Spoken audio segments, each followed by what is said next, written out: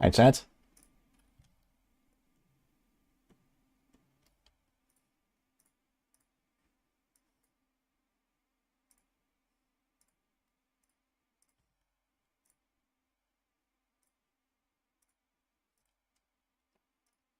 How's it going? You guys ready? We have a big day.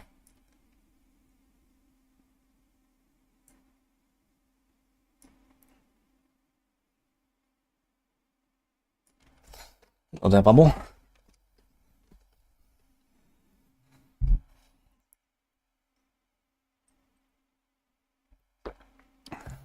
Woody Krieger, yes, exactly. Not perfectionist. Alright, well, I think it should be 1.5 hours until the patch notes drop, right? Actually, how do I do this countdown thing again? Let me see if I can do that.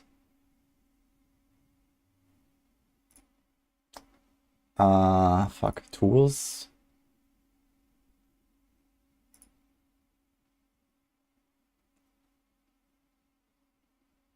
No. Fuck, how did I work? Scripts? Ah, okay. Duration in minutes. So it's 85 minutes.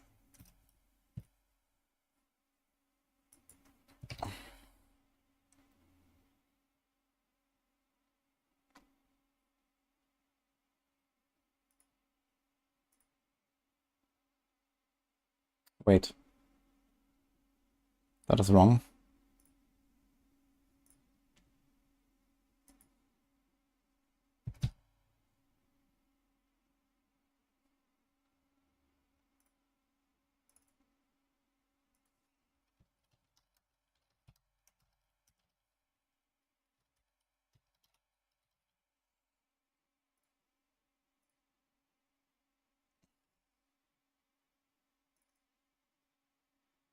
Okay.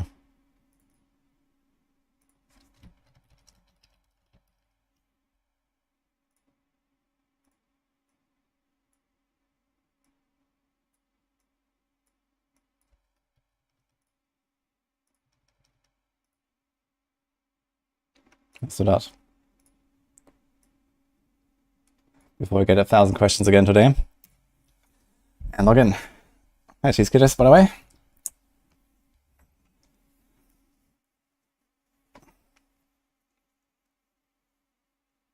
This is the for fun. Turns out. Yes. Hello, Reese. I think the Gauntlet is better than AOZ. Oh, that's better in the sense that it's gonna stay with us forever. It's not better for most people otherwise. But, lucky for us, you're gonna have AOZ next week on the PTR, basically. So that's kinda cool.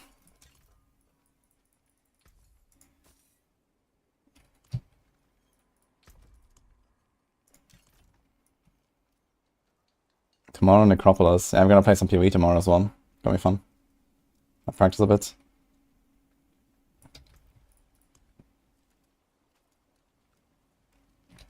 Dude, I'm running so low on all these things. I wanted to do some Gauntlet runs maybe today if it's not laggy. Does anyone know if the servers are laggy again today? Today is a day of Xbox Game Pass release, so I wonder how many people are gonna be on the servers. Okay, ass. Do you like chocolate ice cream or vanilla ice cream? Well, for ice cream in particular, I actually like dark chocolate a lot. But I don't like eating dark chocolate otherwise. I guess we craft... Okay, let's not do too much. Let's do 2 instances. And we see how it goes.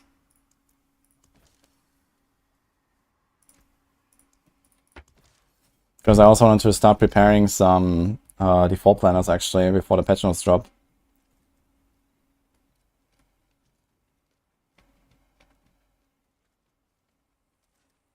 Strength or Dex in Elden Ring? You're asking some questions. I played Elden Ring once 2 years ago. Like, the pro tip is really, if you're a noob in Elden Ring, you should invest a lot into extra life. Life makes things a lot easier.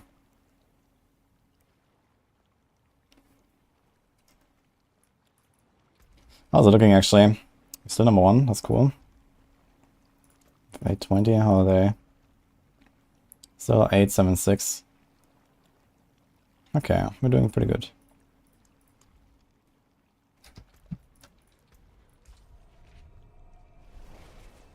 Why some star priorities and default guides are green?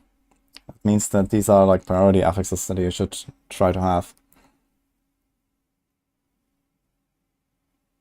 10k word patch notes, how YouTube is gonna be 4 hours long. Yeah, I mean, I usually do like a bit of a summary. So, you know, we know, for example, there's gonna be like Dust Devil stuff, you know, it's gonna be grenade stuff for rogues and these kind of things. So, you know, I'm gonna do like a bit of an overview. And I guess we'll see what else is in there. There's gonna be like a bunch of new unique items. So those could be interesting. Kinda excited. And, I mean, what else they put in there, I guess.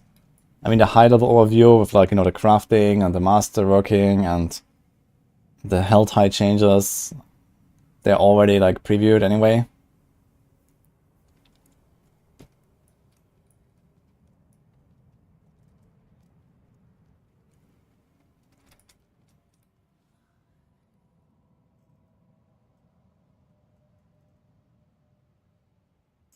Who is gonna play PoE tomorrow, by the way, guys?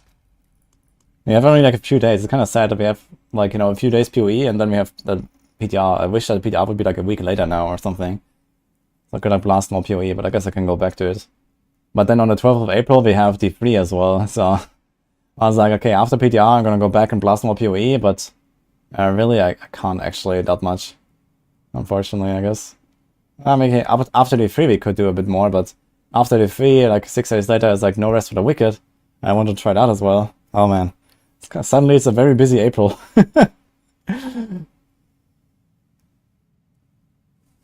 You're so behind on PoE seasons now, I find it hard to get back into. Yeah, they always make like big updates and stuff, that's just how it is, but you know, once you invest like another 50 hours into the game, if you have played it before, you're gonna be fine.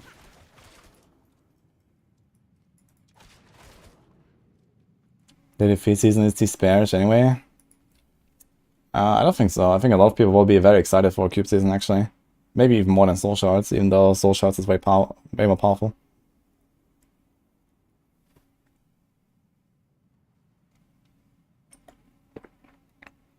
Is Rafa Necro worth to play? Rafa Necro is the strongest in the current season. And I don't think it's necessarily, you know, Omega buffed by the Soul Shards compared to other builds. And the question is, what does Rafma get for the extra cube? Usually, all the Necro builds go like triple weapon in the cube. And in this case, you have Jessup, you have Ralina, you have... Yeah, maybe you can't go triple weapon actually. We'll have to see. I haven't made the planners yet. I started working on some planners for the Demon Hunter and the Necro stuff for season 31. But I'm not 100% sure right now about Rafna.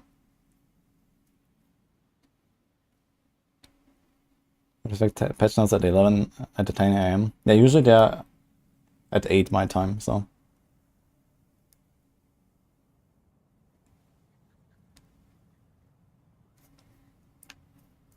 What's better, Pure TB or TB Death Trap?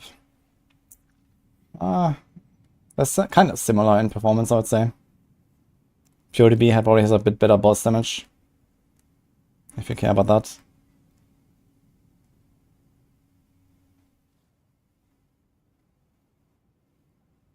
That sounds cool, Basset.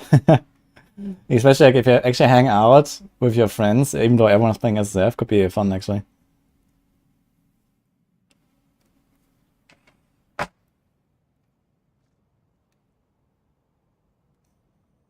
Green is priority, but a second Mirage guide, it's confusing. Yeah, I'm sure. I'm not sure exactly what's done there, but yeah.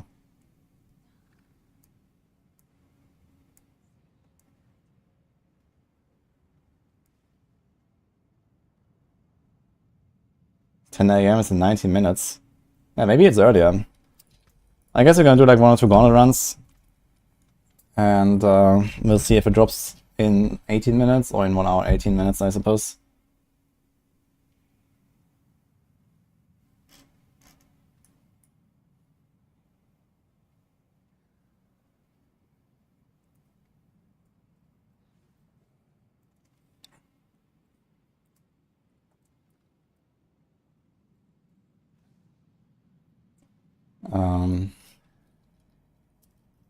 Where's the Gauntlet map again?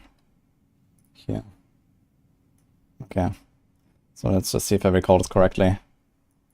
So we already have the route figured out pretty much. I mean, there could be like optimizations. I think that the number 1 guy on softcore probably has a slightly better route because I'm like 50k behind him. But I didn't really... Oh, I actually just updated it 4 minutes ago. That's pretty good. 880. If I can do like 850, I would be kind of happy with that, I think.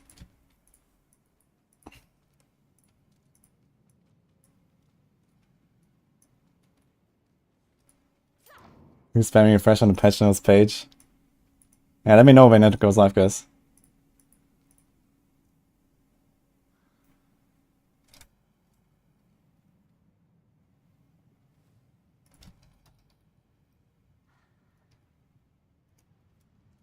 Okay, just for you, Faraz.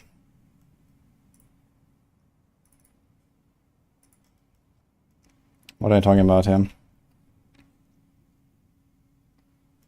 Okay, that is a bit confusing. I'm not sure what the heck I did here. Maybe the color faded or like, you know, it bugged out or something. So yeah, I mean, go by the numbers. Maybe, I mean, we're gonna rework this entire section anyway with Season 4, so we're gonna see if we can like make this a bit more clear.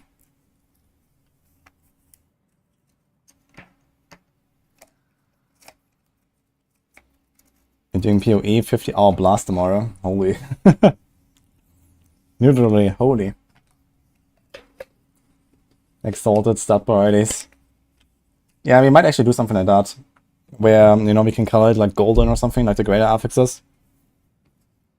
Like, you know, you really want to have like, you know, those 1 or 2 things, and it's kind of like...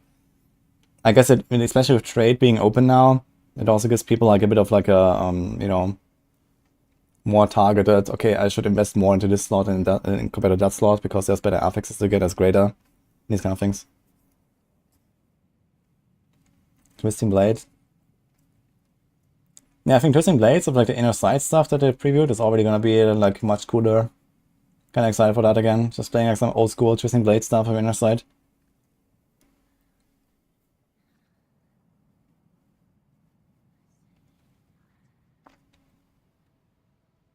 You have to make a new character. I can play with the one you have now. You mean for PTR next week?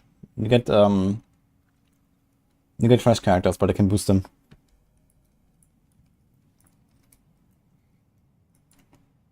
But yeah, next season you have to make a fresh character again.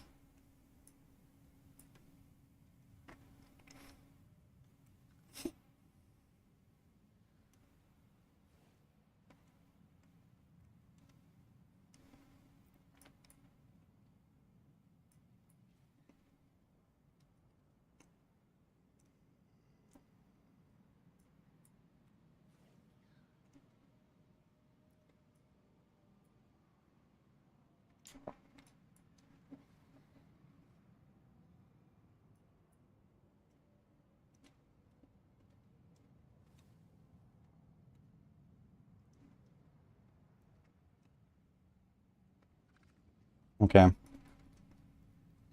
You should be fine. I know. Thank you. We got tea, guys.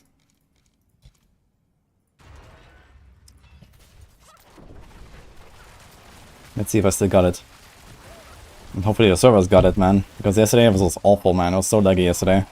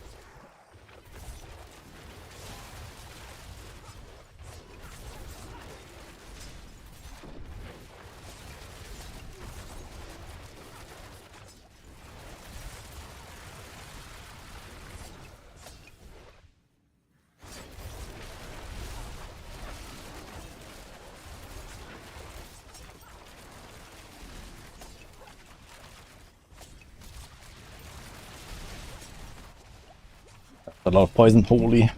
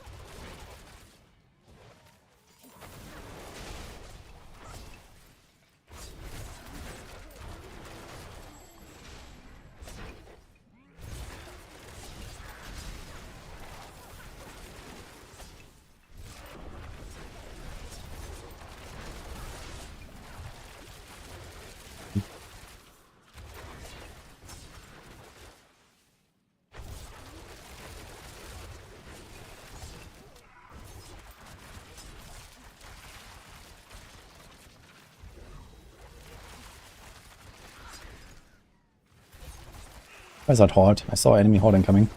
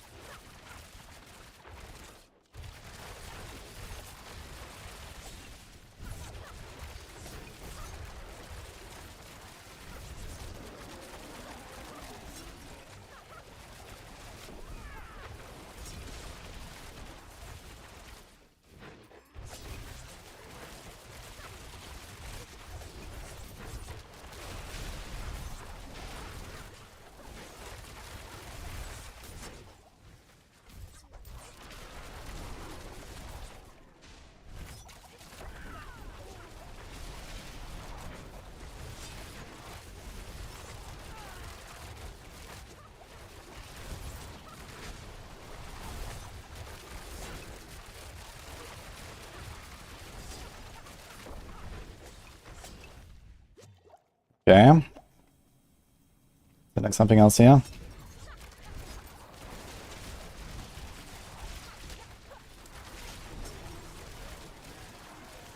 That was nice. I like this route. On the notes up.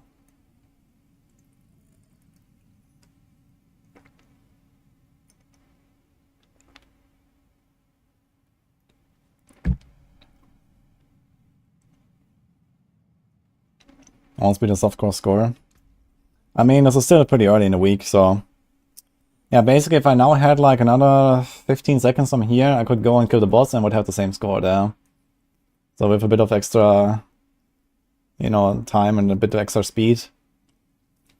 Because trying like the same route like another 1 or 2 times, so you might even get like 880. It depends a bit on the glory, you know, like how many elites did I kill with the glory or something like that, so...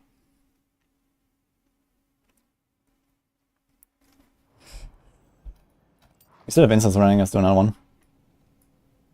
Yeah, patch notes either in 5 minutes or in 1 hour 5 minutes, guys. This Gauntlet is really fun this week. It's a really cool route. Yeah, of course I have Shrine Duration. I'm missing 0.8 and nothing. So I have very good Shrine Duration actually.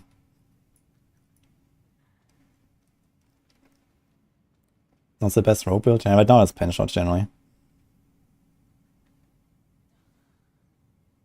Okay, one more run and then we'll check for the notes.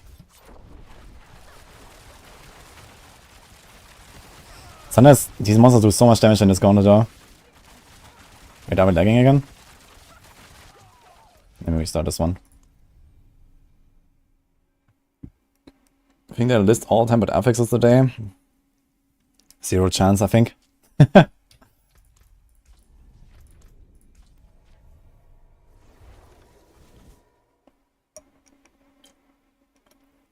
Gauntlet could have been fun with no shrines. Yeah, this is actually a Gauntlet where you have to like actually clear a lot without artillery shrines. But I kind of like that there are shrines, you know, it makes the strategy a lot more interesting, I think. Because else it will just be like, okay, you clear everything, click the revive, clear everything, click the revive, and it, you know, like the routing and so on barely would matter. And I kind of like that, you know, you have to make a strategy around it. And it also gives you like, you know, some clear like distinction in this content compared to other content. Like the shrines, you know, kind of like hypercharge your build. So it's kind of cool, you know, because it's like very fast paced and stuff.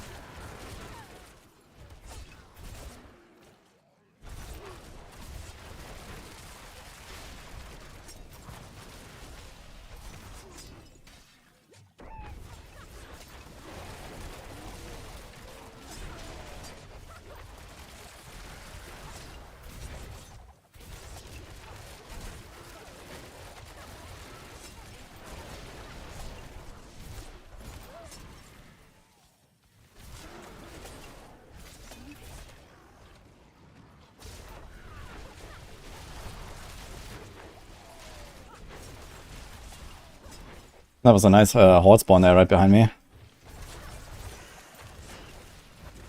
Oh, I revived too early. Whoops. Maybe that actually allows me to get an extra boss skill with the glory. That'd be kind of nice too.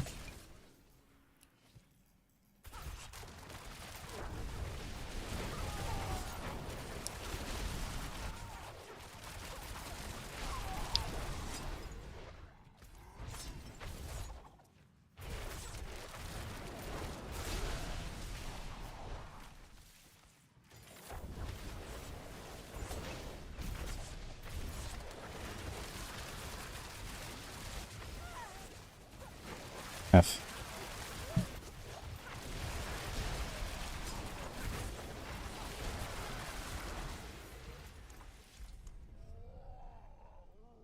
What a lag. Okay. Okay, that horde spawning right next to the glory shrine was really nice actually. I wonder if I can replicate that. But I think here we have to run straight from the boss at the start up to the Tomb Lord and we can kill it in time. And then get a bunch of the elite kills there with glory. I think that's better.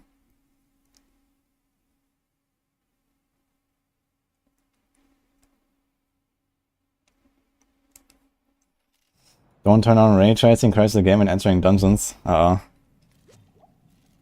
haven't heard bad things about ray tracing out of that though. People said it looks really good. Can I give you some gold in game? If you're playing hardcore, I don't know. I mean, I have a lot of gold that I don't really need anymore, but...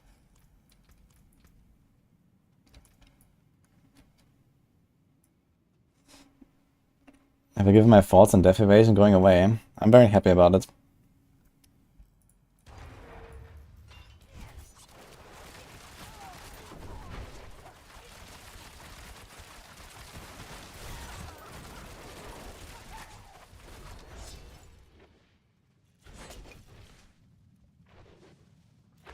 I have 1.7 billion gold right now.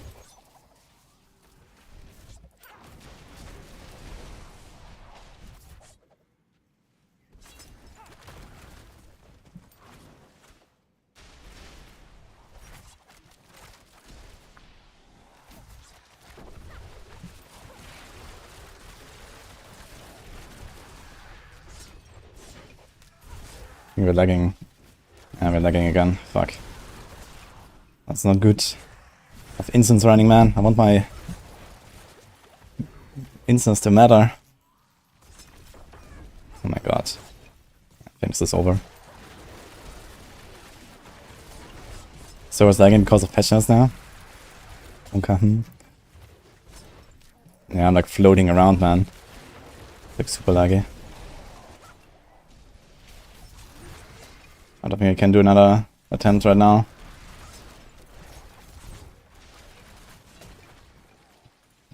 Fuck. Screw it then. We're gonna try Gauntlet maybe another time, if we get beaten at least. I wanted to try to hit like maybe close to 900k actually. This was like already really good here, 870. It's can be 900 with the same route I think even. Yeah, Game Pass is kicking in. Is it live actually?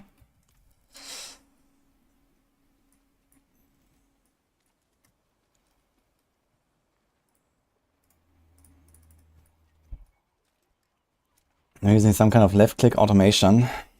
Well, considering I have a 48.74 seconds cooldown on my left click, that sounds like a very bad idea.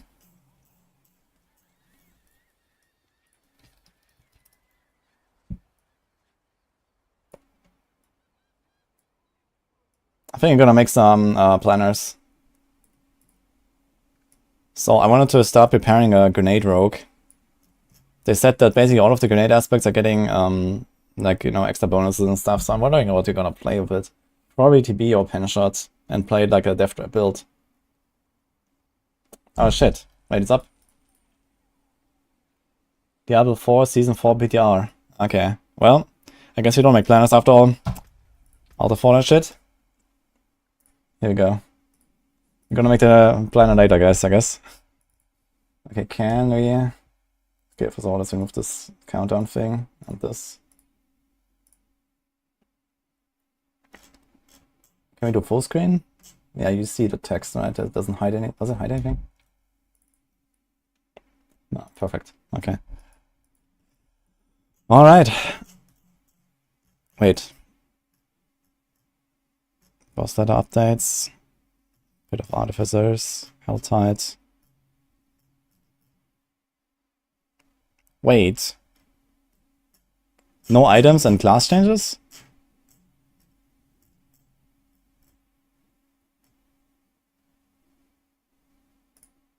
Ah. Okay. Yeah, Dreadsaf, you better stop chatting in Twitch chat and get to work. Alright.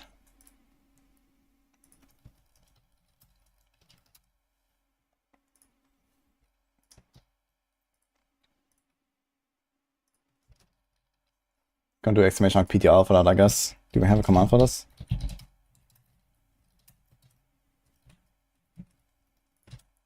Okay, here we go. Here's the link.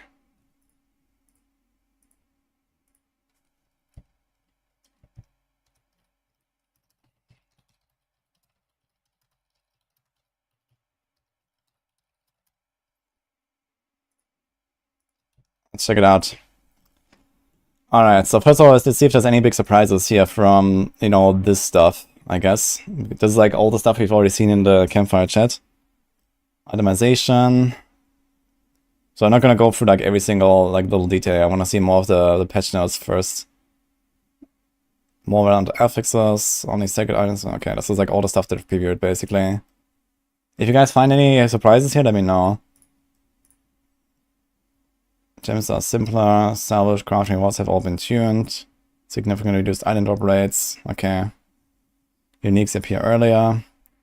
Tempering system. That still looks exactly the same. Once gained, you retain these for unlimited use. Okay, what about this? Bone Spirit Size. That's an affix apparently.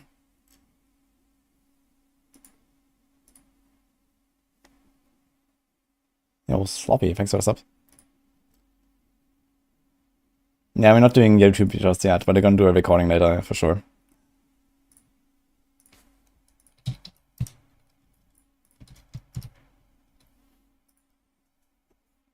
Okay. Greater affixes, 1.5 multiplier. They still have the same text here, 1.5 multiplier on the affixes maximum roll. But whenever we saw the screenshots of it, it was maximum and minimum. And it always rolled the maximum as well. So there was no variance, really. But okay. Okay.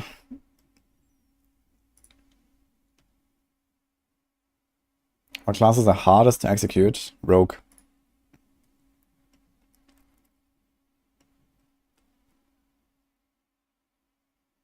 Yeah, 12 upgrade designs, 84 ranks, access is upgraded. Okay, so this is all... Okay, so... Ah, we see the materials here. I need 40 of the blue masterworking mods for whatever rank this is, I suppose. Ah, here. Ah, look, there's actually... Wait. Why do these have different icons? There's a triangle? And why is it 4? What is that? Is that season theme stuff?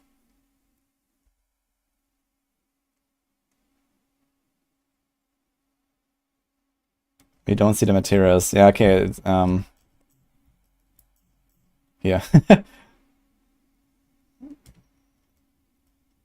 No, it's 4. Like, here is 4 stages, though. This doesn't make any sense.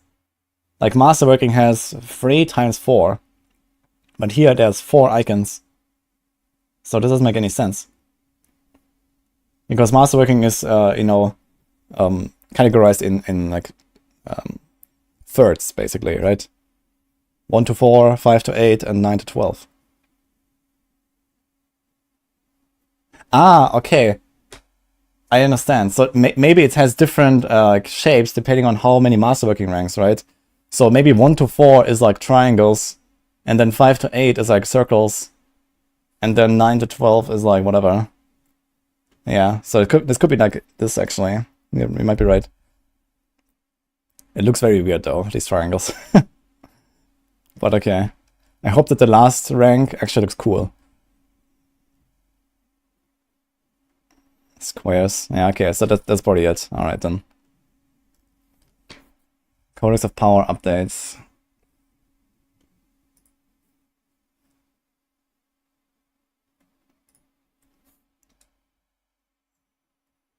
Do you see what I see?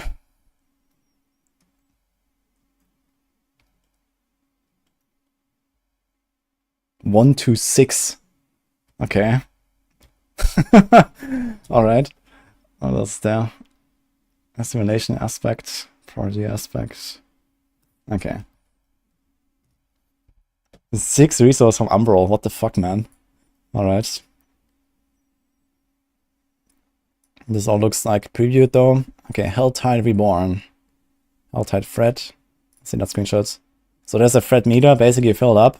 And then it's like these little stages, and then like stuff happens. How much will be determined by the difficulty of the monster? How often you're securing tortured gifts within Helltide? Dying will reset your threat. There are 3 Helltide threat tiers, with each increasing the danger and frequency of monster ambushes. Tier 3 will become Hell marked. Achieving maximum threat will initiate a brief ambush frenzy of maximum enemy density. The ambush will end with a final Hellborn spawn, an immensely powerful agent of Hell resurrected from the tortured souls of Sanctuary's most powerful champions. There are 5 variants representing each class in Diablo 4. Upon activating the Hellborn ambush, your threat will reset. That sounds really fun. I'm actually excited for that. The Cursed Ritual. Baneful Hearts can primarily be earned through opening tortured gift chests. Can be used at the Cursed Ritual location. I wonder if they are permanent, like the blood, what is it, potent blood or whatever, that you used to summon the blood tide event. It's like the police in GTA. Yeah, exactly. Okay. A scene of shocking gore. A cursed ritual is the ultimate testament to the disturbing lengths of the main occultists who go to appease their dark wishes. Okay, deposit 3 baneful hearts within the ritual. Yeah, so it's basically exactly like the Blood Harvest. You're responsible for dancing demonic ambush. Other players within your substance will be alerted that the ritual has begun if they wish to join you. Ambush will climax at the arrival of the Blood Maiden, an immensely powerful demonic creature. I wonder if it's like a, you know, another version of Andariel or something else. 5-star Demon Slayer. Okay, World Tier 1 and World Tier 2 adjustments. To get players in the thick of hell as much earlier in the overall counter journey, TPDR will see these upcoming adjustments. All torture gifts are mysterious chests. Wait.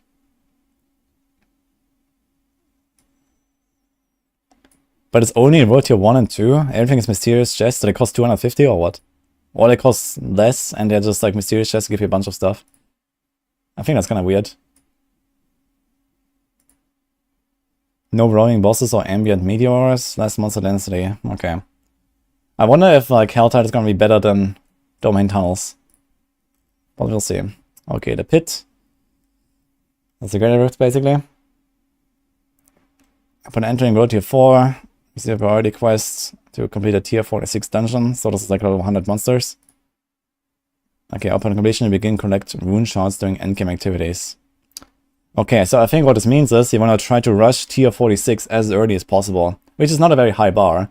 You know, like most builds would probably be able to do that like before level 80 or something, right? Once you get your first round of like Ancestral Gear and Torment or something, you're probably gonna just like open at 46 and do it so you can collect these rune shards right away.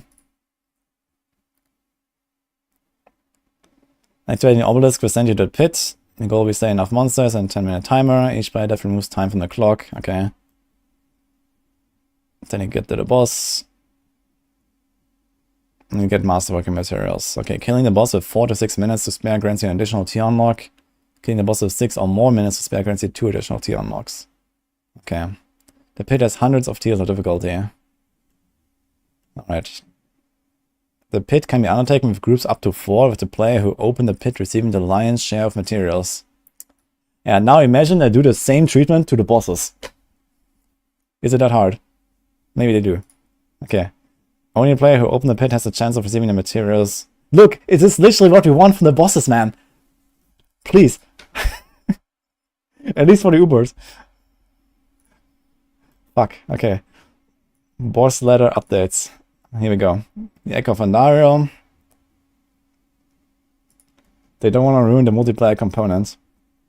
Well, they said the lion's share of materials. They didn't say that, you know, the others get nothing.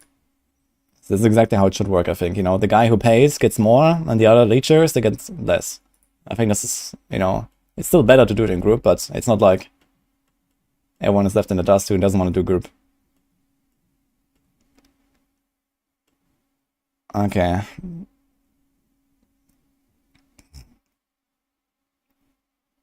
Tormented echoes of all ladder bosses can be summoned with Stygian stones obtained from deep within the pit. Stygian stones are needed along with an increased amount of summoning materials, but fear not, they also drop more rewards. And that's very good news, I think. So you don't have to farm them like 1,000 times. Maybe just 100. Tormented echoes will be level 200. Man, I'm really excited for this.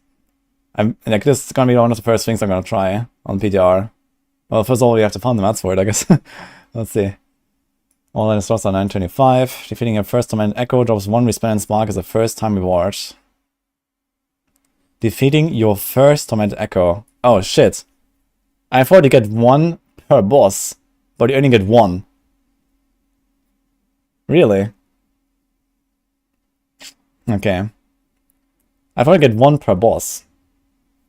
So they have to do all of them. It's a Spark, but okay. I've been saying this. And the thing is that with only one of the bosses giving a reward, it means that everyone is going to farm whatever is like the easiest one, right? Which I guess might not be such a bad thing, but... You know, everyone is going to rush to... which one is the easiest out of these? Probably Duriel, I imagine. Like, if you consider they all have the same level and the same, like, power... I guess Duriel is probably one of the easier fights. Maybe... Seer? Seer is fairly easy.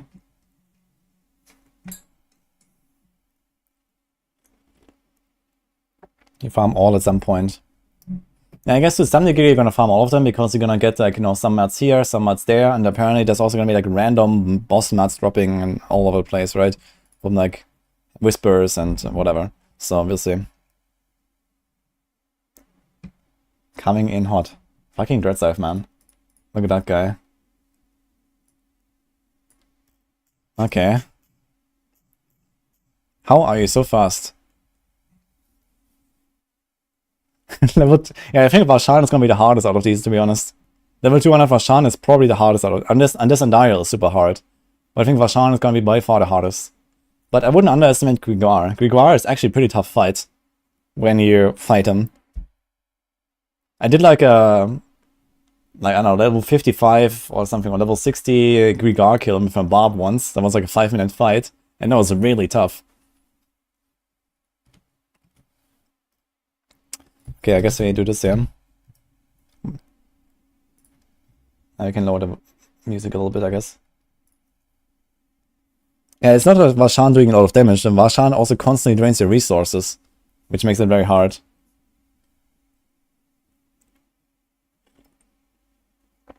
Vigar is a safe spot though. Nah, I guess I should probably fix that. Min in Necro has got a rule supreme. Yeah, I expect minions are like mega buffed.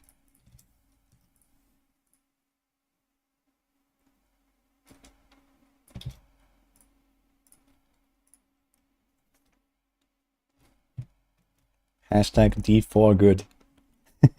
I guess I can see that more now. It definitely gets me very excited, yeah. Okay, features offered for testing. Okay, campaign, mount, whatever. Sure. Gold, obols. So that's kind of nice. You can just like, you know, make new characters and get 1000 obols and gamble a bit. It's gonna be a bit annoying because you always have to relog and make a new character and stuff, but yeah, it's okay. 2 random sets of ancestral gear at item power 920. Upgraded potions, paragon glyphs. Up to 10 tempering manuals, class specific. Okay, so I can actually like unlock all the tempering manuals by just making new characters.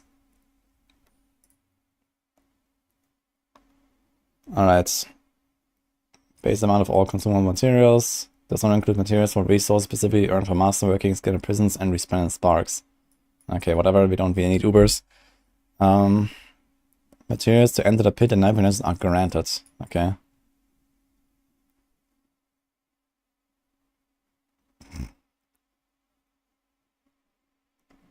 Okay, good stuff. How to provide feedback. They have PDR forms. How to install. Open the Battle.net app, so like Diablo 4. Okay, so it's the same as in Diablo 3. So basically, for those who don't know, you will go here, and then you're gonna click on, like, options or something, or here. Here it's gonna be this thing, I think, or here. This, okay. Yeah, this drop down. So, update, by the way. Class updates and full patch notes. There are a lot of changes coming. Let's go. For full runner, you can see our full updates below, but if you're looking for a TLDR, you can expect 3 high-level concepts. There are many impactful class updates. We are trying to move the needle, updating systems and designs instead of simply setting damage or health higher or lower. Making flat damage legendaries more viable. Okay. Opening up designs to be more generally useful so I can make more connections and more builds. We love Dust Devils and Barbarians, for example. Okay. Yeah, this is what I talked about in the campfire. Let's see. All items. New items. Okay, Tyr's Might. We've seen that. That's gonna be nuts.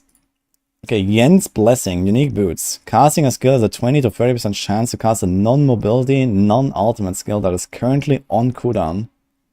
This effect can only occur once every 12 seconds. Interesting.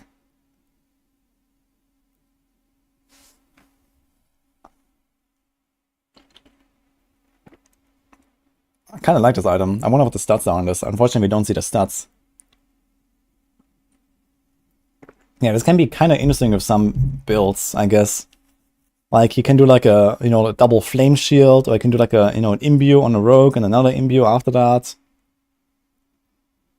Like, what happens with Caltrops? What if Caltrops is on cooldown and then it just casts a Caltrop for you without a jump? With the jump? Or like, it might be tagged mobility, actually, so maybe not. What else? You have like Druid companions, for example, like the Poison Creeper or something could be interesting. Caltrops out mobility now, I guess so. It could be like a shout on a barb. That wouldn't hurt. Okay, there's lots of interesting stuff to these boots. We have to think about them later. Okay. Legendary aspect. Aspect of Frosty Strides. While below 45 to 60% life, evade freezes close enemies for cold damage and applies one of them for 3 seconds. Okay, I wonder if low life builds are gonna be a thing at all.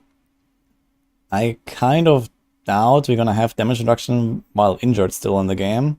But if that is still a thing, then we could still have low life builds. And then you could use this.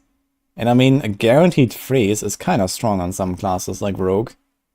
But then again, doing a low life build on Rogue is not really a thing. Okay. Aspect of concussive strikes. Like, you hit damaging enemy has up to 20% chance to daze them for 2 seconds. You do 20% increased damage to daze enemies. That is extremely powerful. And that is not a rogue aspect, that's a general aspect.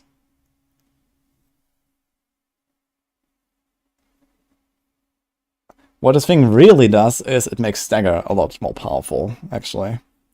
Because almost no class has access to Daze. I'm actually kind of surprised that Sorc doesn't have anything with Daze. In general. But basically the way that Stagger works is you want to try to stack as many different crowd controls as possible. So people used Fist of Fate for that in the past. But now you don't need to do that, you can do this. Okay, Barbarian. Unique items. Ariots bearing unique pants. Ancients you summon are empowered. Corley creates an earthquake that deals physical damage over 4 seconds when he leaps. Talak leaves behind dust devils that deal damage while he whirlwinds. Mordok ignites the ground, burning enemies for an additional damage over 4 seconds when he upheaves the ground. That's kind of cool. Summon Barb, log in, guys. And these are pants. You can combine this with Flicker Step. You can have like Perma Ancients. How long did it last? Barb minion build. It's gonna be a thing, man, I think. Let's see. I think these guys are actually not weak. I think they're actually pretty strong. They last 6 seconds and they're kind of like wrecking shit. And especially if they count as minions now, and they get all your stats. I guess they count as minions? I don't know. That could be interesting to try. And then you just reset it with Flicker Step, and you just like summon these guys all the time. Yeah, the stat. I don't care about the stats right now. I care about, you know, the cooldown. I want to see like a 50 seconds cooldown. So with like, let's say you get like 20% cooldown reduction as normal. There's gonna be like around 40 seconds. Baseline, cooldown. And they also slow stuff, they give you fury, they stun stuff. They give you attack speed and damage, and that's like at least the attack speed will apply to the guys again. Okay, this could be pretty big. Twin Strikes, unique gloves. After casting double swing 4 times, your next double swing will hit 2 additional times, each dealing 25% increased damage. Holy. That is an extremely powerful item. And it kind of solves the main issue that double swing has, which is boss damage. It's not really bad, but this helps with boss damage, so this is really strong. Get an item to summon Ancient. There is... I'm not sure what there is for summon Ancients. I know there's like this upheaval legendary aspect, where you sometimes summon an Ancient that upheavals, or whirlwinds or something, or leaps. Yo, Ma, thank you. And, well, I guess I want to appreciate the supports. Hello, coach. Are we forced to do graders for the new crafting system? Yes.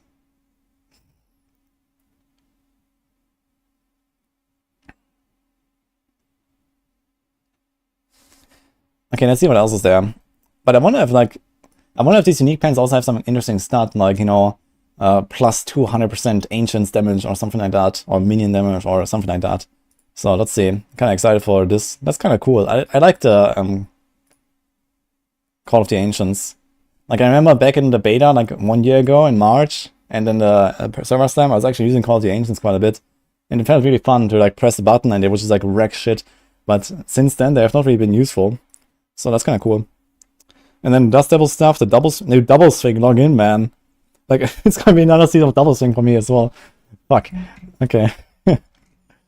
Legendary aspects. Aspect of Fierce Winds. Your shower skills create 5 Dust Devils that deal damage to enemies along their path. Damn, son. Your Dust Devils are 15% bigger and deal 1% increased damage for each 1% their size is increased. Okay. This probably has to do with the tempering stuff. I think they talked about this. Like tempering affixes for Dust Devils or something to make them larger and these kind of things. That these Dust Devils are gonna be powerful, I think. They're already not bad, and now they scale with your weapons, so I guess they're gonna be like just stronger by default. And you have this kind of stuff, and you spawn a lot more of them. I think Dust Devils are gonna wreck shit. It's gonna be crazy.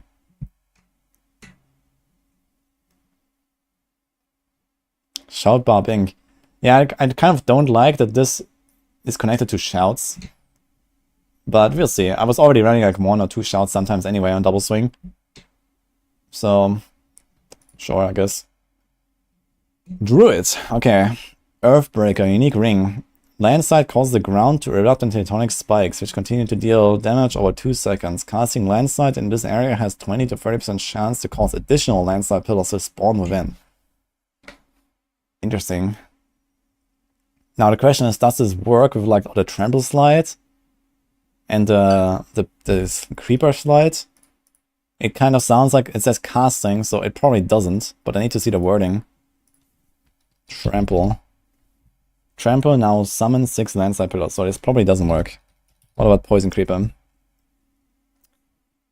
Poison Creeper is active, also casts landslide in a circle around you. So this one mentions cast, but the trample does not mention cast.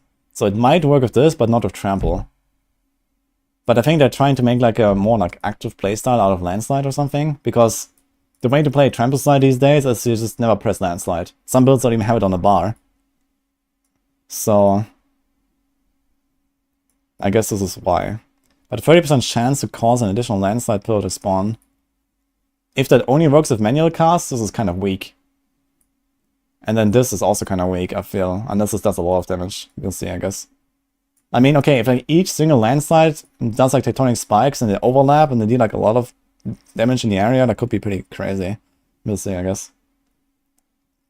Yeah, wording is somewhat inconsistent, but generally cast means you have to manually cast it. Not always, though. Landslide brought to you by Exhibit.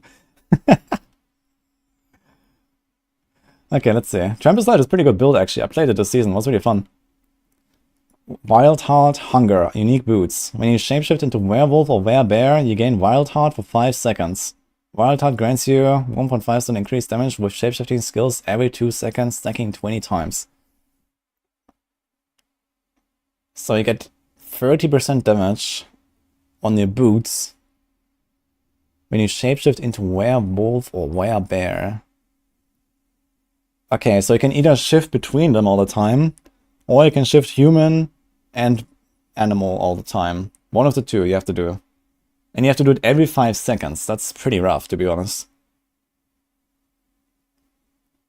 Okay. Yeah, the timer is pretty rough, to be fair. But yeah, I guess if you do like, you know, trample, shred, maybe do like a bulwark in between. If you time it a little bit, I guess it could work out. But 5 seconds is a pretty rough timer. Yeah, it buffs your shape-shifting skills. So it's obviously intended for like, no, wolf or bear build or both. So maybe you're finally gonna play the double core skill bear wolf thing that I wanted to make. They also buffed Bestial Rampage not too long ago.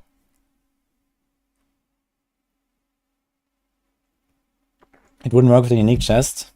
It would work with the unique chest, because the unique chest only makes your passive form either a bear or a wolf. But if you use a bear skill, you're still gonna transform into a bear while using that skill, and then you transform back. After 40 seconds ramp up time. Yeah, 40 seconds ramp is kind of rough, to be honest. Like, this is a very slow ramp for sure. Like, 40 seconds, like half the dungeon on a good build, right? So, like, honestly, the ramp up is not... It's maybe okay, but I don't like that it only lasts for 5 seconds. That seems, like, way too restricting. You know, like, you can't even, like, loot a bunch of items, click the chest. Like, you have to, like, press a button to transform, you know, while you're waiting for the loot to drop. And then you have to transform again while running to the next pack and these kind of things. So, it sounds a bit clunky, but let's see.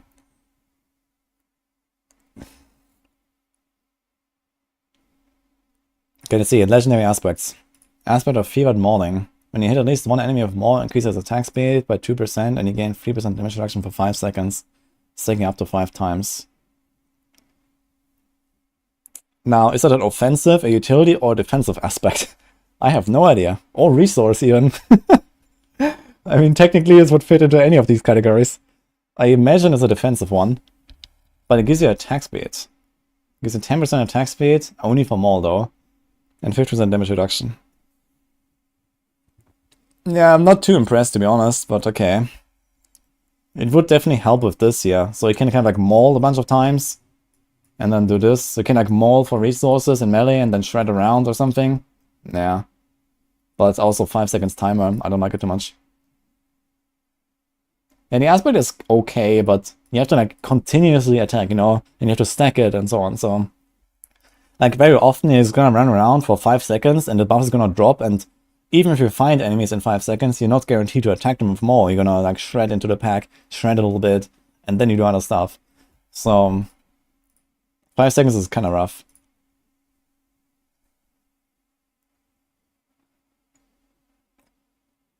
There's no easy build switch in D3. Like in D3. But I guess that might be in Season 5. Which build is good now? That's a funny question to ask. 30 minutes after the patch notes drop. The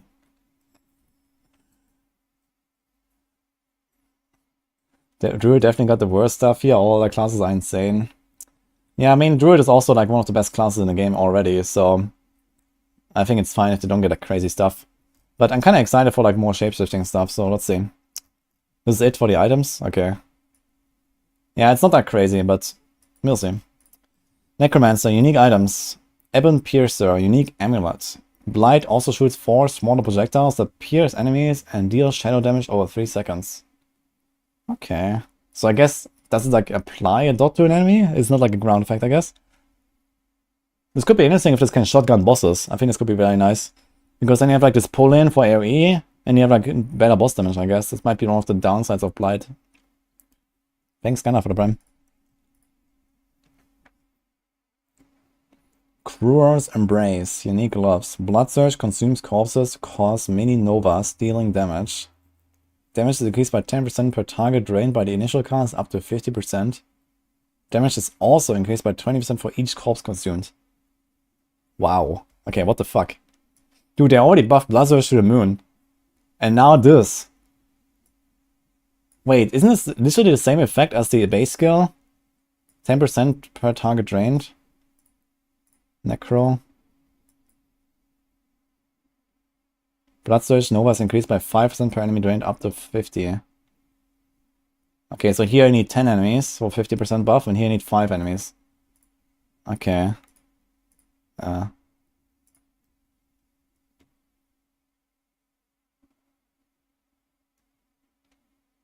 It's for the mini novas. Ah.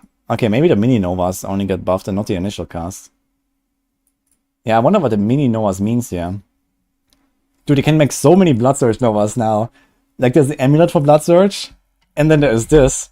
And if you have minions, and minions are good, you're gonna get novas everywhere, man. I wonder if they all have lucky hit, man. They're gonna get insane lucky hit.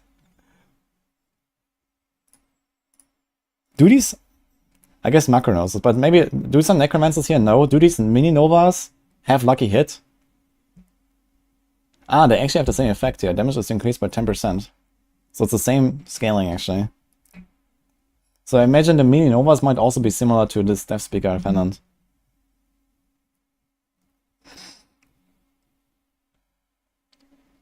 Summoning skill damage. Blood skill damage. Essence cost reduction. Okay, let's see. Aphotic aspect. Skeletal Priest, and this is what the one we saw already on the leak. Skeletal Priest empower your Skeletal Warriors to attack to deal shadow damage and have 50% chance to stun enemies. Kinda cool. But Necro in general has like a lot of pressure with aspects, so we'll see. Rogue. Okay, I like the Necromancer stuff. Like, I've never really tried Blight very much. I like Blood Surge, so this is kinda cool. And this is also nice. Rogue time login, okay. Scoundrel's Kiss, unique ring. Rapid fire now lobs exploding arrows that deal 25% increased damage. Okay. Okay. I'll take that. So this like negates like the main downside of rapid fire. Okay, I wonder how big these explosions are. I guess they're not very big. But that seems nuts. Dark Side is logging in as we speak, guys. That's a pretty cool one. I wonder what the stats are on this thing. Alright. I hope explosions are on the sides and not in front.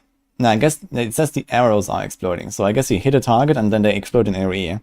So they like built in AoE now in rapid fire. You don't rely on like just shadow imbue, for example. But you kind of like fire through a pack and like this pack starts exploding, you know, and then boom, boom, boom, you kind of like explode your way through the pack. That seems pretty nuts. Okay, Saboteur's Signet, unique ring. Casting Flurry has a 30% chance to release stun grenades that deal physical damage and stun enemies for 1 second. Your grenade skills have 5 unlucky hit chance. Huh. Flurry, huh? Interesting. Like, I was thinking about doing like kind of like the typical Death Trap TB build and throwing all of the grenade aspects, but now it's Flurry. Casting Flurry has a 30% chance to release stun. We have to do some math. I have to see like how good is combo point Flurry versus inner sight Flurry when you just try to maximize Flurry casts. Because Flurry with combo points gives you a lot of attack speed. And I guess generally you're gonna cast Flurry more if you have inner sight. And especially on a stun grenade build, the damage of the Flurry is not that relevant. It's mostly the stun grenades probably doing most of the damage. 30% chance. Okay. The grenade skills has a 5 unlucky hit chance. That is very interesting. You know what that means? That means you're gonna play Preparation, Death Trap, Flurry with Exposure. And the grenades from Exposure can trigger more grenades from Exposure. And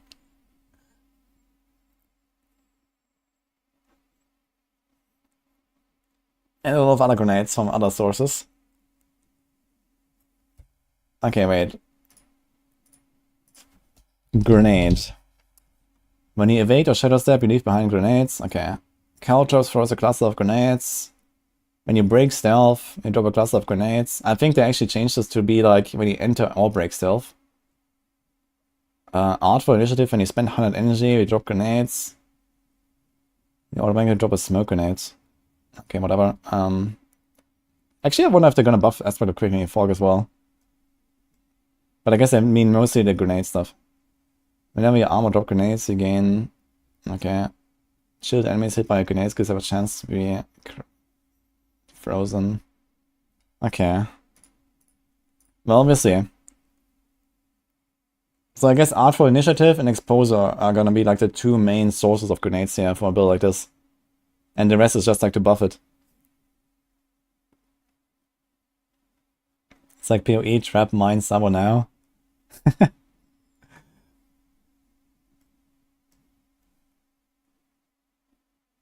Aspect of High Velocity.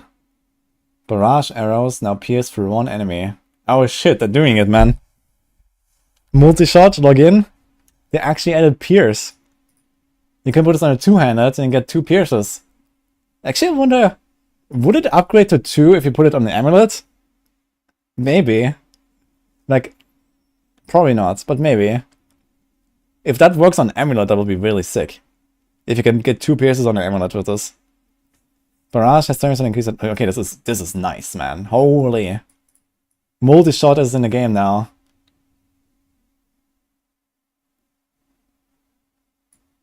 That's basically multi-shot now. I mean, if you get 2 pierces, it's good enough for a game like Diablo 4.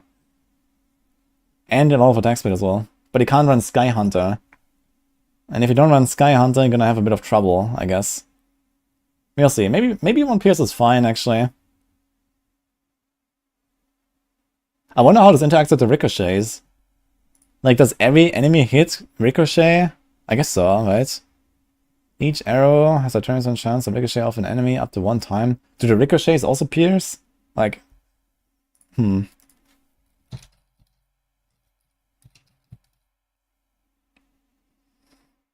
Increase the damage of arrows that ricochet from barrage from 40 to 80. Barrage arrows have a 6% to split into 2. Rogue stonks are high. Yeah, that's definitely stonks. Like, that is nuts. Barrage is already pretty good. Okay, I already said that like before the Gauntlet patch. Then they gave us the new barrage aspect, and now we have this. Like, barrage is actually stonks, and this rapid fire stuff also sounds insane. And this grenade stuff also sounds insane. Like, holy dude. And we're getting the inner sight update and whatever else. Let's see. Okay, let's do the Sorc stuff. Fractured Winter Glass, they already previewed this. Casting Frozen Orb has a 50% chance to spawn a random conjuration when it explodes. When it explodes, and it explodes 3 times, by the way. Lucky hit. Your conjurations have a 100% chance to launch a Frozen Orb at nearby enemies. Yeah, this is absolutely broken. Flame Weaver. Casting a Fireball through Fireball causes it to split into 4 bolts, each dealing 80 to 100% more damage. And it's a glove. Oh man, this is so cool. Dude, I like this a lot. It's a glove. So you don't have to do like the bouncing fireballs. You choose either the bouncing or you choose this. I mean, I love that they're doing this. This is so cool. Yeah, now you have to take 2 separate ways to play Fireball, basically. That is really cool. It reminds me of PoE, actually. In PoE, you also have this Fireball tech where you shoot through the Fireball and you get extra damage. Not as much as this here. But yeah. It splits into 4 balls. If that can shotgun, that is nuts, actually. If you can shotgun bosses with this, you're gonna have insane boss damage with this. Oh shit, wait. Firebolt. Oh no, it's Firebolt. It's not Fireball. Oh, you're right. I got baited. I thought it's Fireball. I mean, it's also interesting, to be honest. But I wish it was Fireball, actually. It's not good enough. I mean, if you can shotgun with this, it's gonna be pretty good, I think. There's a lot of support for basic attacks these days. There's like the Moonrise aspect, there's adaptability aspect. Okay, we can't do Pain Gorges because it's a glove. But we don't really want Pain Gorges, I guess, because we know of how this works. Okay, it could be interesting. I thought it's Fireball, man. Fuck. But it's cool anyway.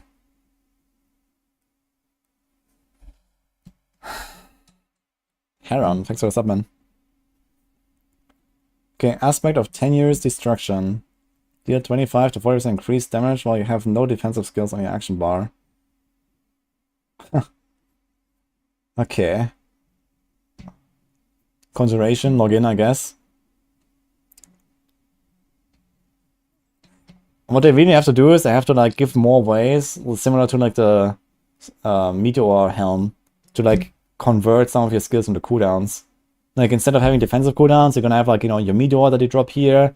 You're gonna have like maybe your Mega Blizzard they drop there, and then you have like your Mega Ball Lightning or something.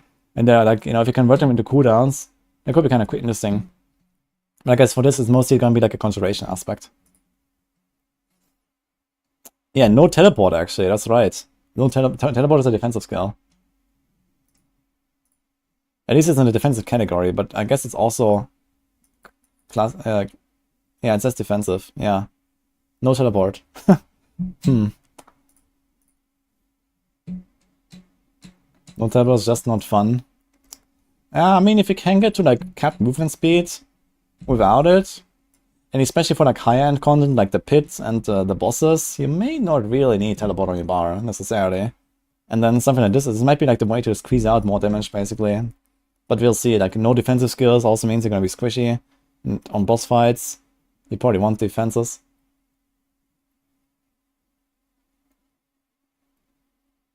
Use teleport enchantment. Yeah, I guess teleport enchant would work with this actually, right? Yeah, you can probably still do teleport enchant. So it may be fine, actually. Flamethrower's aspect. Incinerate splits into 3 beams, each dealing 85% of normal damage. That is kind of cool.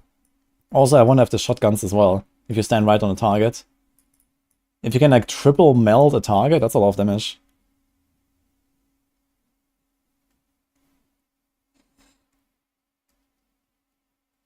Hopefully teleport is only mobility and not defensive. Copium.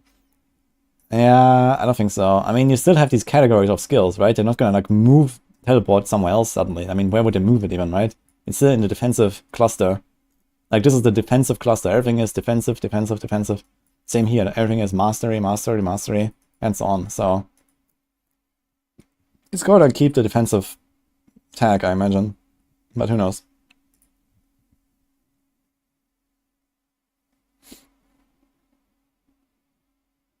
Flamethrower Sorc. Yeah, that is kind of fun. Maybe I'm gonna try Incinerate this season. But honestly, I'm very excited for the Frozen Orb stuff. I really like Frozen Orb, and this is like Frozen Orb on crack now. This is insane. They also buffed it a lot in like Season 2 and Season 3, I think. And now we have this. Like, this is completely cracked. And this Fireball stuff is interesting. I thought this was Fireball, man, but I will try it. Like, I think it's gonna be very cool because you can probably decide how you wanna, like, do the pattern, basically. Either do the Fireball right in front of you and just kind of, like, you know, split it up and shoot into the pack. Or you're gonna put it, like, right on the boss and you, like, shotgun the boss with 4 bolts. Like, if that works, that will be really cool. Barrage, Rogue of Condemnation, Scoundrel, Whip for any content. Yeah, Rogue in general is gonna be very powerful now. Okay, balance updates, let's go. General, unique items. Dinosaur's Talisman. Yeah, they said they're gonna nerf it. Critical strike, all power damage reduced to 60%. Okay, it's not such a crazy nerf as I expected, honestly. So it's a 28% nerf. Okay. Resources needed for guaranteed all power reduced from 300 to 275. Oh, okay. Tybalt's Will. Damage increase on soul reduced from 20 to 40 to 10 to 20. Damage increase persists for 1 second longer. So it's 5 seconds now, 20%. It's still very powerful. Honestly, I think they could straight up remove the damage bonus from Tybalt's Will, and a lot of builds will still run it. Because of the resource. But okay. Yeah. I think they're good nerfs. Honestly, I think they could have nerfed both of these items more, but okay. Legendary aspects. Disobedience. Armor stacks no longer fall off independently. Ooh. They now refresh or reset at the same time. So now I can get one shot out of nowhere even harder, guys. Armor gain changed to 25 to 40%. Okay, they nerfed it actually. So they buffed this. Nerfed the 40, okay, 40% armor. And it's still relatively good. And I guess for like the very high pit levels, you probably want to combine Disobedience and Juggernaut now.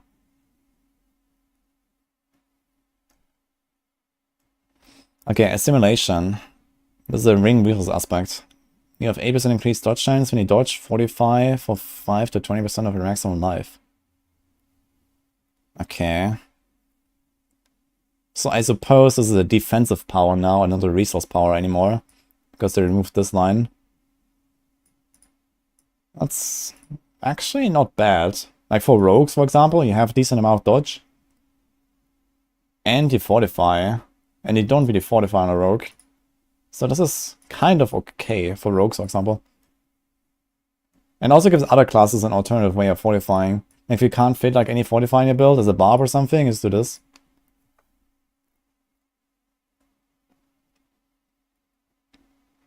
Will Juggernaut aspect stay to next season? Yeah, of course. Okay, off Retribution. Chance to stun increased from 8 to 10. Now increases damage to stun and knock down enemies. Okay.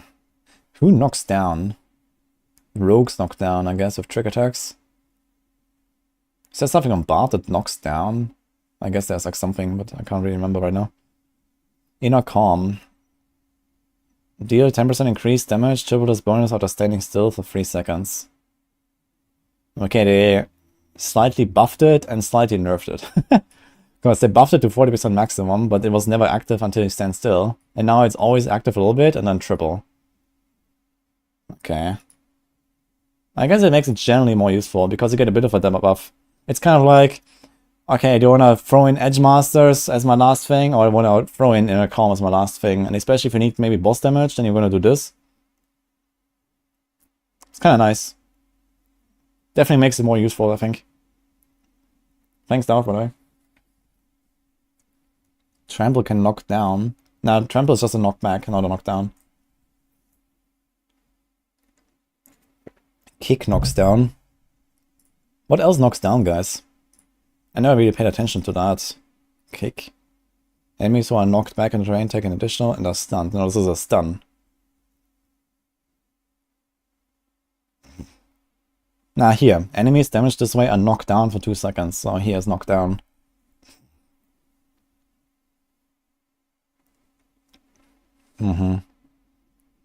But usually go power kick. But I don't know, maybe you can do mighty kick. But yeah, I mean, it's a relatively niche aspect either way, I think, the retribution thing. Yeah, rogue has a knockdown as well. So I guess that is mostly a rogue thing.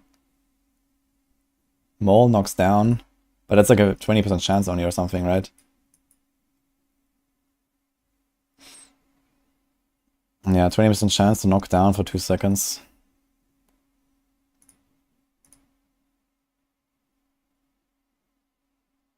Yeah, we have a link, !PDR, if you're looking for the patch notes. I would pin it, but we have the Starforge pin today, so... Okay, off the crowded stage. This was the passive heal aspect. You now have 8% increased dodge chance. Successful dodges restore 20% of your maximum life. Ooh. Okay, that is very powerful, actually. Holy shit. Wait, this is not a rogue aspect, right? This is like a cross-class aspect. So you can get 8% dodge here, you can 8% dodge there. And then with enough dex, you can have like another 5 to 10% from that. I wonder if you can still roll dodge chance on, or like temper dodge chance. That's crazy. That is so good. Like, imagine you run around with like 40% dodge chance. Every time you dodge, you get 20% health. Like, what? Okay.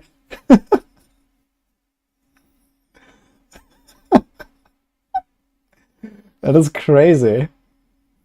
And the rogues can get plus 12% dodge as well from the passive tree. Is there any other source of dodge? On any class? Does any class have anything with dodge other than rogue?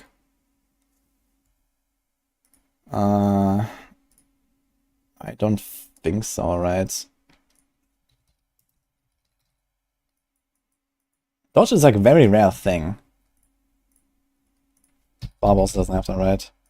No. What about Druid? No. Screw armor, just dodge. It's...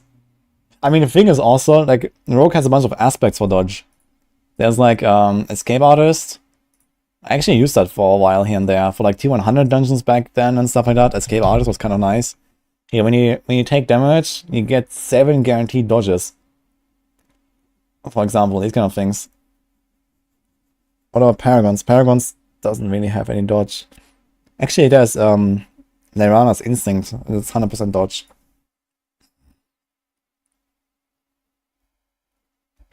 Elixir. Is there a dodge elixir? Maybe, actually.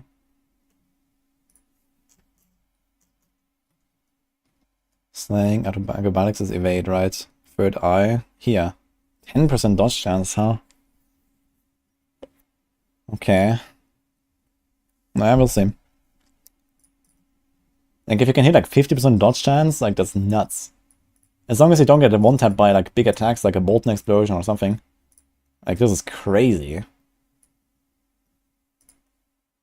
Thanks for the sub, by the way, Dixon. Scoundrel, Cycrest, and Blackwater gives a dagger with dodge. I wonder if all of these quest rewards are 925 now as well, right? Because basically at level 100, everything is supposed to scale to 925.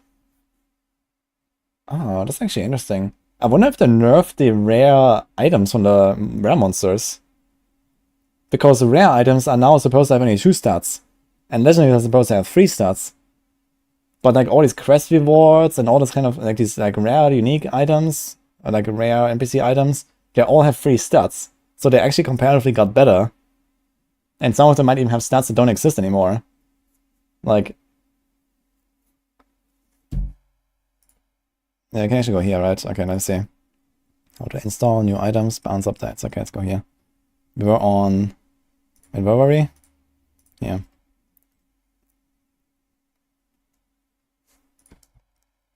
Alright. Bold Chieftain. Now usable by both Barbarians and Druids. Oh, that's kind of interesting. Minus 6 seconds cooldown for your shout skill. So I guess this means debilitating roar and what is the thing? Blood Howl. That's kind of cool. You can Blood Howl like all the time now because you reset it on kill and reset it from this. Okay. What is that weapon? Flesh Render. Debilitating Roar and Blood Howl deal 9,000 damage to nearby poison enemies, increased by 100%, by 10% for every 100 willpower you have. This thing has a lot of fucking damage, man. If you have 1,000 willpower, you have increased by 10%. It's like 18,000 base damage. Like, this is like half an Exile proc. This could be pretty nuts. Okay. Needle Flare. Now applies Thorns to Necromancer minions. Ooh. Okay. Miscellaneous. Necromancer, Barbarian, Druid, and Sorcerer companions now receive 100% of the player's attributes, so that's huge. Sorcerer companions. Do they mean the conjurations? Hydra? Like, what do they mean with Sorcerer? So Barbarian, this definitely sounds like Call of the Ancients. But I mean, Hydra is like a more of a spell. It's not really a companion. Yeah, that's not how Sorcerer works. So maybe they changed their mechanics actually. Thanks, Dylan and Shane Rockets, appreciate it.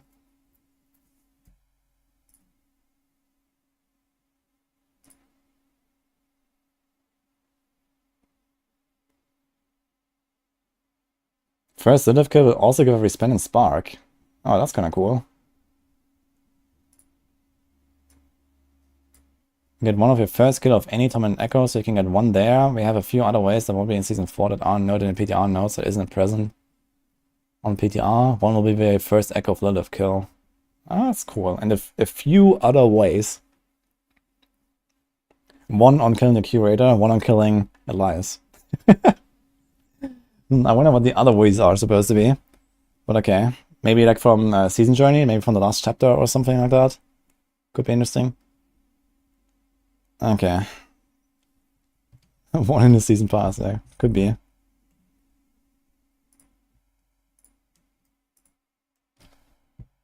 Okay, skill tags have been updated everywhere to allow more aspects and other effects to affect more skills and abilities. Okay, applicable shout skills. For Druid and Barbarian, I know shout tag as shouts. Okay, new chain tag. Okay. I guess we're gonna see like tempered affixes, like, you know, extra chains and these kind of things. It's gonna be PoE soon, guys. New ability tag for abilities. Okay. More skills are now tagged as core skills. So does like Blizzard now say mastery and core or what?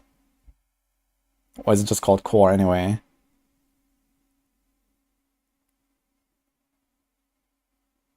Wait, Bone Spirit is tagged as a core skill? Interesting. Various aspects have been updated to account for these changes. Okay, Barbarian. Barbarian's 10% innate damage reduction has been removed. Okay, we knew that. Legendary powers that require Call of the Ancients to be equipped. I no longer have the requirements. There's only one of them, right? Charge. Okay. Damage reduced from 250 to 180%. That is a way smaller nerf than I expected. Power charge. Okay, here we go. Cooldown reduction per target hit reduced from 3 to 2. Cooldown reduction for hitting a boss reduced from 6 to 4. Maximum cooldown reduction reduced from 9 to 6 seconds. Okay. So it'll really come down to like how much cooldown reduction can we stack.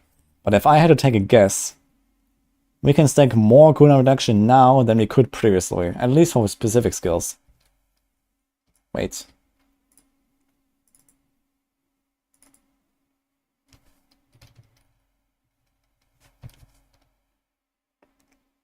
Yes.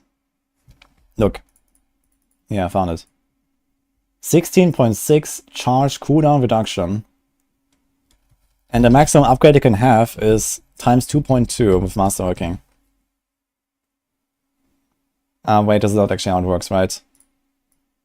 So we have to do like a more complicated calculation, but the 16.6 will actually be something like probably around 25% or 30% on a single roll.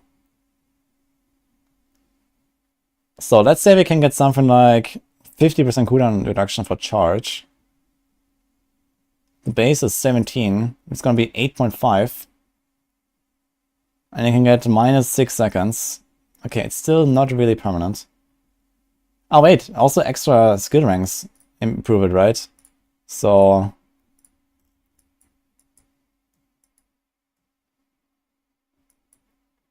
let me see real quick. Ah, nice, we have the technology. You can shift click. I never tried it, but I know it works like this in the LE planner, and it actually works here as well. Okay, just getting 5... Okay, yeah, perma charge is still a thing, I guess. Charge. Okay, let's just go with 3 ranks. We have no idea how many charge ranks you can get, but I guess you can still get them. At the very least, you can get Chaco or something. 12.5. 12.5. Let's say we have like 40% cooldown reduction, which is probably pessimistic. 7.5 seconds. Yeah, okay. Perma charge is still a thing, guys. It's still a thing. It's gonna be harder to do, though. Yeah, this nerf is not enough. Okay. Furious Hammer of the Ancients. Okay, here we go. So this was like a crazy upgrade. Deal 1% increased damage for each point of fury you had while using it. So this is how it worked. And now gain 2% increased critical strike chance for every 10 fury you had when using it. Yeah. That is a huge but well-deserved nerf, I guess.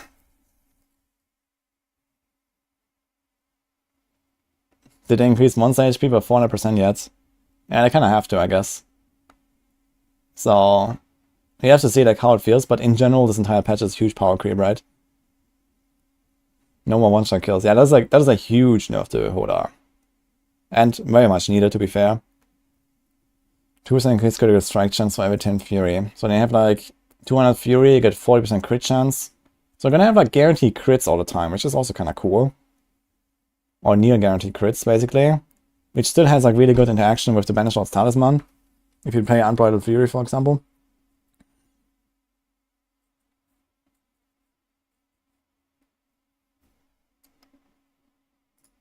Hodar's like in D3 now. Yeah, it reminds me of D3 for sure. In D3 you also get extra crit for your Fury. Yeah, I think this is a good change. This is still a pretty powerful upgrade, but it's not like absolutely busted like this.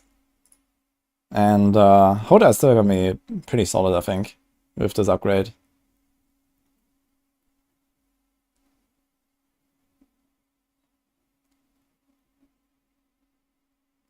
I think that's good. But yeah, we get some pretty heavy nerfs so far for Hodar. So this is like, let's say minus 66%. And then we had minus 28 from Banished Lord's Talisman. That's probably more stuff. So I guess Hodar will do something like only 10 to 20% of the previous damage. Which still puts it in like the few 100 million range potentially.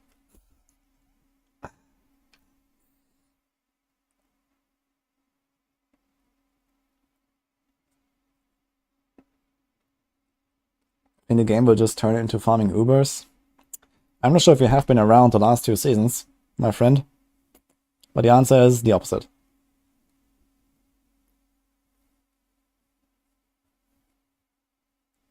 Violent Rend. Rend's damage against vulnerable enemies is increased from 12 to... Okay, this is kind of nice. Rupture.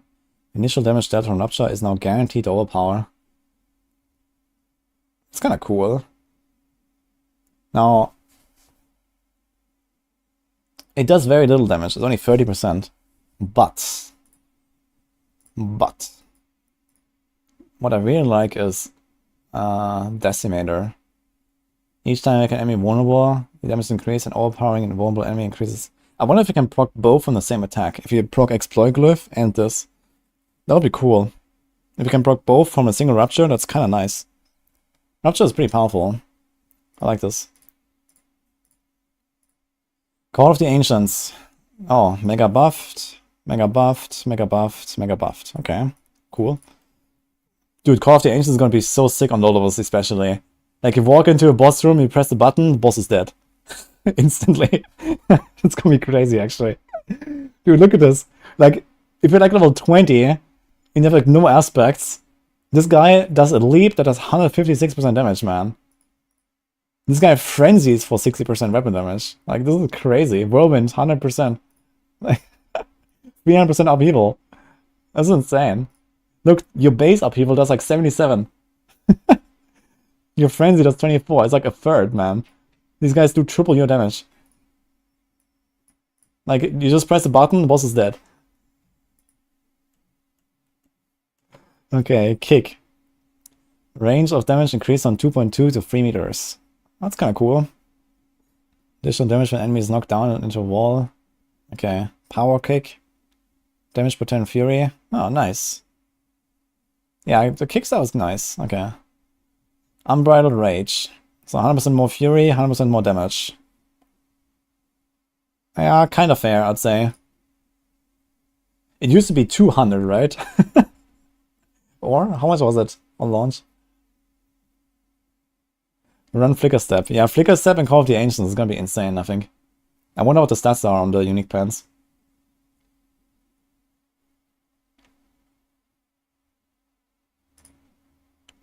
Kung Fu Barb. We're never gonna get a monk, man. We're gonna have to kick Barb now. I mean, kick was already kind of a thing.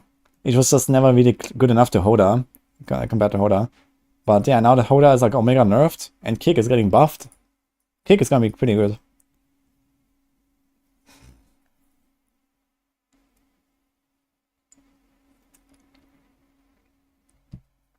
Passives, okay. Expertise. Oh, polearm expertise getting buffed. Lucky hit chance increased from 10 to 15. Damage for healthy increased from 10 to 15. Okay.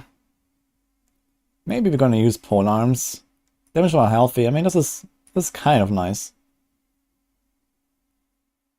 But lucky hit is still not really a thing on bar, right? Is there like anything on bar that's even is like remotely lucky hit? It's not very much. This one, I guess. I wonder if this ancient now also scales with all of your stats. I guess it does, right? So this probably works. So this might be much stronger now, this Ancestral Echoes for like upheaval. I think upheaval is gonna be like really good now. And then you have all the Dust Devil stuff. Double Swing, Whirlwind, Call of the Ancients. Like, this is gonna be the shit, man. Okay, there's some lucky hits. Not many lucky hit effects though on the Barb. Yeah, okay. Okay. Okay. Okay, I mean, Anemia is kind of fine, but mostly important for Double Swing. Yeah, most of the lucky hit stuff is not very impressive on the Barb. But 15% damage while healthy is cool. Thanks, Taylor.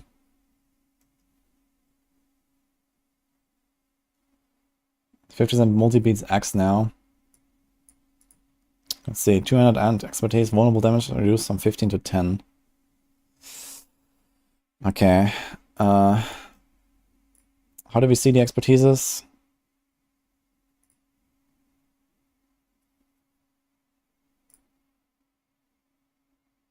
So the axe is increased damage. Wait. The increased damage to vulnerable enemies.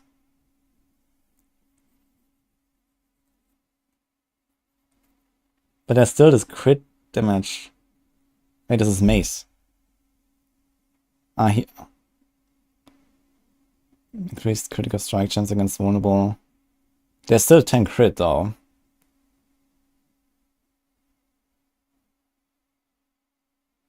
Okay.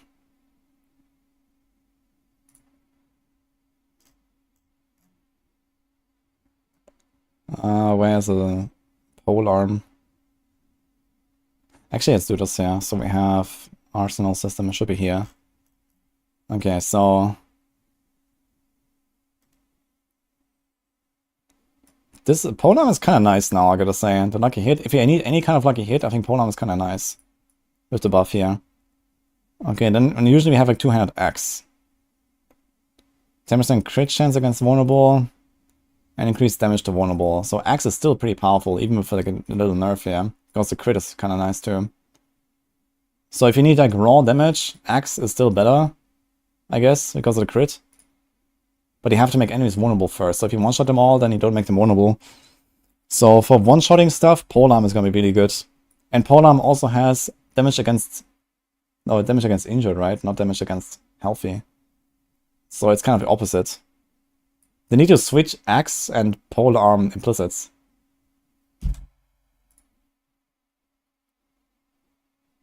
Okay.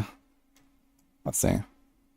200 mace expertise. Fury gain increase from 2 to 5. Sure, I guess. And 50% increase crit damage while berserking. Okay, so this is also really good for bonking.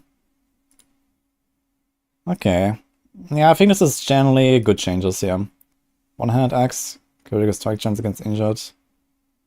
Okay, so you can kind of like frenzy, you know, execute them down. Basically, if you have two axes, that's 20% crit. That's a lot. That's wild healthy. Okay, let me see Polearm. This is damage to healthy. Yeah, this is damage to injured.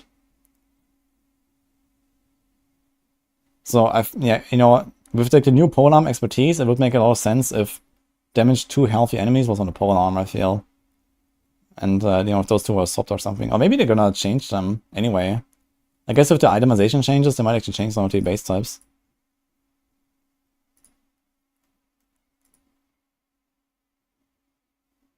Okay, Paragon, Martial Glyph. Nerfed to 2 seconds. That's not surprising. But still usable, I'd say. Blood Rage. Uh-oh. Damage increased by Berserking bonus reduced from 25 to 10. That's a pretty heavy nerf. Caps at 30% damage. Okay, it's still pretty powerful, and I guess every bar build will still run it, actually. You still get 30% damage, it has good layout, it has damage while berserking, which is like a generally useful stat on every single bar build. I think this still goes in every single bar build. Crusher. Additional bonus, overpower damage reduced from 30 to 20. Okay, and another overpower nerf, that's fine. Dominate. Bonus overpower damage per 5 willpower reduced. Ooh. Additional bonus. Previous after not overpowering for 30 seconds, your next attack will overpower. Every 30 seconds, your next attack will overpower. Okay. That is kind of nice though. Because this was kind of useless before. Because you always overpowered, you know, sometimes. So at least this is useful now. Minus 50 damage? Nah, it's not minus 50% damage. I mean, you have to see that typical overpower builds have something like 2 to 2,500% increased damage or so. And this glyph usually gave you something like 440. And now it gives you like 170 or so, or 160. So your additive damage goes down by like around 300. So it's like a 10-15% damage nerf for like typical endgame builds, I'd say. Not having a fully stacked dominate glyph. But you get this effect now, so you actually get more overpowers. I wonder if they're gonna fix the bug where overpowers hit twice. Because currently, if you have guaranteed overpowers, your attack hits twice. So I wonder if this is gonna get fixed. Thieving Glyph, okay. That is very powerful, actually. I really like Thieving Glyph, actually, for double swing. This is very nice. They're buffing it. Okay. Could also be interesting for rent or something. Okay, legendary aspects. Standard ground. Description mirrored for clarity. Okay. Earth Strikers. Bonus overpower damage reduced from 50 to 30%. Okay, another overpower nerf. Yeah, okay, I guess if you count it all together, let's see. So we had around minus 28% from, what was that? Some overpower nerf. And then we had 15% from the Dominate Glyph, let's say Hoda is nerfed by 66%. Divided by 1.5 times 1.3. So it's another nerf here from Earth Strikers. Yeah, so we are at roughly 17.5% of the original damage or so for Hoda currently. I think it was the Banished's Talisman, the 28%. Oh, Tibbot's Will is also nerfed, so we had 15. Yeah, okay, so my estimate was pretty much on point. I said like it's probably between like 10 to 20% of the original damage. Yeah, I mean 30 million crits will be no problem whatsoever. So 30 million is nothing. You're still gonna one-tap do all of that, I guess, if you really try. But you have to try now.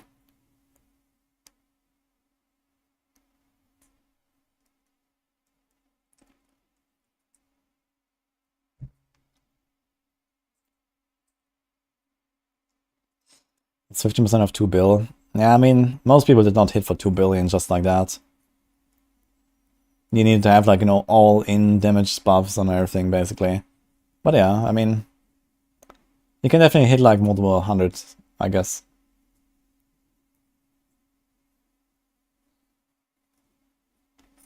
Barb-like class is just wrecked now. Are you reading the same patch notes? Okay, Relentless Armsmaster. Regeneration while all 3 walking arsenal bonuses are active increase from... Whoa. 65% Fury generation. My question is, what are you going to do with all that Fury? I guess you can play like some non-death blow, non-charge walking arsenal build and kind of like mega spam your core skills. 65% resource generation, that's a lot of resource. Okay. If nothing else, it's like a good early game aspect. You can also get it in the codex, which is very nice. Previously, Dust Devils would have varying durations, speeds, movement speed patterns based on which legendary aspect created, and now they all behave consistently, regardless of which aspect they are from. Whatever that means. Okay. Windlasher. Previous casting double swing twice. Okay, this is the one they talked about, I think. Casting double swing creates a Dust Devil. Quite buffed. Triple the amount of Dust Devils created if double swing cast twice within 2 seconds. Wait a minute. So, where's that Barb unique? After casting double swing 4 times, your next double swing will hit 2 additional times.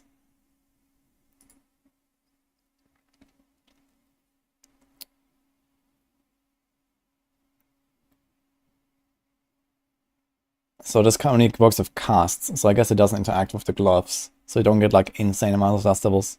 But again, we have to test this. Not all aspects are in the codex. Not all aspects will be found in dungeons, but everything will go into the codex once you find them.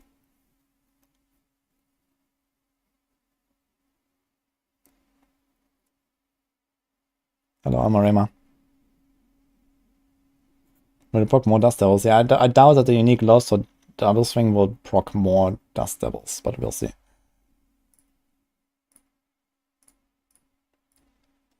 Okay, Veteran Brawler. Now increases damage for charge, leap, and kick.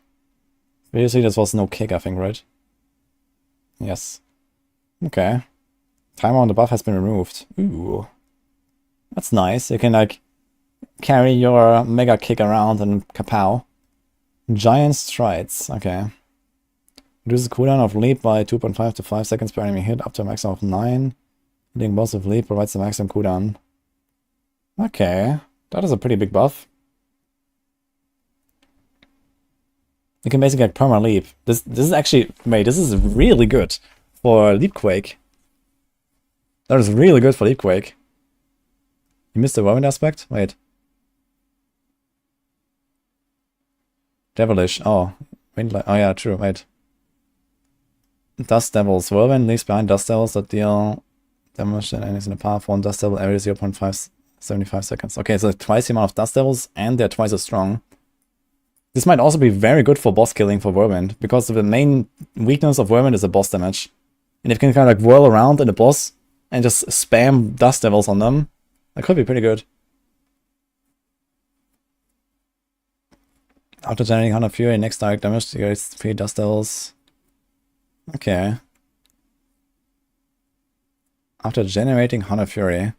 Does anyone know if this works if you overstack Fury? Like, if you're full? Does it work? I guess it doesn't, right?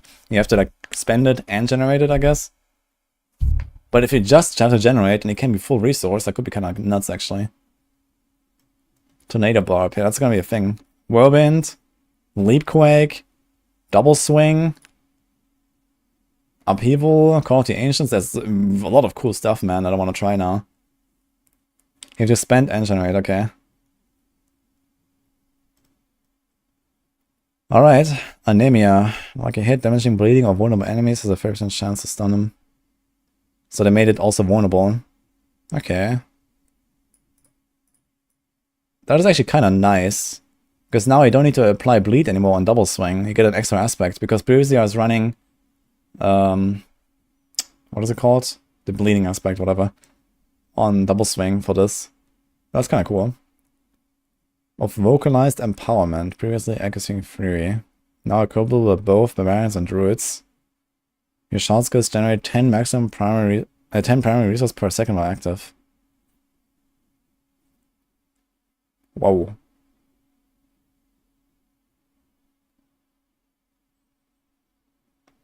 Wait, this is like an Omega buff.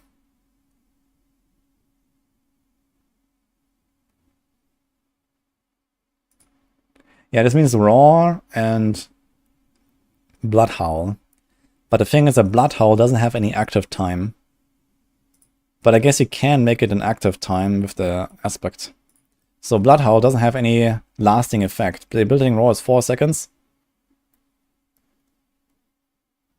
But there's no effect here, it's just instant. I guess there's this. I guess you have to take Preserving Bloodhowl and it lasts 4 seconds. Which in that case you would definitely do, because you get Omega resources from this aspect. Yeah, so I guess this would add the duration to it, and then this would work. And there's also the aspect. Bloodhowl. This is 3 seconds. Okay. Now I wonder if... Wait, does this work for party members? I guess it doesn't, right? Does it work for party members? Need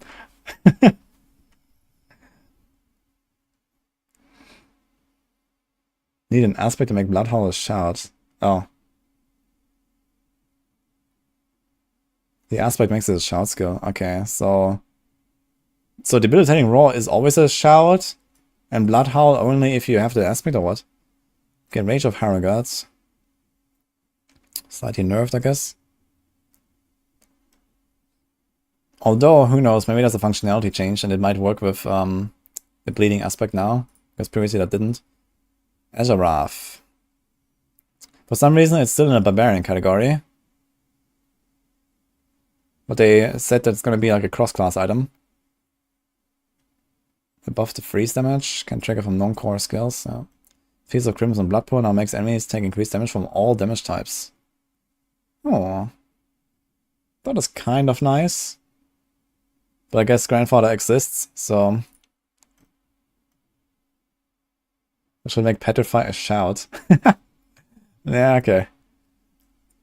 Okay, Druid. Pack Leader is getting buffed. That is extremely surprising. Energize. That is also a pretty massive buff. Oh. Masochistic. Whatever. Claw. Okay. More attack speed. Maul. More Fortify. Raging. Polarize. 3 second stun is kind of big, actually. Shred. Increased damage and healing. Debilitating Roar. Yeah, Debilitating Roar is a shout skill now, but Bloodhowl is not. Interesting. It's kind of weird. Wolves. Wolves now gain install when the skill is cast. Oh, that's nice. Petrify. Petrify grants 50 spirit when cast, and its effect durations are increased by 1 second. Okay. Killing an enemy affected by Petrify reduces its cooldown by 1 second. Hitting a boss with Petrify reduces its cooldown by 10 seconds. Damn. They really buffed Petrify. What? And Cruising Rage? Where's Cruising Rage? It's still in the gutter, man. Like, Petty 5 was already by far the best ultimate.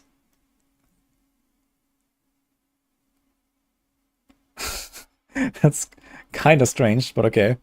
Lacerate. I did the preview this already, right? So, heals, double on crits. First crit is guaranteed and deals 150% increased damage.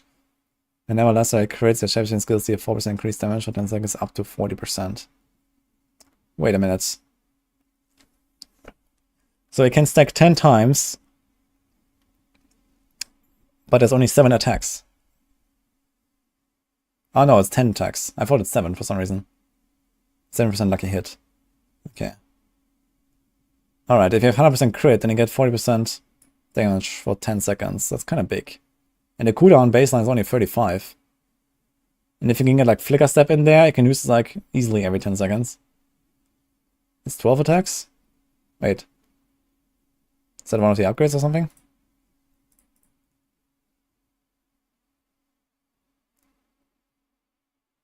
Where's the 12 coming from?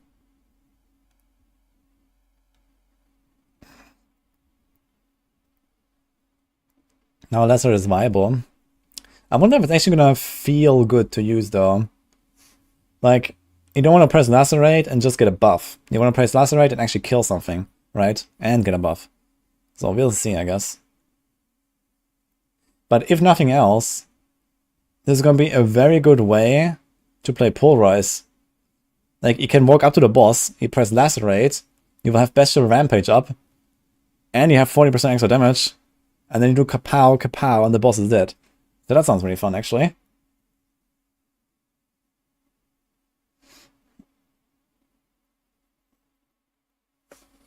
Okay. Call of the Wild. That definitely needed a buff. 12%, okay. Quick Shift. Wait, are they nerfing Envenom, by the way? Actually, I wonder if like passive skill ranks are still a thing on Amulet, but I guess they are. You have not seen any Amulet previews, right? They've not shown anything. Quick Shift. When shapeshifting into new animal form, you do 1% increased damage for 3 seconds, up to 6%. Oof. And shapeshifting into a new animal form. So this means human to animal or between bear and wolf.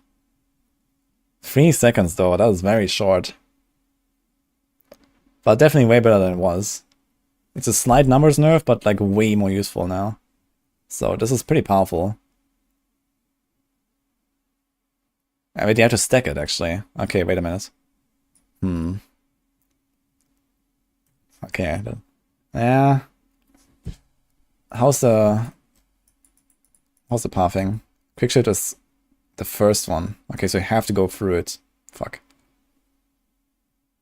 Yeah, honestly, I think they should change this passive cluster here to make them all next to each other. Maybe. Because this is like a very niche thing now that you don't necessarily want to take.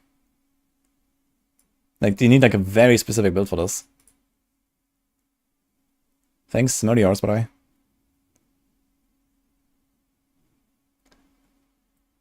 I mean, it is a buff if you stack it. It's 18% damage permanently if you can keep up the buff. That's quite a lot. But you have to like constantly, you know, like left click, right click, or these kind of things. Okay, heightened senses. When shapeshifting into an animal form, Werebear grants 2% damage reduction and Werewolf grants 2% movement speed each for 6 seconds. Bonuses are doubled while both are active. Okay, so it gets 6% damage reduction, 6% movement speed times 2. So it's 12% damage and 12% movement speed. Damage reduction. For 6 seconds. Yeah, 6 seconds is way more fair, I think. 3 seconds is pretty rough. But okay. And the thing is that even if you don't really play around this at all, you're gonna get like 1 or 2 or maybe 3 stacks here and there. So I guess even if you just invest 1 point, it's kind of okay. It's animal, it's not for human. It says when shapeshifting into a new animal form. That means human to animal. Zenith gives you hella ranks. True, actually. This makes them very powerful, right? Hunter Zenith. Let's see.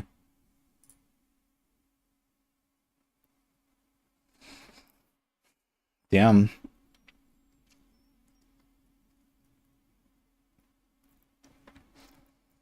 Yeah, I think it's gonna feel kind of clunky, man. Like, these timers are very short. Like, they like mega buff Bastion Rampage and stuff, and I think Bastion Rampage is okay. But look at this. You have to stay in Werewolf for 2 seconds to get this buff, and you have to stay in Werebuff for 2 seconds to get the other buff. But the other buff only lasts 3 seconds. So you have to exactly that 1 second where you have this one procced, and then the other one doesn't run out. And, oh man. That was kind of rough, man. 3 seconds is rough.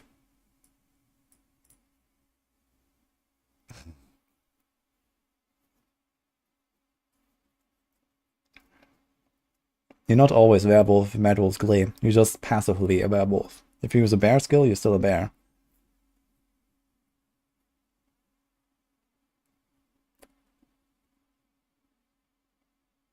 He does not require human to animal. That's not what I said. I said it works with human to animal. I didn't say it requires human to animal.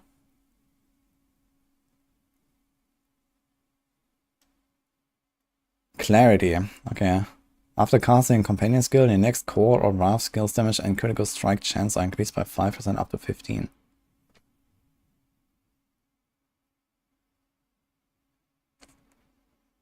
Huh. It's time for Hurricane, guys. Hurricane build, guys. With triple companion. Let's go. Wait a minute. Can we get clarity ranks on Amulet now? Can we get... Like, if you have 6 ranks, this is 90% damage and 90% crit chance.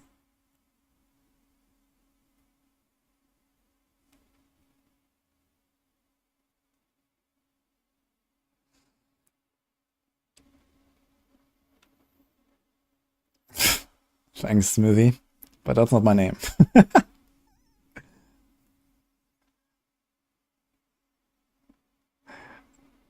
I mean... Hurricane? Login? That's kind of crazy. How much is this? 18% per second while it's active. Is there like anything else to like increase the timer on Hurricane? Wasn't there something? No. But you have this, right? 15% duration. It lasts 8 seconds. So this is 10.4 seconds. No. 9.6. 9.2 actually. But yeah, on a two-handed weapon, you get 36% damage per second for Hurricane. You get 45% extra damage from the passive, and 45% crit chance. So basically, you have like near 100% crit chance. You can also get guaranteed overpower for a Hurricane if you do. Oh my god, man. Okay, wait a minute. So you do this here with provocation. This is what I used in the beta to do like guaranteed overpower on Hurricane, and that was kind of nutty. And now I can do Banishword's Talisman. Wait, does that work? Banishword's Talisman is only for core skills, right? But it might be a core skill now, right? Is it gonna be a core skill?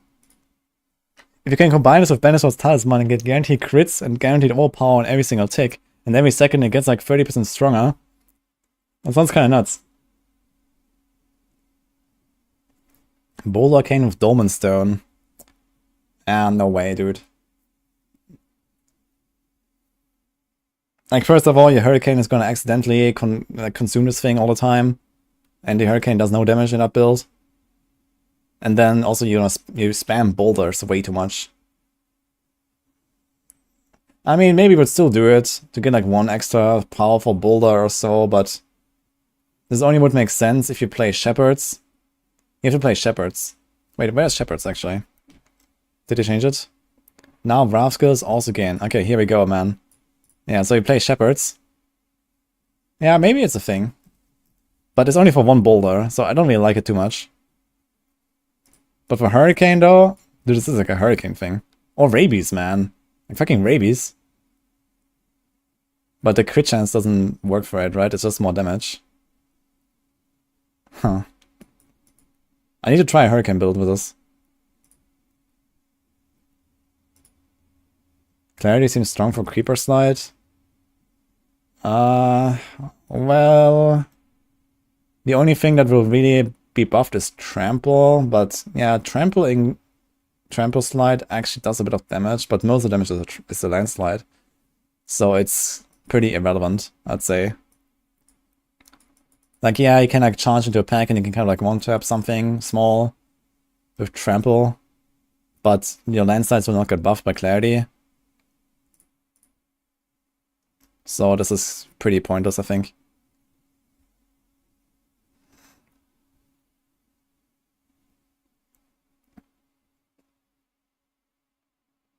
I mean, first of all, this might not even be consumed automatically by the Creeper aspect.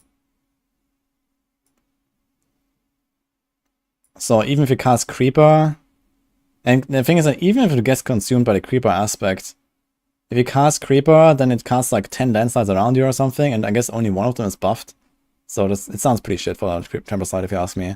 Unless it has like some really weird mechanics. You can run No Metamorphic on Boulder and reset of Nature's Savagery. Like a big boulder.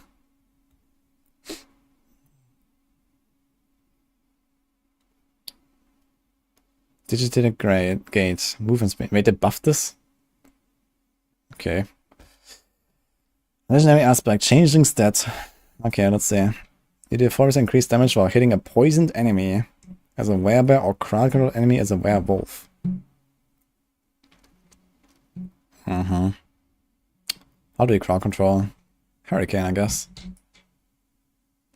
Okay. Hurricane werewolf? Okay. Maybe. It's a pretty big buff, actually. 80% on the 200. Unsatiated. After killing enemy with Shred, you gain 20 spirits. What? Your werewolf skills deal 20% increased damage when cast buff. What? Okay, that was insane. What the fuck is this? And the thing is, you only spent the cost once. Like, you have 3 attacks and you only spent the spirit cost once. So every time you slice, you get 20 spirits. You get it 3 times if you one-shot everything. Like, you will never have any resource issues until the boss. That's ridiculous. Dude, Shred is already so good.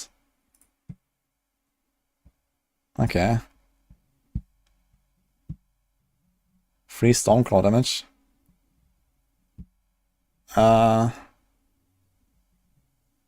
I guess, but no.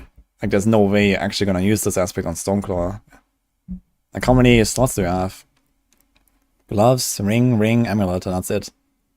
So you have like adaptability, moonrise, rapid, and then I don't know what. All wolfers get changings because of neurotoxin. Yeah, true actually. No, wait. Not true. Because this only works for Werebear.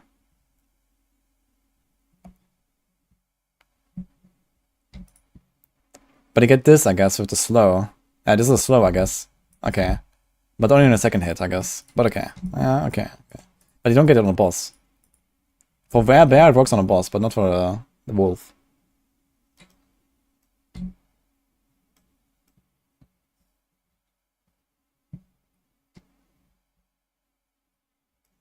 What happens if you activate Lacerate with Boulder and Druid?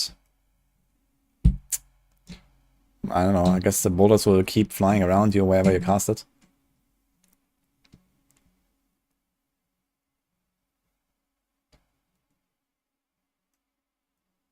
Unsatiate doesn't apply to Stormstrike unless you wear Tempest Roar.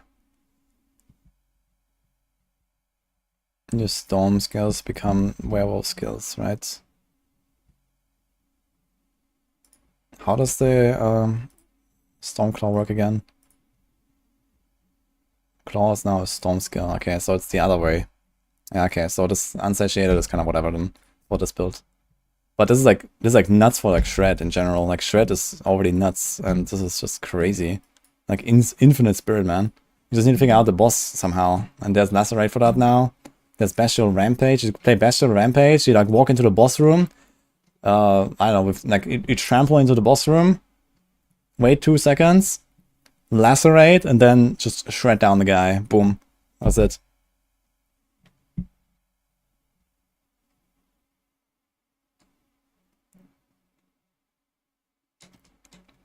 Okay, Blurred Beast. Damage increased. While dashing, Shred seeks out nearby poison enemies and deals 40% increased damage to them. So, wait, does it still work? Like, it shoots like these little orbs? Is still how it works? Because I remember they changed this. That sounds kind of good though. Night Howlers. Blood Howl is now a shout skill. Increase crit chance by 10%. Blood Howl also affects nearby. Okay, so that's how you make it a... It kind of sucks that you need this aspect to make it a shout skill. But I guess the aspect is alright, but nothing crazy, I guess. I wonder if this double dips on your companions now. Because you get 10 crit, and it affects companions that also get 10 crit. Do you get 20? I guess so. Unless companions are snapshot in some way before you, like, you only summon them or something.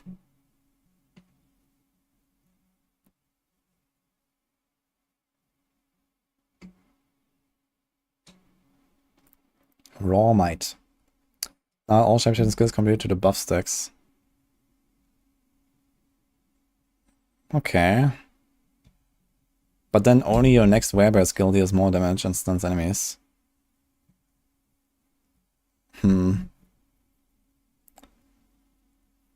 I think we're actually gonna play double core skill Druid after all, guys.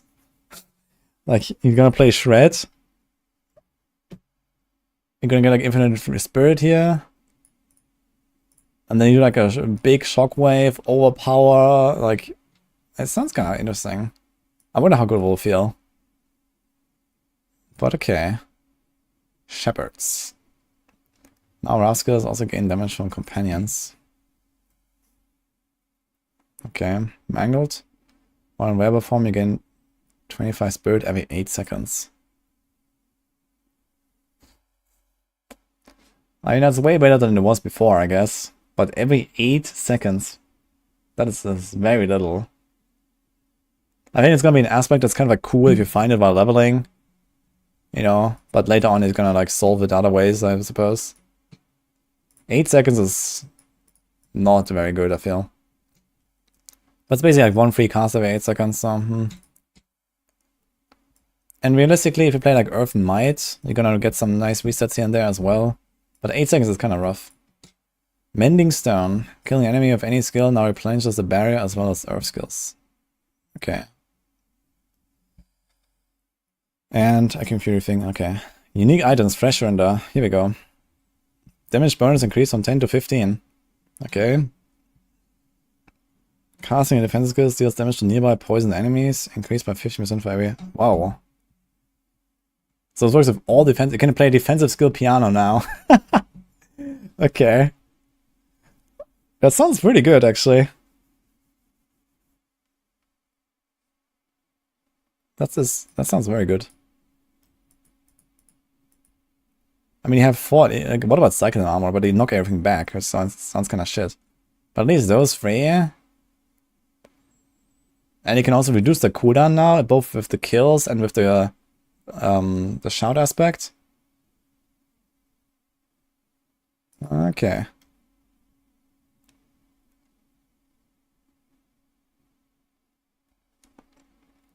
Paragon, Tracker Glyph.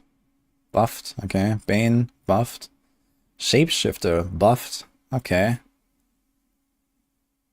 That is really nice. In case you didn't know, this doesn't mean plus 25% crit additively. It means there's a second roll of 25% chance to crit. So if the first roll doesn't crit from your crit chance, there's another roll. Okay, a Wild's Glyph. Okay. Inner Beast. After shapeshifting, your spirit costs are reduced by 5% up to 45. If you reach 10 stacks, this bonus resets and reduces the cooldown of your ultimate by 5 seconds.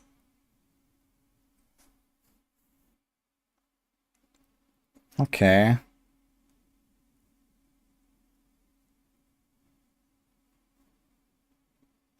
They really wanted to play double core skill, huh? It's gonna be very interesting to see, like, you know, pulverize, pulverize, shred, shred, shred, pulverize, pulverize. Okay, I'm here for it. Necro. Let's go. Enhanced Blight. The tool that now correctly references the defiled area for the slow effect. Alright. Blood Mist removes the movement speed reduction. Okay, that makes me maybe even want to put it on the bar. Golem. This ability can now be activated by crowd controlled. Activating this makes the player unstoppable. That is kinda good. Okay. Decompose. Reword description to be more consistent. Interval reduced from 1.5 to 1. They keep buffing Decompose, right?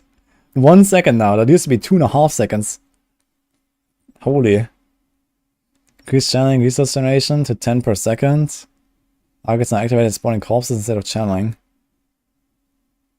Decompose now causes an explosion when creating a corpse or when a target dies.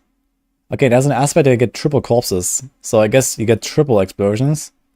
For 40% weapon damage.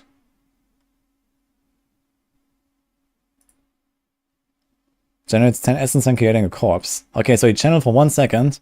You get 40 essence. And 3 explosions. Makes enemies vulnerable. And movement speed is now on decompose explosions instead of channeling. You get 30% movement speed. Uh-huh. Decompose is pretty nutty. I think it's kind of strong. Like, you can spawn 3 corpses per second. Just like that. I mean, that's kind of crazy already. And then it gets, like, you know, all this, like, other little perks here. It's pretty good. If you play, like, a Black River build, they can actually play a Black River build with instant corpse explosion. Or not even that. Even, like, the dot corpse explosion. Black River. And the Malignant Ring, and you just stand there and you decompose, and just like automatically blow up like insane corpse explosions all the time.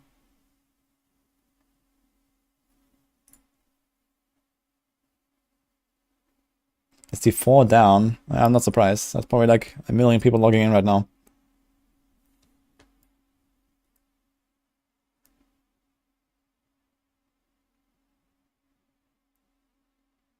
With this upgrading the aspect, it has become the basic skill to use.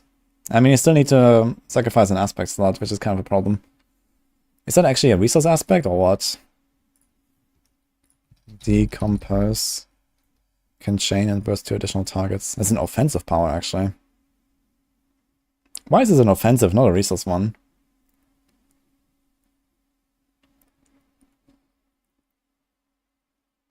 Oh, wait a minute. You can combine these. After Decompose, spawns a corpse, gain 40 essence.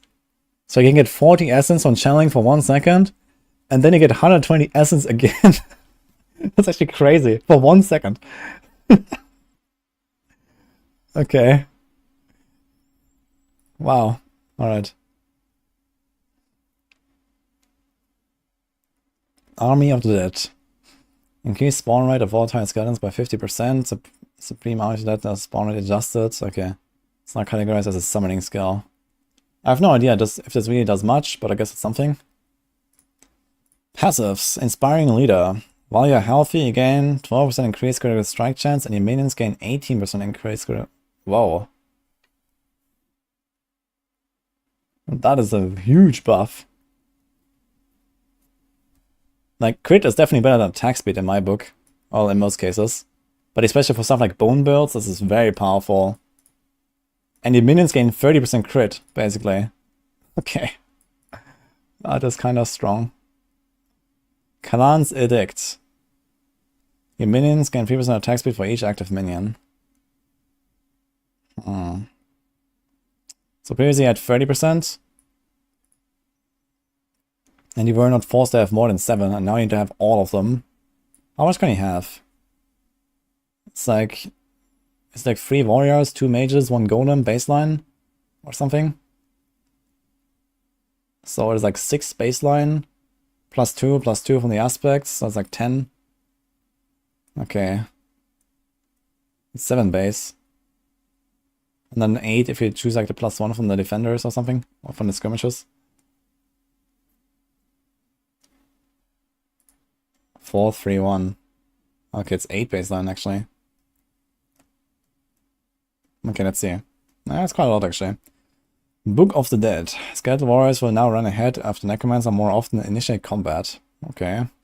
Skirmishers remove 3 seconds limit from the second upgrade. What's the 3 seconds limit? Each time you critically strike, your skirmisher's next attack critically strikes and deals 50% bonus crit damage. Okay. That seems kind of powerful. If you play like a Bone Spear build or something, you can have the skirmishers, and they're probably going to be pumping actually. Skirmishers. Okay, we had that. Reapers. Wind up attacks now reduce one of your active cooldowns by 3 seconds. It's not busted at all. Defenders. Change functionality from Thorn's upgrade instead to take 99% reduced damage from the second upgrade. Wait, what? Take 99% reduced damage.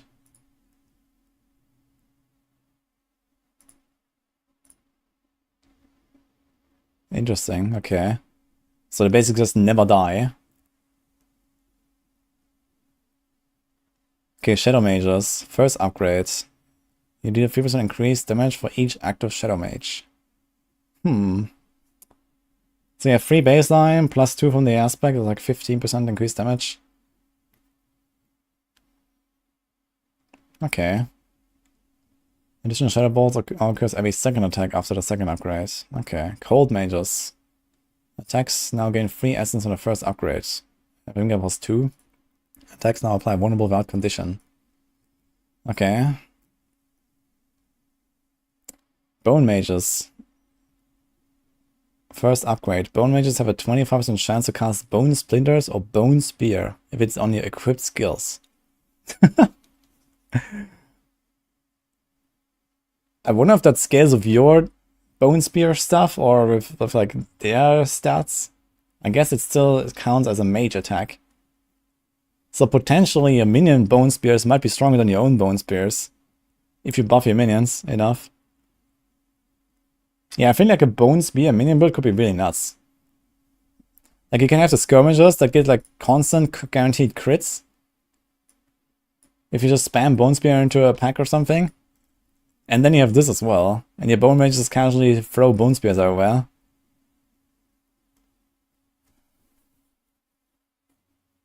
Okay.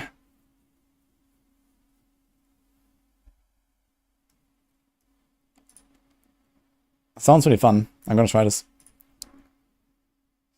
Second upgrade. Bone Mages drop a cost when they die. Bone Mages attack will grant 3% maximum life with Fortify. Okay, it's like easy Fortify and some corpses. Yeah, whatever I feel, but I guess the corpses help a bit to like resummon them all the time, but this is really cool, to be honest. This is just cool. Okay, Blood Golem. Golem absorbs 30%. Okay, that was nuts. That's crazy. Wait, does the aspect double dip? What's that called? Minions. This one. You and your minions gain 20% increased damage reduction. So do you take 20% less damage, and then the Blood Golem absorbs 20%, and the Blood Golem takes 20% again? Less? I guess so. It's insane. As the Blood Golem doesn't just die instantly. Okay, second upgrade active ability from Golem also heals the player for 5% of maximum life for each enemy drained. That already used to heal you, but I think less. Blood. Drains life from nearby enemies to heal and bolster itself. Wait, wasn't there something where it heals you as well?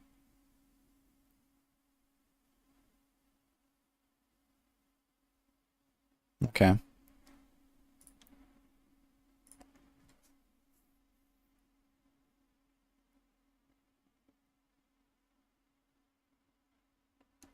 Log in tomorrow. And tomorrow we log in. On Tuesday we log in here.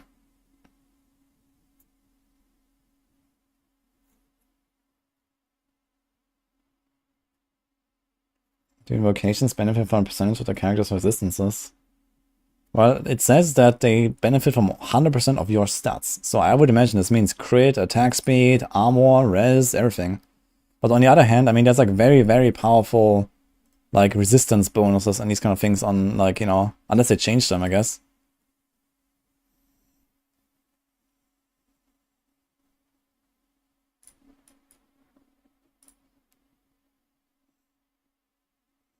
Minions have first increased armor. Minions gain 35% increased all res. So, I have no idea if they get the armor and the res. Does anyone know that? I would imagine they do, but then this is kind of pointless because you're gonna have capped resistance anyway. And I mean, there's also this here, right? Minions gain 4% increased armor, 8% increased resistance. So you have 24 res here, you have 35 res on the glyph. That's 59. So you're only 11% away from cap anyway. They don't get aspects. Yeah, we're not talking about aspects here. We're talking about armor and resistances.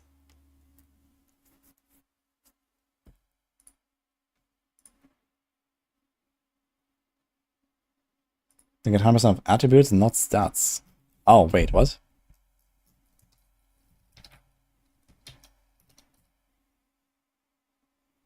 Necromancer, Barbarian, Druid, and Sorcerer companions now receive 100% of the player's attributes.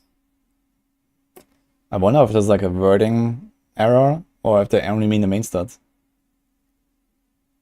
He confirmed its stats. Okay. But what about armor?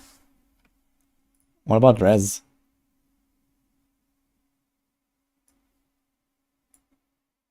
There's all stats, including the ones like crit, attack speed, etc.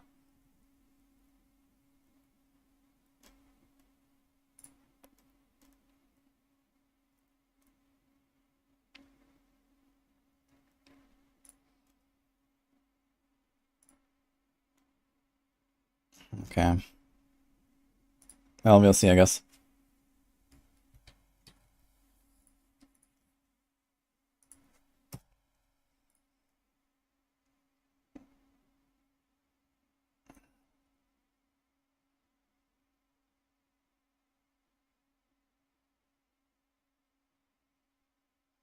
They clearly just copied from the robot, don't overthink it. Yeah, the robot is invulnerable though, so we have no idea about the defenses. But I guess if like armor and res already applies to the pets in some way, then I guess we will likely get the same in the PTR, but then we have to ask Macro if he knows that actually. Or does anyone know if like pets gain armor and stuff? I guess it's kind of hard to test compared to damage. Anyway, let's finish this. So, miscellaneous. Oh wait, we were already... Fuck, I should have scrolled up here actually. Where were we? Here. Okay, a few aspects. Iron Golem. Now cast Shockwave every 2 attacks instead of 4. Shockwave damage increased. Dude, this is like a nasty buff here. Second upgrade, now also pulls on enemies instead of applying one, but that's really cool too. Okay, there's also a way to reduce the cooldown of golems, right? Golem has a 10% chance to reduce its active cooldown by 2 seconds. And 5% chance to spawn a corpse each time it damages an enemy with its normal attack. Okay. Kinda interesting. Especially if you combine this with extra attack speed. This counts for all minions, right? Attack speed.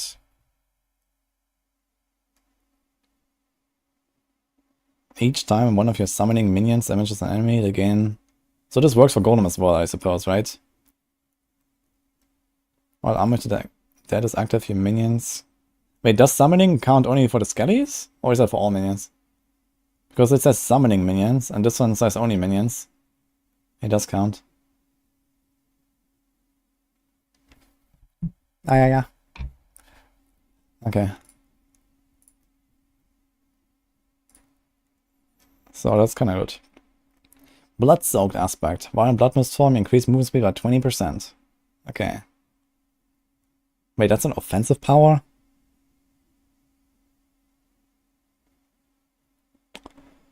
Okay, I guess it could be kind of nice for like a desecrated ground build at least. I really don't like pressing Blood Mist to be honest, even with the movement speed buff, but okay. Unyielding Commanders. After that is active. Oh, they nerfed the attack speed. They made it damage now.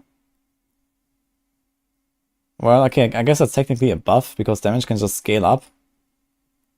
And attack speed would kind of cap out if you have too much of it. So I guess that's fine, but it also slightly nerfs a few effects they can give, like, you know,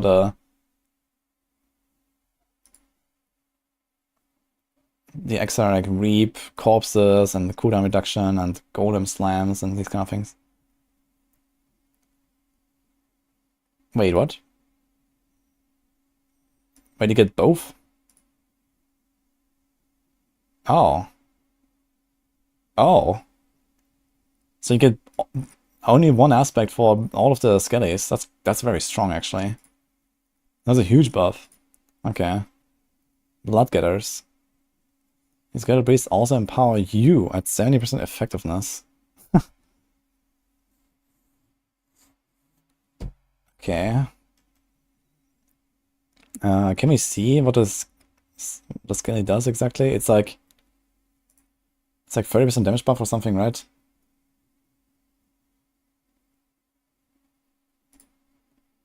It's a lot of redeems. What's going on here?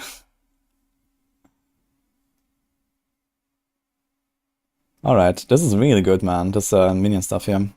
Yeah, minion necros, man, stonks for sure. Flesh rending. When decompose explodes, gain 40% essence. Okay, so it's basically the same stuff. Rotting. Decompose can chain and burst after 2 additional targets. Explosions deal first increased damage. Oh, wait a minute. You don't get triple corpses anymore.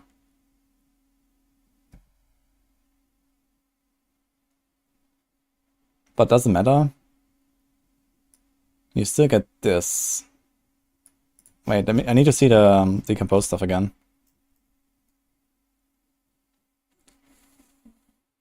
So you have 1 second per corpse. Cause an explosion when creating a corpse or when a target dies. Yeah. Okay, so you don't get triple corpses anymore from decompose. Okay. Well, my channeled Black River automated corpse explosion build is no more, I guess. Alright.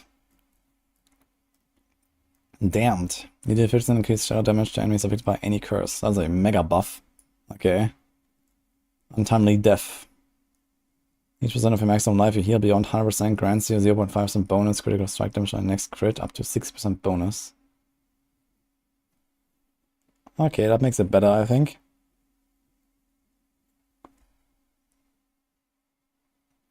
I wonder if I can like reliably heal enough for this though. Potent blood. Blood Orbs grant 25 essence. That's very nice.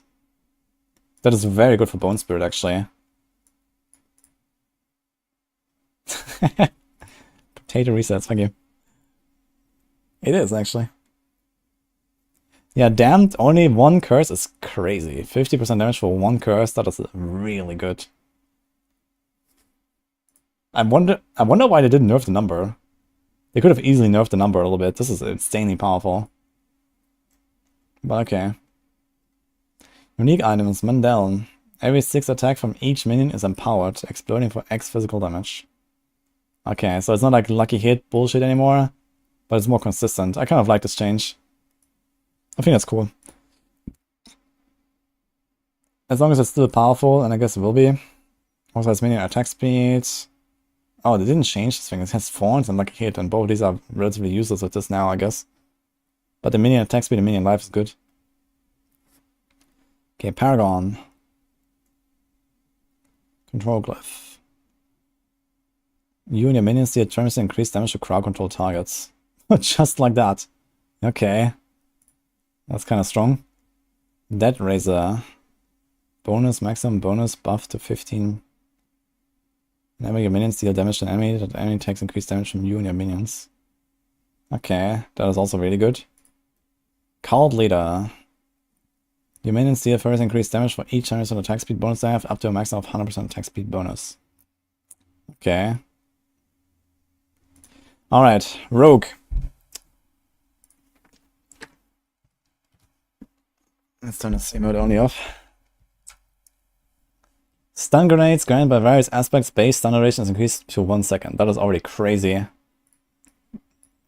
Skills, Inner Sight. The period is While inner sight gauge is full, you also gain 25% crit chance for 4 seconds. Attacking enemies that are not marked will fill the gauge, but at 5% of the normal rate.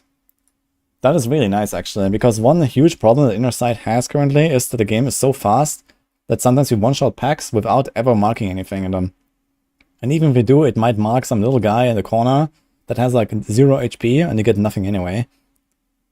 And now I can actually shoot into a pack, even, you know, one-shot elites, and the elites have like, you know, 20 times the HP of like a small guy in the corner.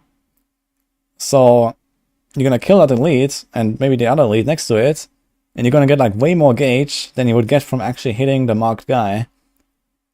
So inner sight got insanely much more uptime now, basically. That's what it means. Because it was super inconsistent with like the pace at which we're going. And you get 25% crit chance, that's really good, especially for the melee builds. So Twisting Blades, let's go. Yeah, it's a kind of a nice change. I'm excited to play inner sight Twisting Blades now. Back to the roots. Preparation. Ooh. 75 resource only. That is nuts. What the fuck? That is very powerful. Also, there's a typo. Wait, how did that typo happen?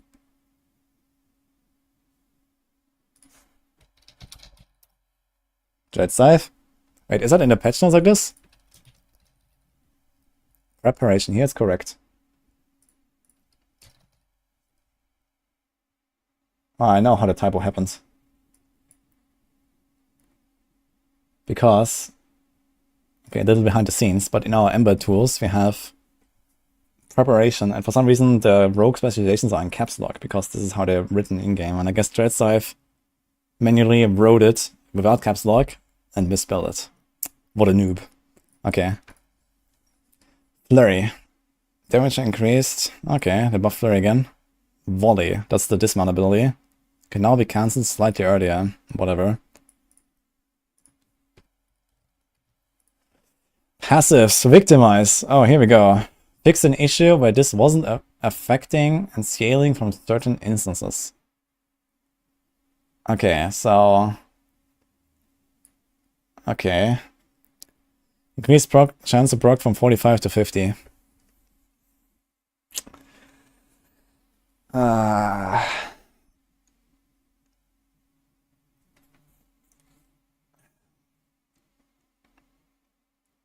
try it.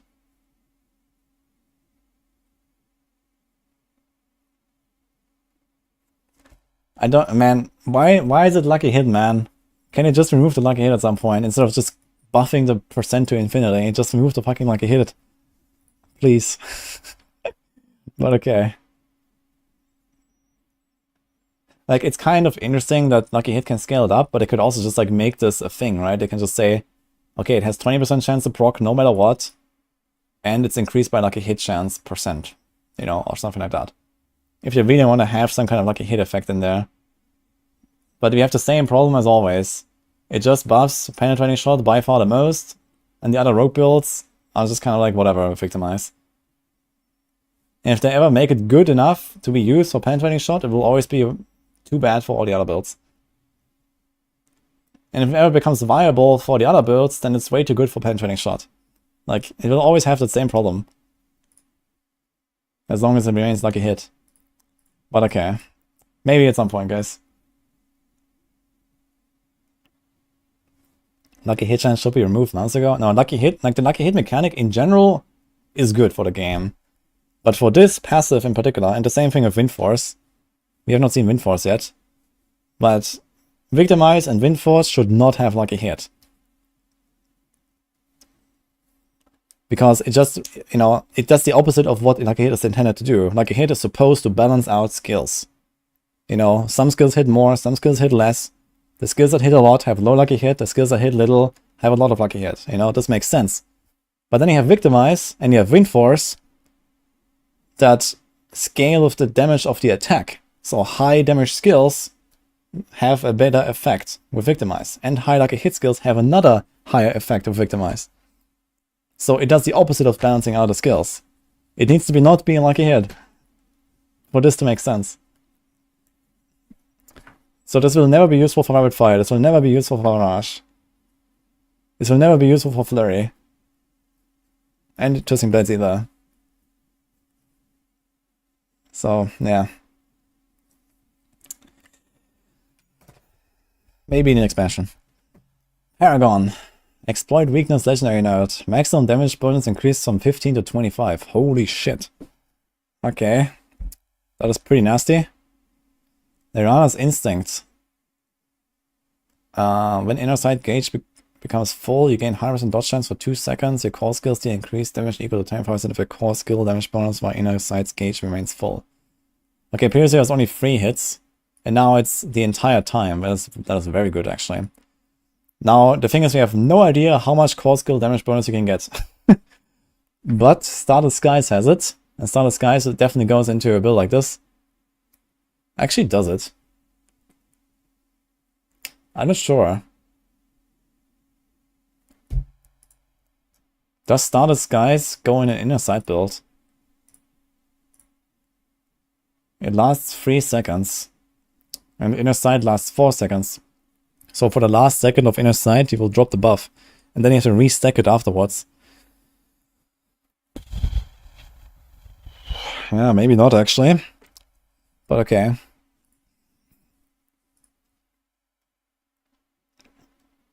More dodge. Yeah, this was already a thing. It used to be 1.5 seconds, then they buffed it to 2 seconds, and they added this. And... okay. Let's see how much core skill damage you can get. Ship Glyph. Increase physical damage bonus. Yeah, that was long overdue. This glyph was really shit. And yeah, it's a bit better now.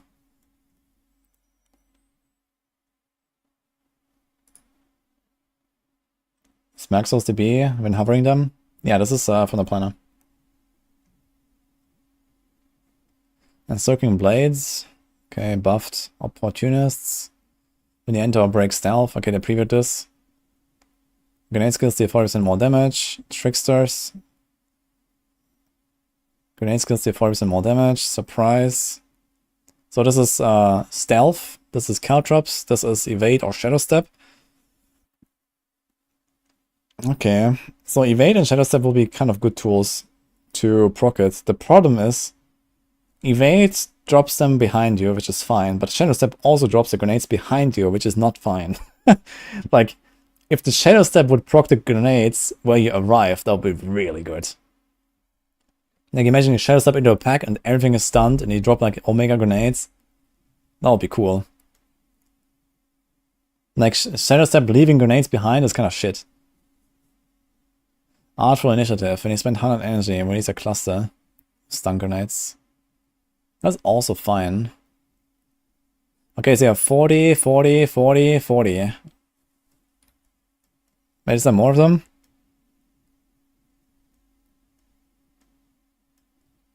Blast Trapper? No.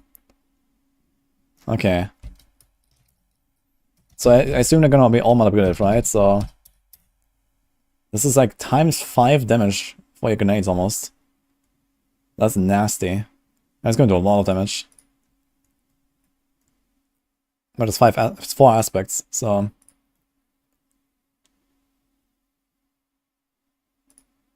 Alpha Initiative has interesting wording. Grenade skill damage increase is now a range of higher potential.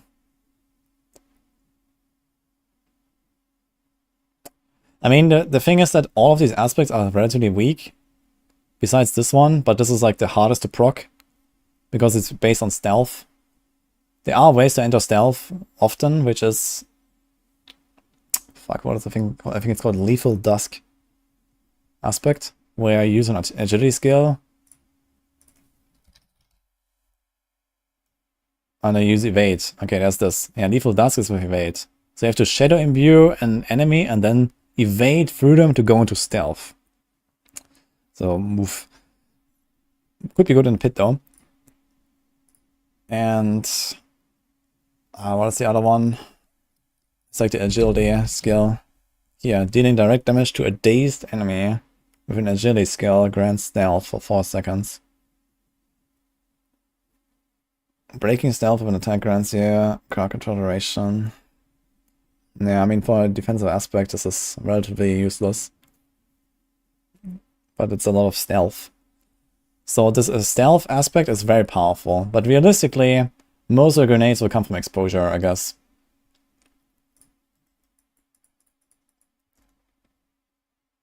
Because it scales like a hit, you can just spam all your stuff. And these grenades also deal a lot of damage. At least currently. Although in Season 4, all the aspects that have flat damage scale with your weapons and stuff, so they might actually do more damage than exposure now. Unless they buffed exposure. And also the new aspect is like a flurry aspect, right? Wait, does that thing also have...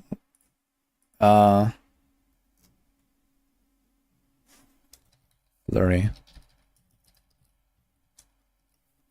Your grenades have 5% lucky hit chance. Okay, it doesn't buff the damage, it just gives them lucky hit.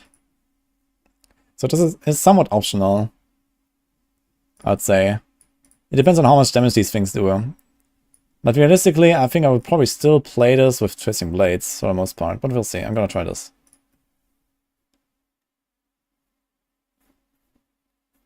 It's dodge now. Wait, what is dodge?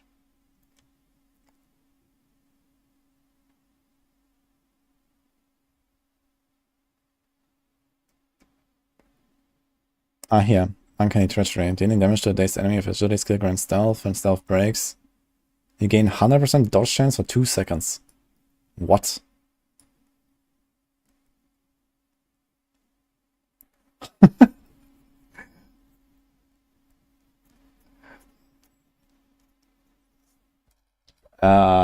Wait a minute. That is way too dank.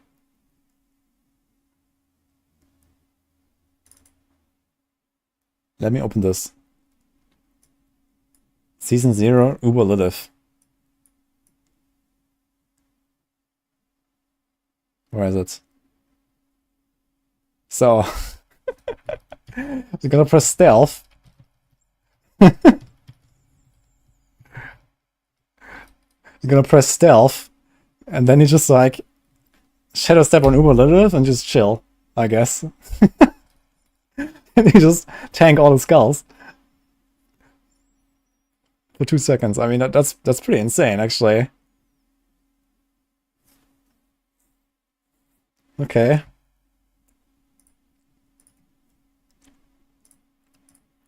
I'll take it.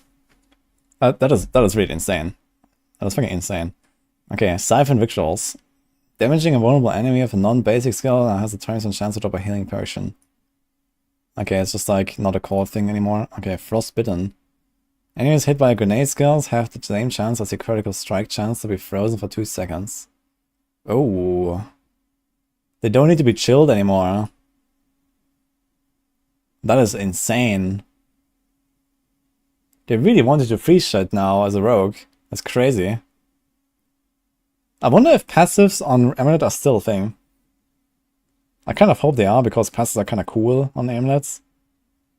Like 60% extra damage from the rank 6 Frigid Finesse. Frostbitten, this is a utility aspect. You can put this on your fucking boots, by the way. You get... Oh, this also works with stunned enemies now as well. What? Okay, this is completely broken. Frostbitten aspect, man. This is insane. Okay. Escape Artist. Smoke grenade dodge effect cooldown has been reduced from 45 to 25. That is also very good. 25 seconds, man. I think this used to be like 90 seconds or something. 25. Okay. That's crazy. There's like almost, there's like a 40% uptime. If you don't get hit very often as a range build, like you take one hit, you have 7 free dodges for the next 10 seconds, and then it's 15 seconds downtime, and then it repeats. That's crazy. For like pit pushing on like a range build or something, this could be really good. Okay, Quickening Fog. Maximum dash cooldown reduction is reached from hitting 3 enemies and reduced from 5. That is very good. Wow. That is very good. Dude, the rogue buffs are crazy. Volatile Shadows. When Dark Shroud Shadow is removed, you trigger an explosion around yourself that deals shadow damage and applies shadow imbuement to each enemy it hits. Okay. You can combine this with Umbrous Aspect and trigger Dark Shroud all the time, and then they hit you, and then you trigger a shadow imbuement around you all the time, and then everything just explodes. Like you can play a barrage build, you shadow step in the middle, you start shooting, you get Dark Shrouds, they hit you, you start exploding everything with shadow imbue. That's really cool. Okay. Like, technically you can even do this with, like, flurry and combo points and puncture. You have so much attack speed, and the puncture is relatively good lucky hit, you can actually kind of trigger Umbrous Aspect from that. You don't need to trigger that often. Like, if you can trigger it, like, once or every 2 seconds or so, reliably, that's good enough.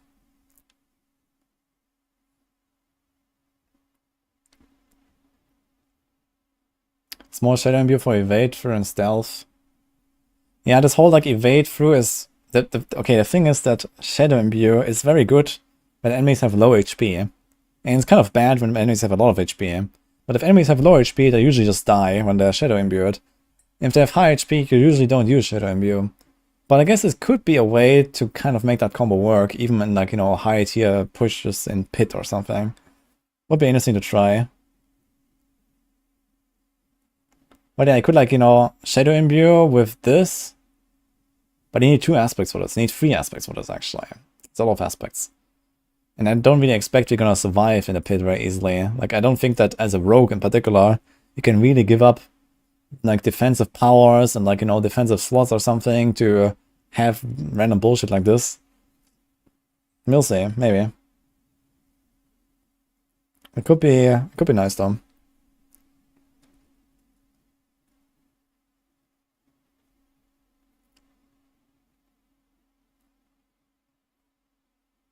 Why is it logging out of the game so much? It's super broken. Yeah, because the Xbox Game Pass thing just went live. So I guess they have to fix servers. You might be too skeptic about it, and rogues just use grenades in almost every build. Nah, I don't think I'm gonna use grenades in almost every build.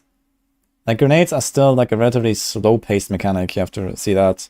Like, grenades only really work if you have, like, a lot of targets kind of grouped up, you know, that's like the death trap play style, basically, with exposure and these kind of things.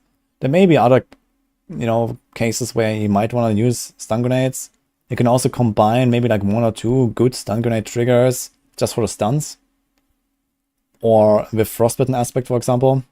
Enemies hit by grenade skills have a chance to be frozen.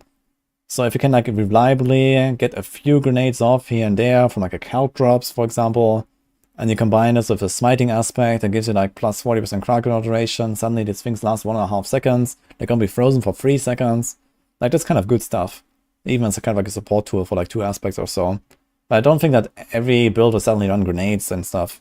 There's gonna be, like, probably, like, the grenade rogue. It's gonna be mostly a death trap rogue, I think. And then there's gonna be, like, maybe some supporting stuff.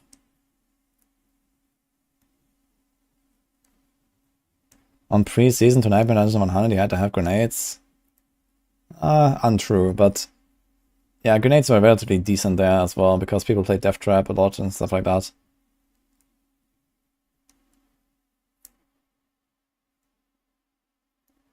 The unique armor no one uses right now. What armor are we talking? I mean, Scoundrel's Letters? That's like a trap thing. Actually, did they buff Scoundrel's Letters? Let's see. Scoundrel's Letters actually works with Inner Sight, right? I wonder if Scoundrel's Letters is something you might want to use now. What are the stats on that thing? Like, one thing I noticed, they have not really changed uniques very much, right? Like the stats on them and all that kind of stuff. The thing has dodge chance and damage reduction from enemies affected by trap skills. Maybe Scoundrel's Letters is actually pretty good now, because first of all, we have way more Inner Sight uptime. And second, damage reduction is actually a thing on this. And it seems like damage reduction is going to be much more rare in the future, so maybe this roll is actually really good. If you master it 3 times, you know, this could be like, I don't know, 30% damage reduction or something. So it could be pretty solid, suddenly. If, like, you know, future chess pieces only have like 1 defensive stat or something. Or 2, maybe. Do grenades count as traps? They can. Which one? Explosive worth. Here. Grenades count as trap skills. Which doesn't really help for Scoundrel's Letters, I guess. Because it specifically calls out Caltrops, Poison Trap, Death Trap. But it does work for stuff like Deadly Ambush. So while they're stunned by grenades, you get Deadly Ambush, for example. You don't need to have like a Poison Trap active. But the thing is, it's still somewhat inconsistent, I guess. And I'm not sure if Deadly Ambush works on bosses with grenades. I don't think so. So for this, you kind of need to have either Caltrops or the Poison Trap. The affix, 70% trap skill damage. Yeah, that is kind of like the most irrelevant thing on this entire item. I guess it does help a little bit for Death Trap in particular, but yeah. Okay, what else? Vengeful. Ah, wait a minute. Lethal Dusk. Evading through an enemy affected by Shadow Imbu grants stealth for 4 seconds. Breaking stealth grants you 10 to 25% maximum life. Okay. So instead of maximum life on kill, you just get more life. And you have to heal it up yourself. For how long? 6 seconds? 4 seconds? There's no timer. No timer, stacks infinitely. Let's go. 2 billion life. Okay. Sure, I guess. That actually makes it much better though. If you can consistently have plus 25% maximum life as a multiplier, that is actually a pretty decent defensive power. And you can combine this with the stealth stuff. And entering stealth also gives you like the Shadow Imbu and stuff now. Okay. This can kind of work. Vengeful. Lucky here, damaging a vulnerable enemy has a 25% chance to create an arrow storm at the location. Dealing physical damage over 3 seconds, the arrow storms deal 4% more damage. Ah, that's like the grenade treatment. Arrow storms. Lucky hit, your marksman skills have a 36% chance to create an arrow storm at the enemy location. Dealing physical damage over 3 seconds. Your arrow storms deal 40% increased damage. Maximum number of active storms is still at 5. Okay, so this works with anything. And this works with only marksman skills. But if you have enough lucky hit chance... Okay, I mean, how much lucky hit chance do we need to produce? It lasts 3 seconds. So every 0.6 seconds, we need to have 400% lucky hit to have 5 storms active all the time. That's a lot.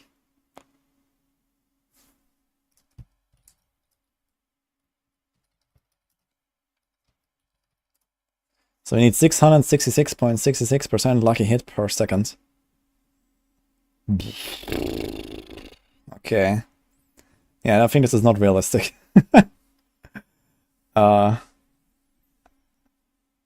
You have to play this with Arrow Storms, I guess, and Marksman.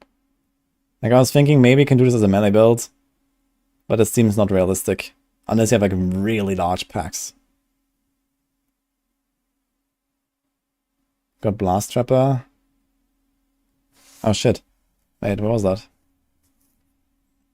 Lucky hit, dealing damage to enemies affected by trap skills has a 30% chance to cause an explosion that deals shadow damage and applies vulnerable.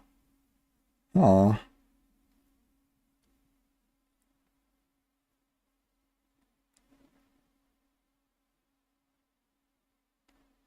Like, the thing is, rogues are going to be such insane AoE damage machines now.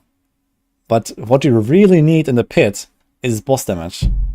Like, how do you get boss damage in there, man? Like, you can play like the AoZ build again, for example, right? And, you know, you go into the pit, you make like large pulls of pen shots, you have stuff like Blast Trapper, you get like insane explosions, you poison everything up and whatever, right? And then you get to the boss, and then you do what exactly? So, fuck. We introduced the TP bug. Let's go.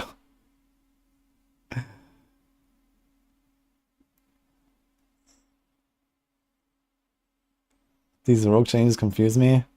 I mean, I'm very excited, actually. There's a lot of really cool stuff here.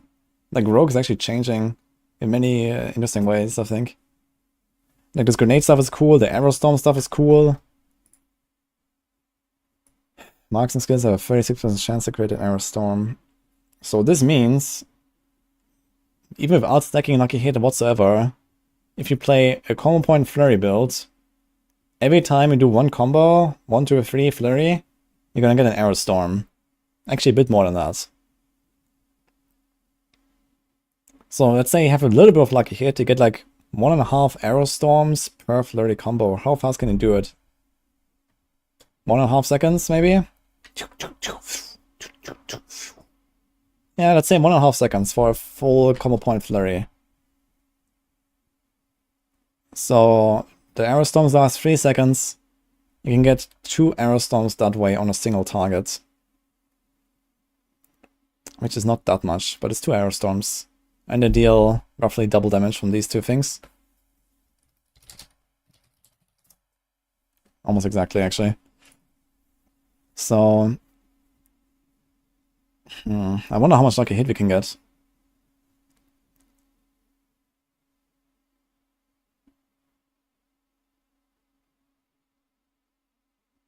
Season 1 Twisting Blades build, easy boss stagger.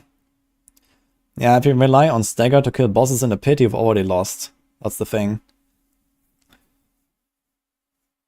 Unless you have some ridiculous synergy while the boss is staggered, like Season 0, Uber Lilith, Northwar build kind of synergy, but that doesn't exist anymore, I think.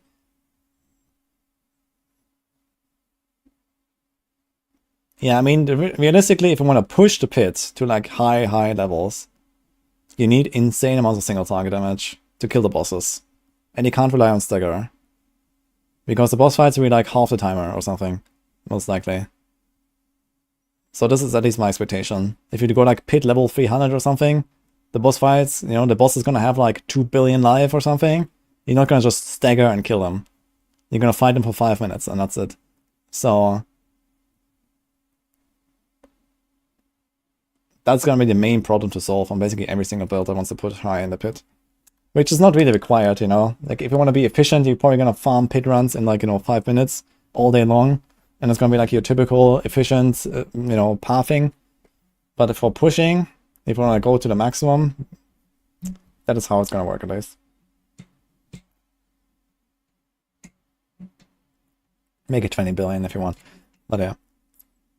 I mean, it's like basically infinite scaling, right? So at some point it's gonna run out of time.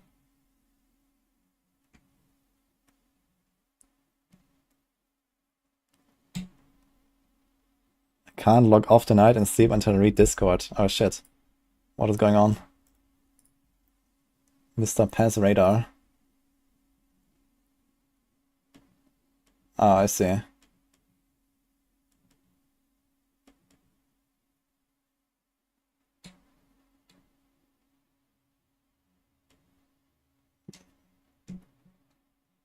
Tomorrow morning.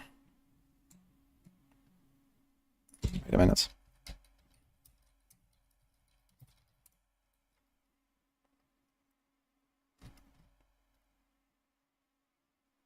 Okay, I'll manage.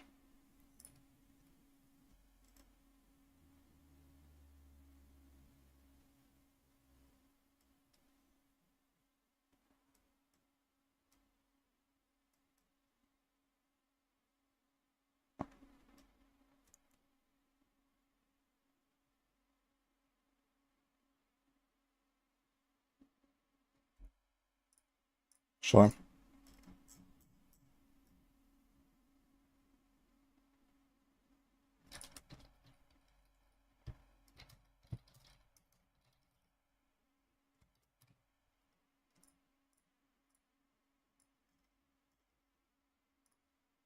Alright, I replied. Adam leaking. No, all good. I just had to reply to something real quick. All good, guys. Alright, let's finish this, yeah. Riffing Ban of Trickery.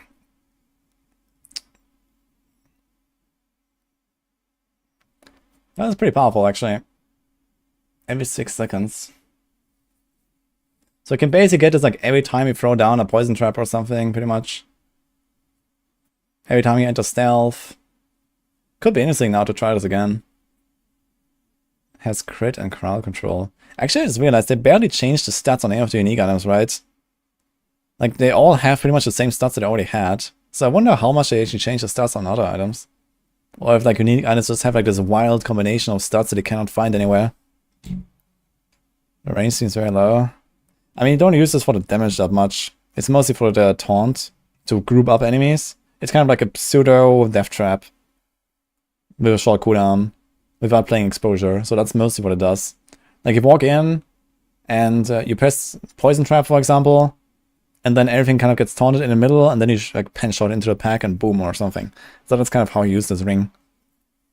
It's like a scuffed death trap, basically.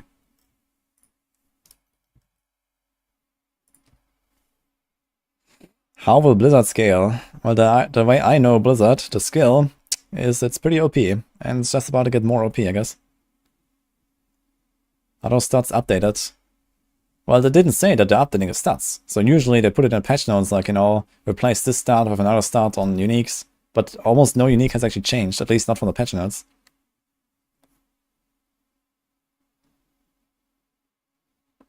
Getting first hand info about the new class and new 4 expansion, the Witch Doctor. Let's go. Where do I live? I live in Varna in Bulgaria. Hi, Cockavars.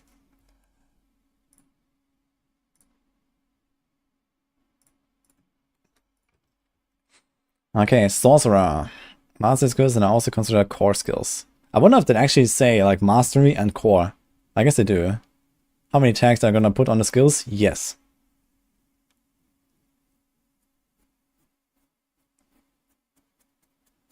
The Blizzard scale of ice spikes. Yeah, Blizzard will be just entirely an ice spike build, I guess. But we'll see. Frost Nova enchantment. Slightly buffed. Okay, that's kind of nice.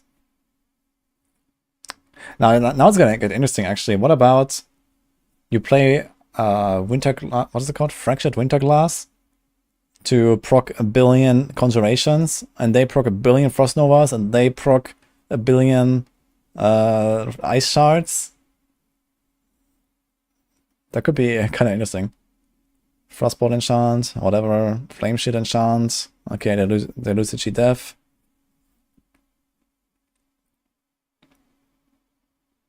Okay. Frozen Orb. New functionality. Travel distance is now controllable. Yep. Damage increased. Quite a lot. Enhanced Frozen Orb. While healthy, the explosion deals 45% increased damage. Oh! Okay. So against everything. And doesn't have the mana requirement anymore. Greater Frozen Orb. Vulnerable chance increased. And duration. Okay. What is the other upgrade on this thing, actually? Sorc. It's the mana thing, right? Okay. So I can get like infinite mana, I can get like insane Frozen Orb. Insane vulnerable.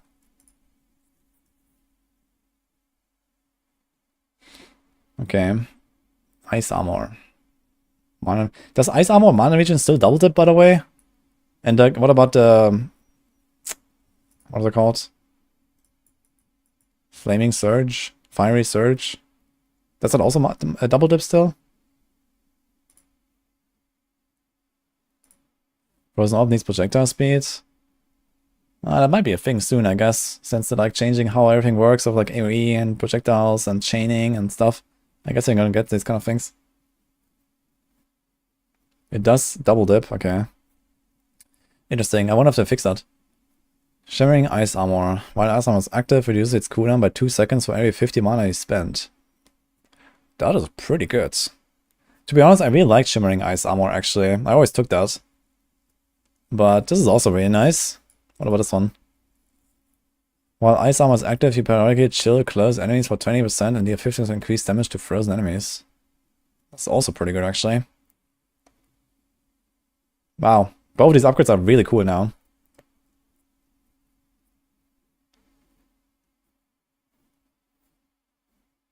Maybe get projectile mount similar to Necro Bone Spear. Imagine there's like a chance to double cast Frozen Orb, and then this applies to your conjurations, and then every Frozen Orb explodes 3 times from the aspect, and oh my god. Okay, Shimmering Frost Nova. Frost Nova grants serious and dodge chance per enemy hit up to 15. Hitting a boss gives the maximum amount. For the next 8 seconds, you keep this effect, and successful dodges generate 20 mana. Whoa.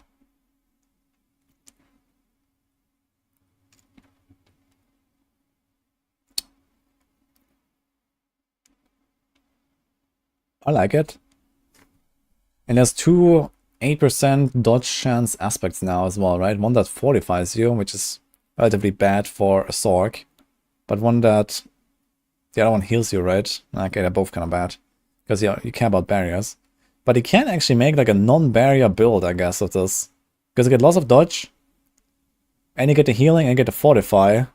This will be very interesting actually to play a non-barrier Sorc. Huh. It might be a thing now. But even if you play like a regular, typical barrier build or something, you get 15% dodge. That's actually kind of nice. Non-barrier Sorc.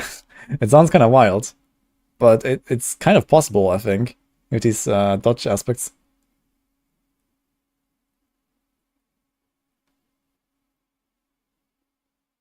Non-barrier Sorc equals insta-dead.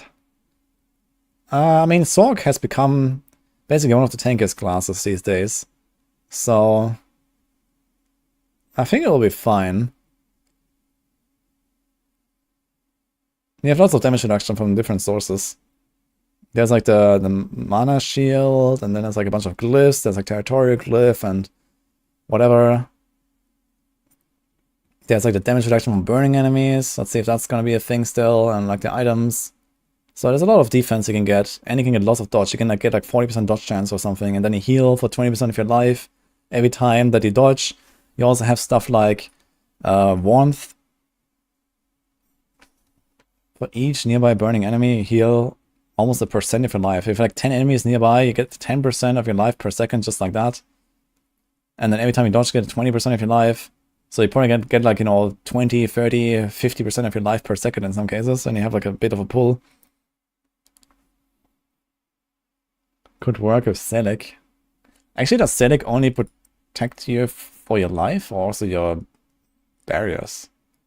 I think Selic always gets drained first. And then you still take 25% damage now anyway. How does it work with barriers? When taking damage, 75% is drained as 2 resource for every 1% of maximum life you would have lost. So if you have a barrier, does it deplete the barrier first and then it drains life and resource? Because I think it used to always go to Melted Heart first, and then barrier, and then life, right? Does anyone know how this works with barriers?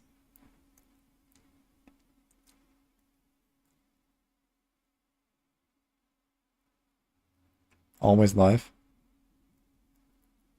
Okay, so it always drained the barrier first. And then Meselic.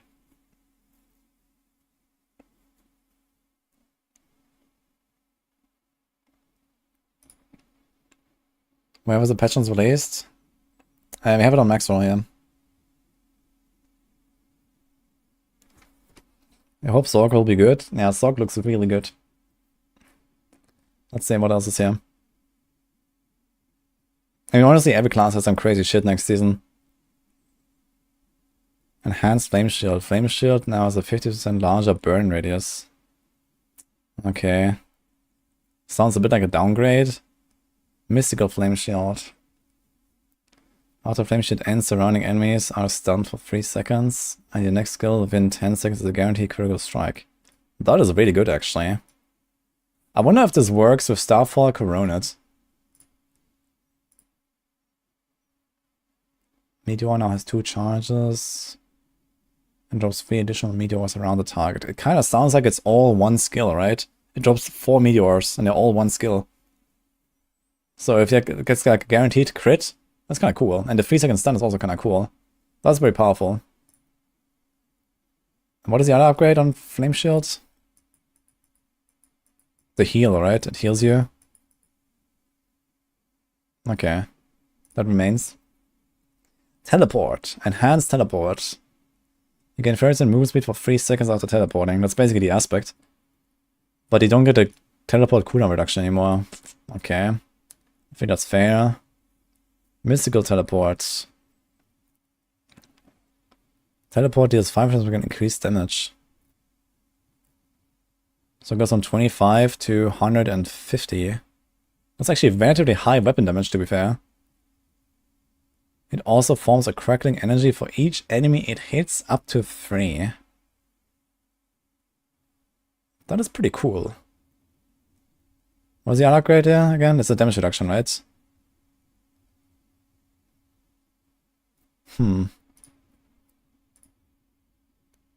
Up to 3 deep freeze. I think this is supposed to be the next headline here. It's a formatting error. Deep freeze, supreme deep freeze. Now applies vulnerable for 5 seconds. Wait, is it in addition or does it not reset the cooldowns anymore?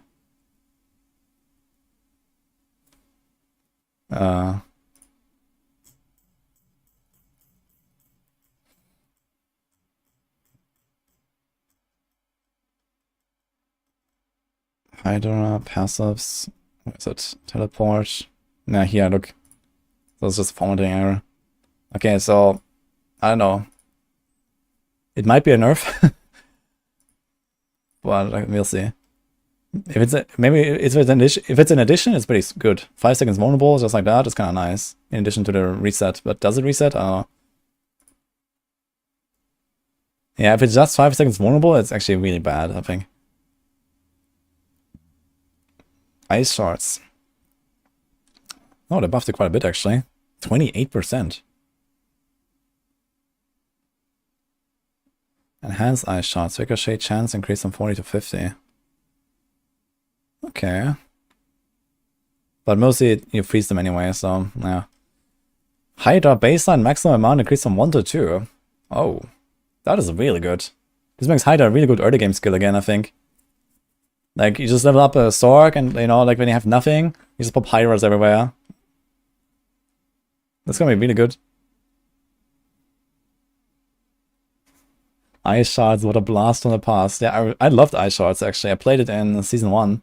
That was really fun. It was my first Sorc build, I think. Max 3 Hydras. Yeah, with the aspect now. That sounds cool. And it also works with the Fractured Winterglass. Yeah, Ice Shard is a really fun build. I really like it. They didn't really change it massively, but they can do some, you know, cool new stuff, I guess. And it's charming to get another Hydra. Yeah, I think the Enchantment Hydra is really bad, though. You need to spend 200 mana, man. The thing is that there's no good way of spending a lot of mana on a Sorc. It's not like you just dump all of your mana instantly on, you know, a kick or something, like a barb. Like, this is really missing on Sorc. Like, you can generate a lot of mana, but you have no way to spend it very fast. I guess Ball Lightning, but then you play Ball Lightning and you have a Hydra, so that doesn't really make much sense. So how do you really dump your resources very fast? To spawn a lot of Hydras, I don't know. Arcane Meteor. Let's go. Oh man, imagine they actually start making like an arcane path for Sorcs. That would be cool in the expansion or something. Omnipower. Oh wait, yes. Yeah, Omnipower with Hydra. Actually, I never tried that, man. I should have tried that, as I realized. But yeah, basically like every second or something, you could have spawned one of these things, and you can have like, you know, the extra duration. You can have like 6, 7, 8 of these 5-headed Hydras active at a time. I never tried it actually. I should have tried that with Omnipower. That would be a really good idea.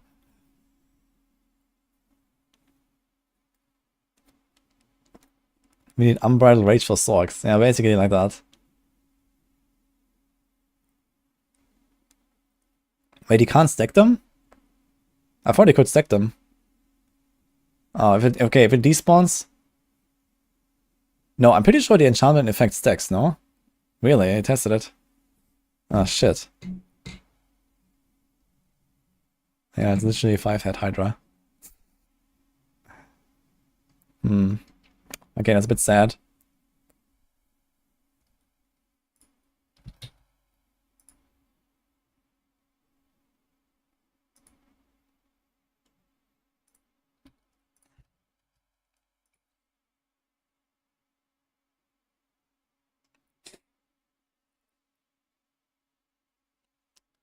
Yeah, okay, F.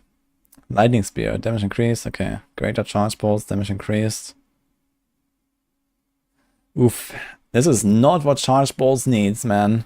Charge bolts needs a buff, but not against targets other than bosses. Like, the boss damage is already ultra weak on this. And now the buffing, the damage against everything but bosses. Amazing. That's gonna feel awful. Okay, Incinerate. New functionality, gain 50% baseline damage reduction. Okay. Dude, Incinerate is actually shaping out to be really good, I think. Damage increased by 10%, okay. Passives, Elemental Attunement. Cooldown reset chance. Okay, nice. Mana Shield. Nice. Devouring Blaze. Crowd control enemies now provide a damage bonus instead of immobilized. Ooh. Okay, it's not really a massive difference anyway anymore, but nice. Conjuration Mastery. You gain 1% increased damage, movement speed, and 2% mana generation for each active conjuration. What?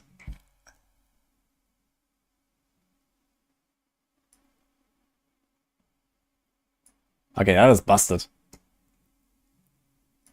That is insane.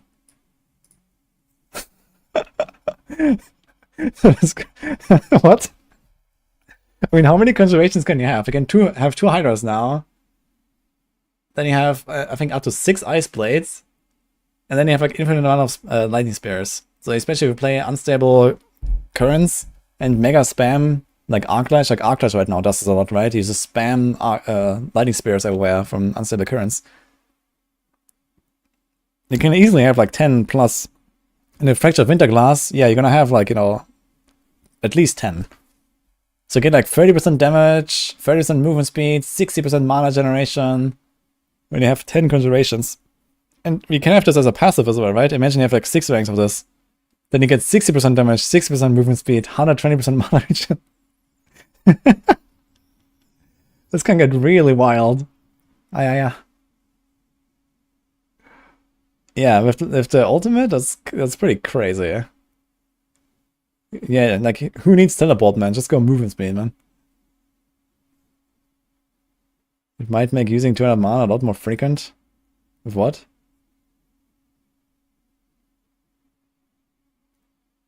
Yeah, Frozen Orbs proc by Conjuration Mastery and getting this buff. Exactly, this is what you're gonna do. This is Conjuration season, guys. Like, Frozen Orb, log in, man. So Frozen Orbs, I guess you can maybe also do like some pure Conjuration stuff. But I guess realistically, the way to do it is just like play Frozen Orb anyway. But maybe invest not so much in Frozen Orb, but more in the Conjurations. Yeah, it's kind of... I think one downside that this patch has is that there is no way to play like a summon Sorc anymore.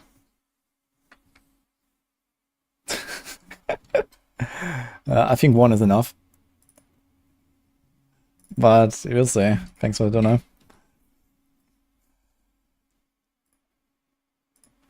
Yeah, anyway, this is pretty crazy. Conjurations are a single target, Frozen Orb is AoE. I mean, are Conjurations very good on single target though? I guess Ice Blades, and the cooldown stuff on Ice Blades. Yeah, it could kind of work out.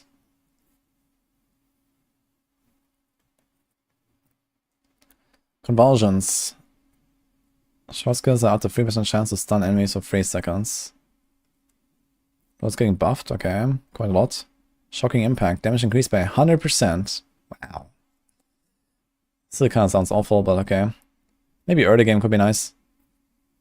A Mental Dominance. Damage increased from 3 to 4. That's pretty good too. Legendary Aspects. Alright. Bounding Conduit. This was the movement speed after teleporting.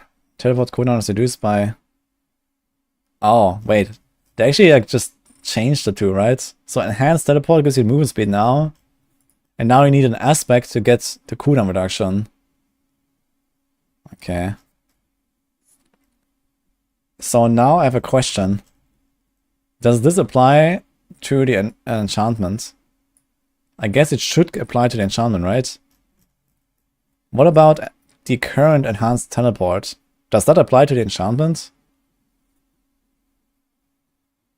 Because this only works when you hit enemies. And this always works. So is that technically a buff? I guess as long as you use the aspect, it is a buff.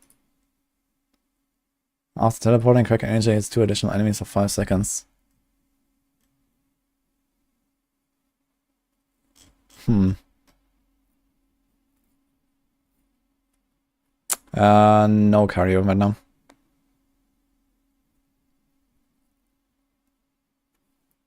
Is Barb nerfed hard? Yeah, Hoda is nerfed. Charge is probably still pretty crazy.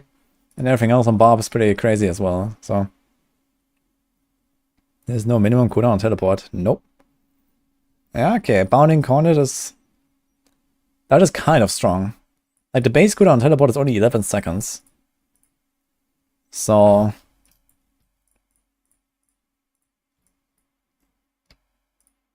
With 5 ranks, that's 9 seconds. And then you put Bounding Gauntlet on the amulet. So you get... How much reduction? 2.5, like 3.75 seconds reduction. So your 9 seconds goes down... Wait a minute, okay, how much cooldown reduction can we have? If you say we can have something like 40% cooldown reduction on a Sorc with offhand, cooldown reduction, helm, amulet, and that's probably stuff like, you know, mobility skill, cooldown reduction. Wait. We have a screenshot of that, don't we?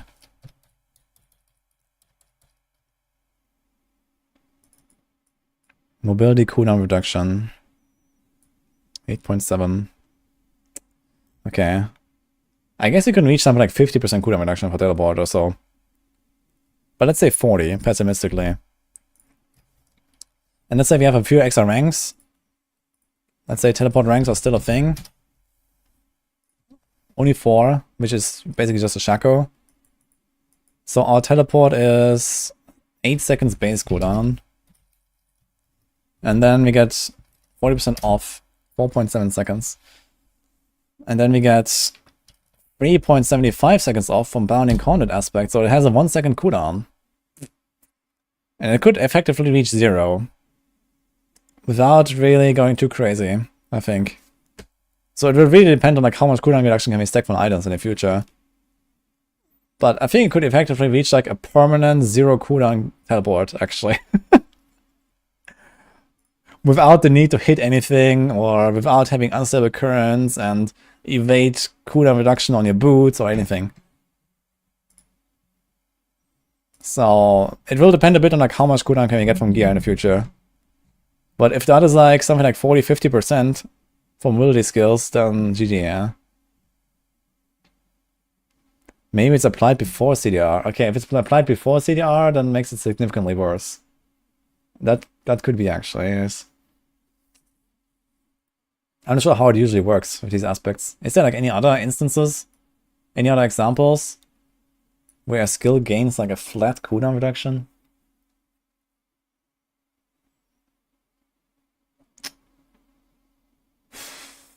Maybe from some ultimate or something? Is that a thing? If anyone has any example, let me know. Isn't there also evade cooldown reduction? Yeah, it doesn't seem like they changed how base types work, so evade cooldown reduction still exists, yes. But they're fixing some bugs. I think they actually have fixed them. Have to fix them, or will they fix them in Season 4? But currently, you get like all these like free casts from unstable currents. They all proc attacks reduce evade cooldown, and that's no longer gonna be a thing. Shouts. Yeah, just shout very loud as a Sorc, I guess. No, but shouts have cooldown reduction. It's like a flat cooldown thing, but this is like an active effect. It's not like baseline less cooldown. There's an aspect that reduces the cooldown after you cast it, depending on how many enemies are there. So this is not the same, I'd say. And in that case, cooldown reduction is applied first, and then the effect is applied second. So that would actually speak for what I just described. Druid aspects on boots. Which druid aspects?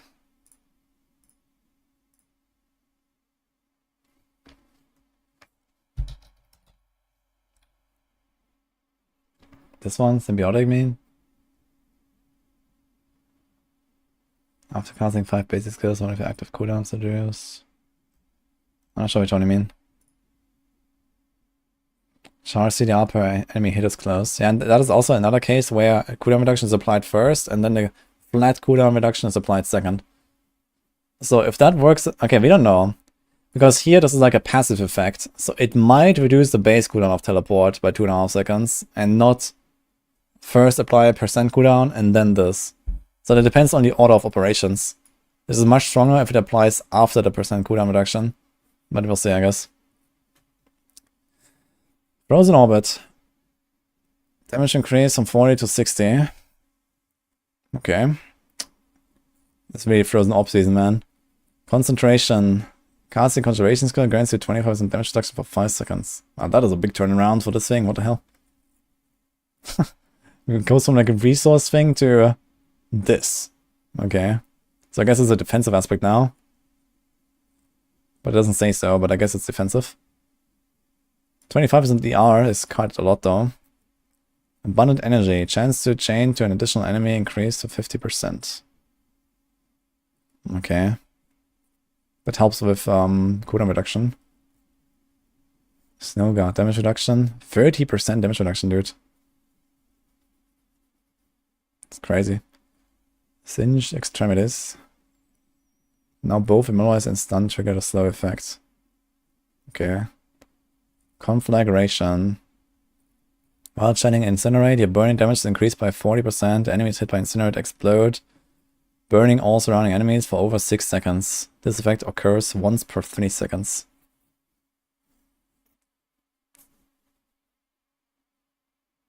Okay. I mean, that could mean anything, really.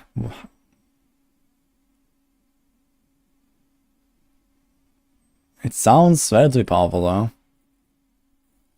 So it's an actual, like, Incinerate aspect now, basically. So the per enemy cooldown. I guess it's like a global cooldown.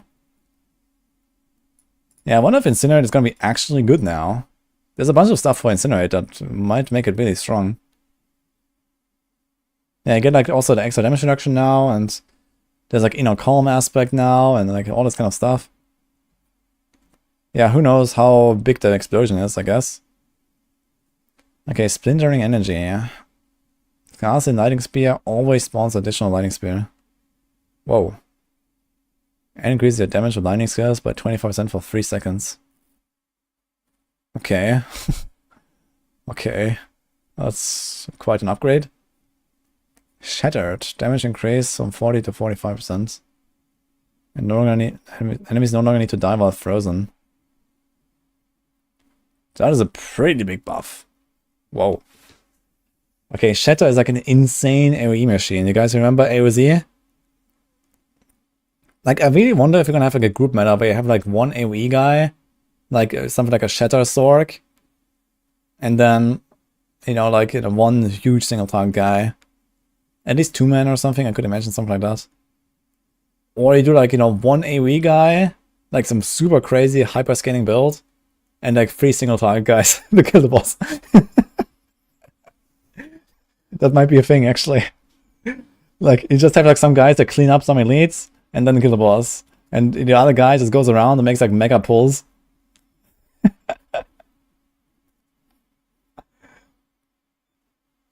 Shatter Ice Shards is awesome. Yeah, but Shatter Ice Shards means you have 0 single target damage, which is a bit of a problem.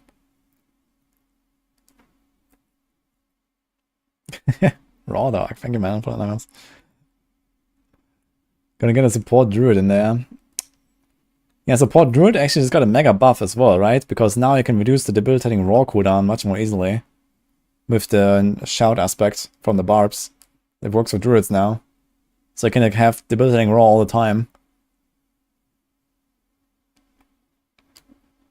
Did the 4 patch notes mention what happens to the gear in your stash? Nothing happens, but you can't tempo or masterwork them. And Flash Render. I mean, Flash Render is a damage item. It's not like a support item, but yeah.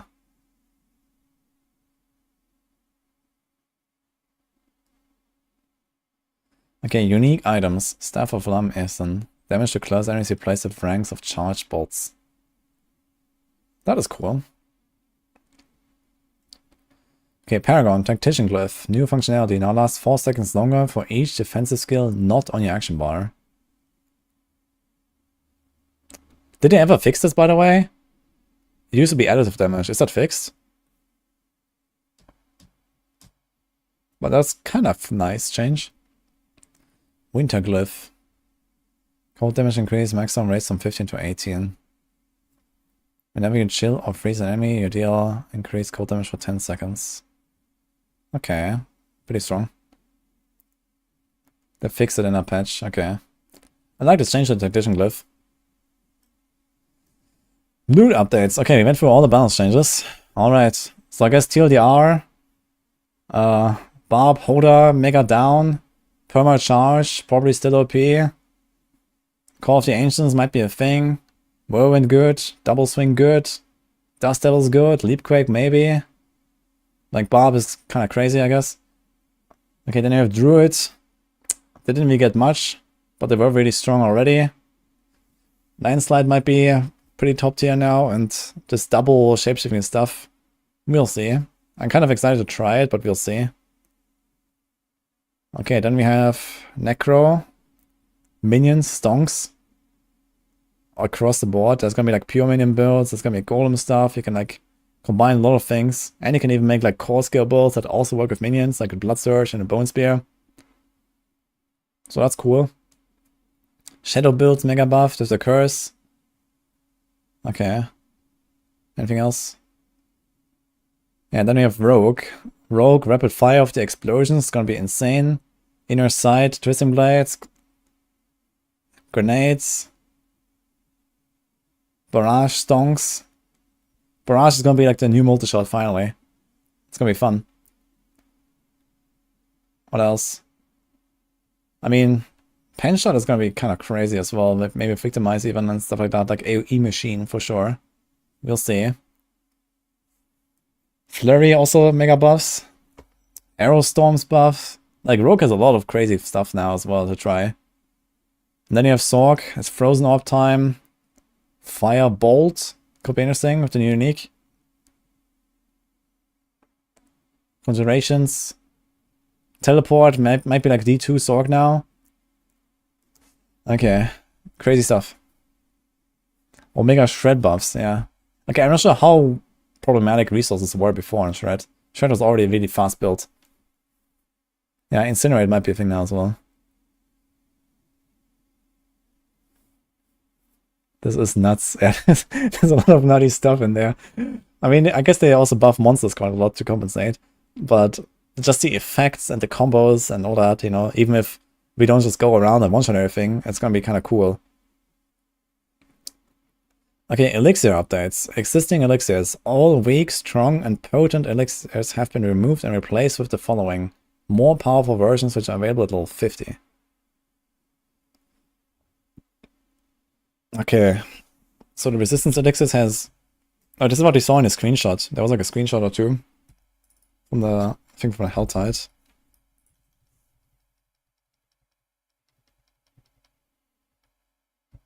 Is that a Helltide here? Ah, here, so... There's also like rare elixirs now. Elixir of Momentum, Elixir of Fortitude 2. So these might be craftable and these might be drops or something. Elixir of Cold Resistance and Cold Resistance 2, 30% on maximum 6. You get more XP now, 8%. Okay.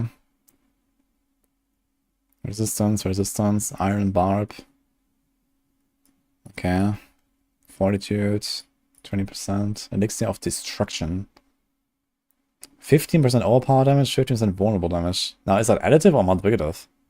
I think currently they're all additive, right? If that is multiplicative, that's insanely powerful though. Precision. 6% crit, 35% crit damage. Yeah, I guess this is probably additive. It's elixir of advantage, attack speed, and lucky hit. That is huge. Okay, if that is a thing, then this must be more bit of too, I think. But we'll see. Resource. Resource cost reduced by 30%. Okay. New elixirs. Elixir of Holy Bolts. After killing enemy, Holy Bolts fire from the corpse of that enemy. I guess like artillery shrine or something. So wait a minute. So these elixirs, the rare elixirs only give 6% XP, but these give 8. What? Elixir of Momentum. After killing enemy, increase movement speed by 3%. Stacks up to 15 times. That's really good for twinking.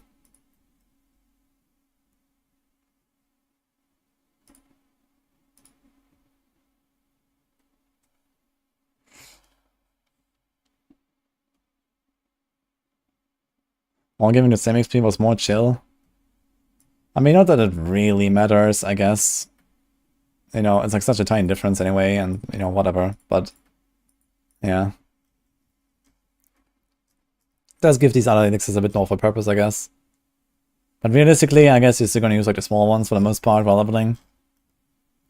But that's a lot of movement speed.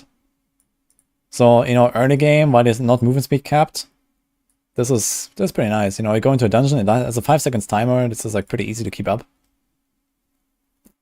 Hey, creeps. Thanks, man. Okay, Asus Helium. Now denotes the bonus critical strike chance based on movement speed and the item's tooltips instead of as a buff on the bar. Okay, new option for camera, zoom out further. Nice. Crafting materials now have rarities. Okay. New notifications related to expiration of migrated seasonal stashes. Okay. Search for your stash now supports filtering by item power. Okay. Drop item can now be used when selecting control click on keyboard. Oh, the technology is there, guys. Now that we don't get flooded with like 2,000 items per run, they can drop items. Wonderful. The skill tree can now be navigated with the D-pad on controller. There's now a pop-up on the HUD when picking up materials. Miscellaneous changes made to proof of all readability. Okay. Trials. Players who earned the Seal of the Warrior for a given week in the Gauntlet now have a 100% chance of being awarded a unique item. Okay, that's nice. Motherlock chests now additionally drop 500 obels. Cool. I mean, they're really rare, but that's cool. You have to learn which dungeons have Motherlock chests now. There's a lot of obels.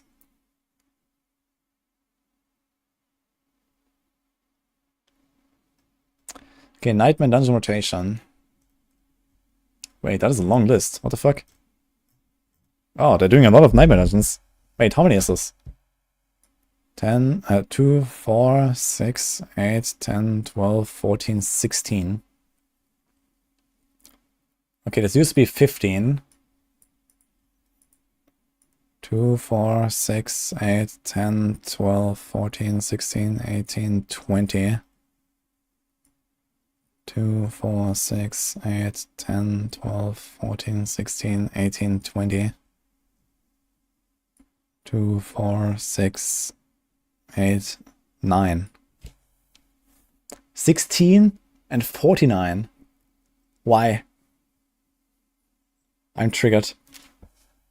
Okay. 49 Nightmare Dungeons, huh? That's a lot.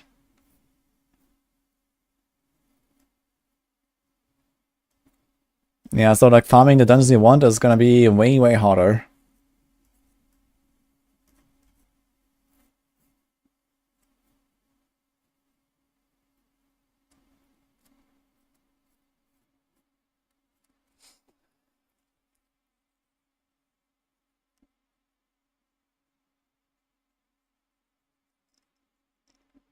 Abi Manu about Mundunugo. It doesn't help very much. It's very little. Isn't that just all the dungeons in the game? No, there's like, I think 120 dungeons or something, I believe.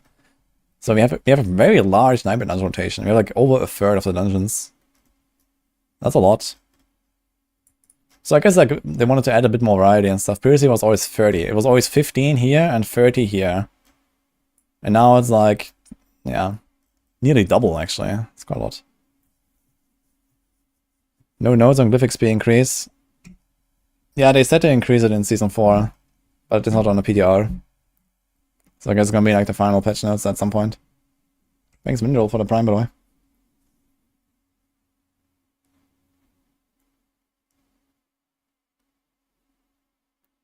Maybe they plan a long season. I kind of doubt it, actually. I think they want to get their seasons out roughly every 3 months, and they just kind of made an exception this time. And also puts them on a good path for the expansion release, probably end of November or so. Because now we're gonna have a new season, middle of May. They're gonna, like, you know, push it by like a week or two to like end of August or so. And then they can do like end of November or early December for the expansion. So that sounds like a pretty good like time schedule. But we'll see, I guess. Okay, miscellaneous traversal skills such as leap and teleport can now have the distance determined by how far the analog stick on the controller is deflected. Wow, look at that, guys. More skills will now appear more visually powerful as the skills gain power. That is cool. I hope that it's gonna be kind of impactful. Did you know that that's actually a thing? This is something that I have talked about in some developer update like 3 years ago and actually showed some screenshots of it. But then I never really noticed this in the game. So I hope that's actually much more noticeable now. Yo, we that. Thank you. Yeah, patch is looking really cool. There's a lot of interesting stuff.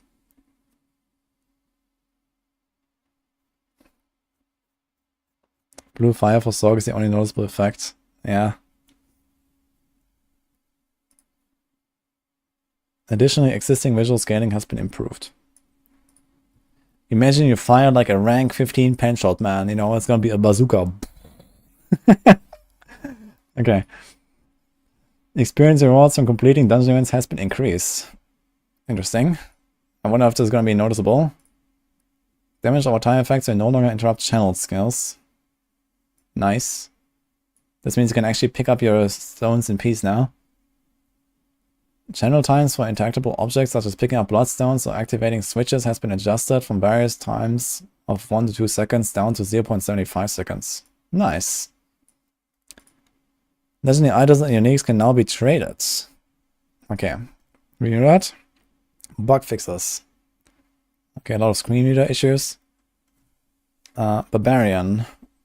Fixed an issue where Iron Skin did not benefit from bonus barrier generation sources. Okay. Fixed an issue where upheaval cast by Madog with counter-ancients would not stun. Okay. Fixed an issue where tutor from the aspect of ancestral charge did not denote the damage bonus is non-bigotive. Okay. Fixed an issue where Rumbleglyph did not fully give bonus damage to all earthquake effects. Fixed an issue where non-skill damage effects such as Metamorphosis or Gores could grant stacks of Furious Upheaval. Yeah, this was actually kind of funny. Back in Season 2 with Necromancer, this was actually really good leveling tech in Domain Tunnels. You use Furious Upheaval, Necromancer, and every 4 seconds you get the full buff. That was kind of crazy.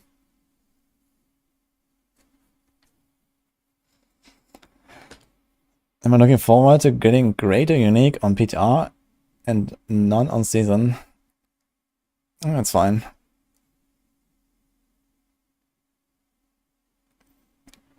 Will Maxwell be updated with all the stuff so we can start experimenting early with builds?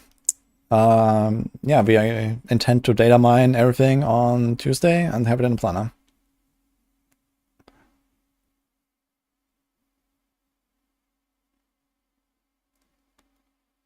They didn't fix the issue with charge aspect not working on some weapon types. It doesn't work on some weapon types. Here's something. Fix an issue where the aspect of ancestral charge could occasionally stop functioning properly. So, I guess that's it.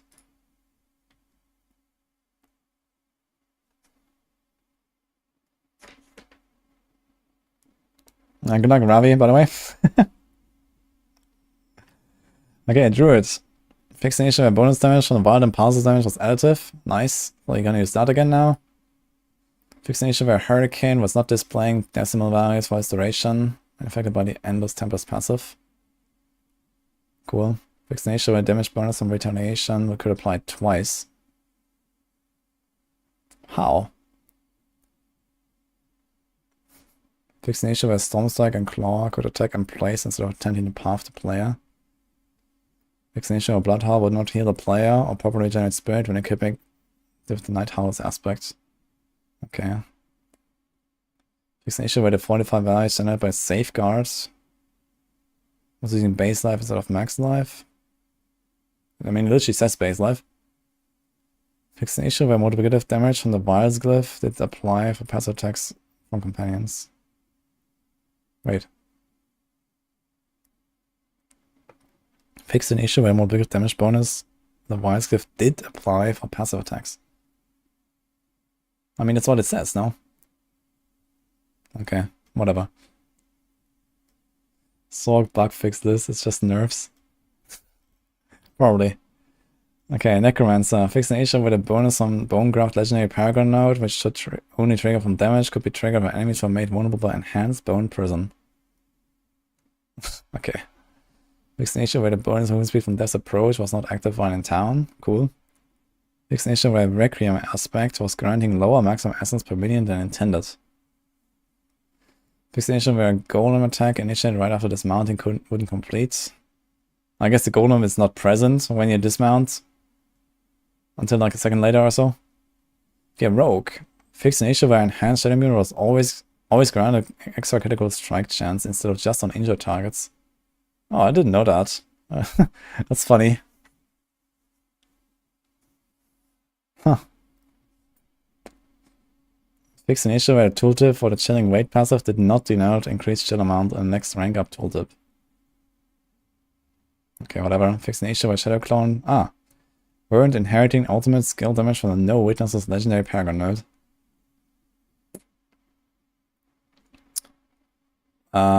I mean, that's only one of the 27 problems that the Shadow Clone has. Where's the rest?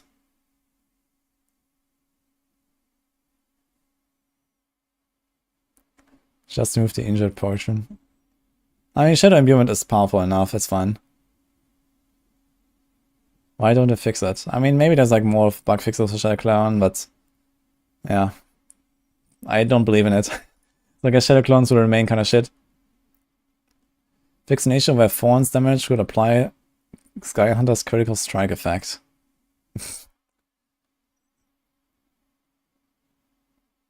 Fix an issue where a glyph upgrade pedestal could spawn directly on top of a player if a Nightmare dungeon was completed while casting Barrage. What the hell? I think this might have to do with the bug that we had back in, was it Season 1? Where sometimes there would be no glyph upgrade, only if you played Barrage and killed the boss with Barrage. And I guess they made like a fix for it that just like spawns at the top of you or something. And now they're fixing that. Okay, that's kind of, I didn't know.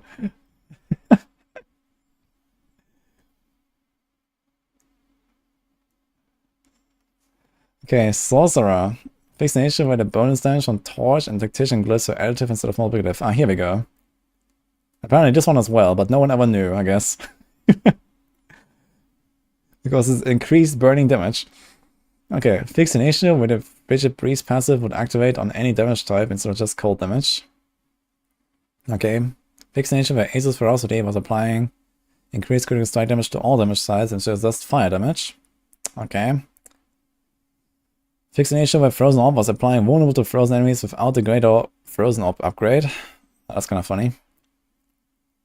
Fix an issue where Destructive Ice Shards vulnerable effect could be applied by 3 Ice Shards casts granted by the Ice Shards enchantment. Okay, I guess that makes sense. Fix an issue where the effect from aspect of Searing Wards could be consumed by 3 casts granted by the Fireball enchantment. Okay. That kind of sucks. Okay, that's a good bug fix. Is Vermin getting nerfed? Nope. Actually, Vermin is going to be really good, I think. Fix an issue where other players in a party could trigger the Fireball enchantment effect when far away from the Sorcerer. Okay.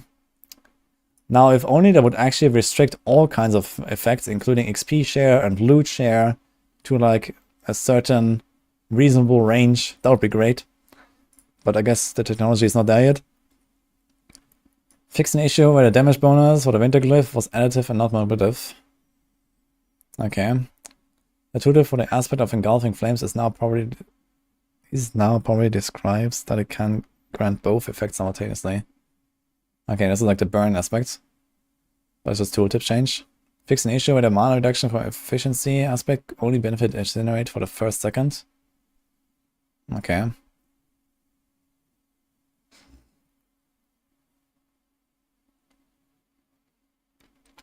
Fix an issue with the additional ice shards aspect from the aspect of piercing cold were dealing more damage than intended.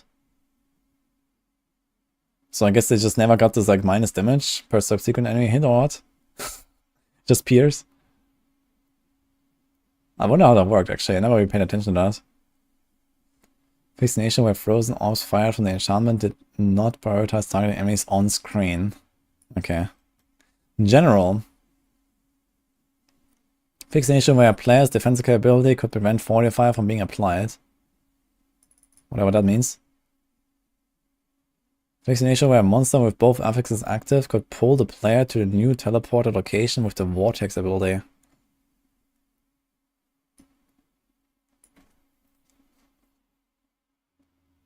Are you talking about Diablo 3? What? What Vortex?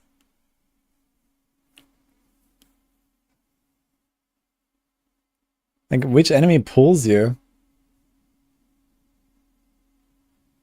That's not a thing. Leaked. Maybe it's an expansion thing. Vortex is coming back in the expansion. Get ready, guys. I don't know. Okay. Fix an issue where the animation for Echo of Lily's death from above attack didn't sync up with the actual area of effect for the damage. Oh, look at that. The guy that hooks you. Now, the hook is not a Vortex.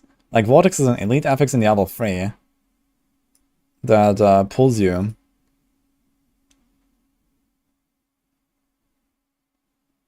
Fix an issue where players could be damaged while using a traversal. Okay, that's nice.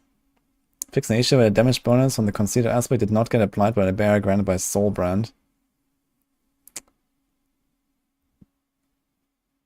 Okay. I guess Soulbrand might actually be a mildly decent item now. So damage reduction from close and the barrier stuff. Lucky hit, barrier generation. For the Sorcs at least. Maybe it was on the Bloodseekers. No, maybe they just added a new affix. Maybe there is actually like a hidden new affix or maybe multiple affixes. Could be. That's kind of weird to see this in the patch notes here because it doesn't exist currently. Okay, but I've seen patch notes in the past for Diablo 4 where they fixed one thing that was removed in the same patch as well and these kind of things. So, you know, sometimes they probably had like a fix for it and then at some point later they decide, okay, let's just get rid of this or something. So I don't know.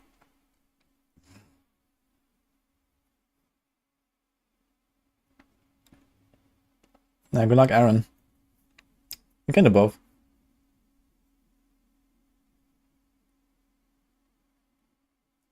It does say the Vortex ability, not affix. That's true, actually. But they're talking about Teleporter.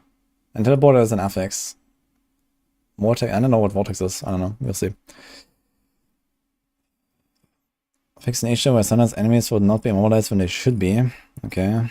Fix an issue where Aberrant Cinders would remain on the ground after Helltide has ended. Yeah, that could happen if you, like, opened a chest right as it ended, for example. Which, I mean, okay, whatever. Fix an issue where a player will be unable to move freely when changing the world tier and using a town portal at the same time. Fix an issue where attack speed, magic, paragon nodes grant less attack speed than a tooltip stated. The value now matches a tooltip. Okay. Fix an issue where the unstoppable effect from the eluding aspect could trigger when the player was higher than 35% life. Okay. Quests and dungeons. Fix an issue where Drowned Seek and Marine's Refuge could drop no loot. That actually happened very often to me. Fix an issue where uncorrupted flesh could not spawn during the perceived threat quest. Okay. Fix an issue where using a town portal after killing Demoth Death during the Death of Despair quest could block progression. User interface and user experience. Fix an issue where the affix preview window at the cultist showed a fixed value instead of range of values. Fix an issue where the key would not display in the key binding menu if F8 was set as a binding. That's a very strange bug. Fix an issue where Tomb Lord exists. Fix an issue where Tutor for Exhaust Corrode Signal implied a larger area of effect than the ring actually did damage in. Wait, does it say what range it has? What? The tooltip implies a large area. Doesn't imply anything. From controller players that attempt to move and cast an ability but lack the resource for that ability, you will continue to move that direction until you have enough of your class's resource, at which point you will stop moving and cast that ability. This has been fixed, so that the player will stop moving even when they don't have enough resource to cast. Okay. Who uses Exile? Oh, Blizzard Sorcs do. And I guess maybe stuff like Incinerate Sorcs as well. I also did it a bit on like Poison Rogue stuff. There's a few use cases for it. It's a pretty good item. I'm not sure about Rent Barb. Fix an issue where the damage reduction from Harlequin Crest didn't display in character stats. Okay. Fix an issue where swapping key binding presets won't persist between play sessions if that was the only setting changed. Okay. Fix an issue where Edgehouse aspect could sometimes not appear when searching the stash. Fix an issue where the Glacier aspect tooltip in the Colors of Power is inaccurate. Fix an issue where unequipping a Paragon board that has 2 unlocked gate nodes not connected to each other would result in other boards becoming unequipped. Fix an issue where powers or items that scale with player attributes such as the powers of Deathless Visage or Flesh Runner did not properly display the scaling bonus. Okay. The 4 bugs are the best. I mean, it is kind of interesting. Miscellaneous. Fix various instances where some items were class restricted when they shouldn't be. Nice. Fix an issue where ancestral items could only be gambled for when the player's character was level 73 or higher.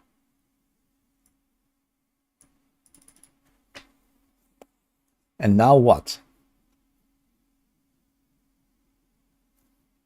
Now, what determines it? Like, what? Like, it made sense, you know? Nightmare difficulty was supposed to start at 53, and you got sacred items from gambling at 53, and Torment starts at 73, and you get gamble at 73. And now what?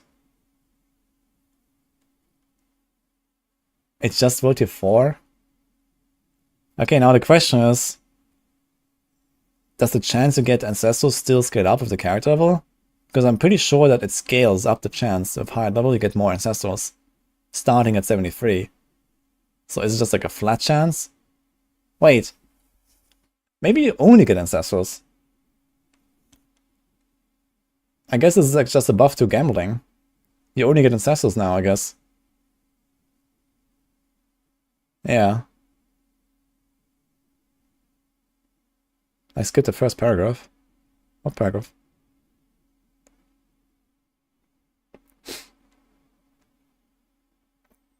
Yeah, I know, like somewhere very far up they wrote that you can only find Sacreds and Ancestrals in those world tiers, so I guess this applies to gambling, yeah.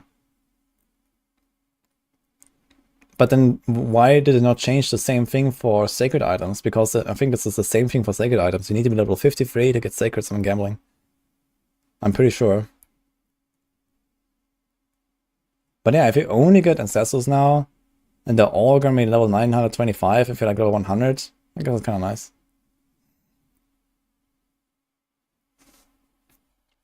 Okay, various performance, stability, visual, and UI improvements. Okay, that's the patch notes. Holy. Now we have to pack this into like a 10-minute summary. That's gonna be fun. Time to make notes.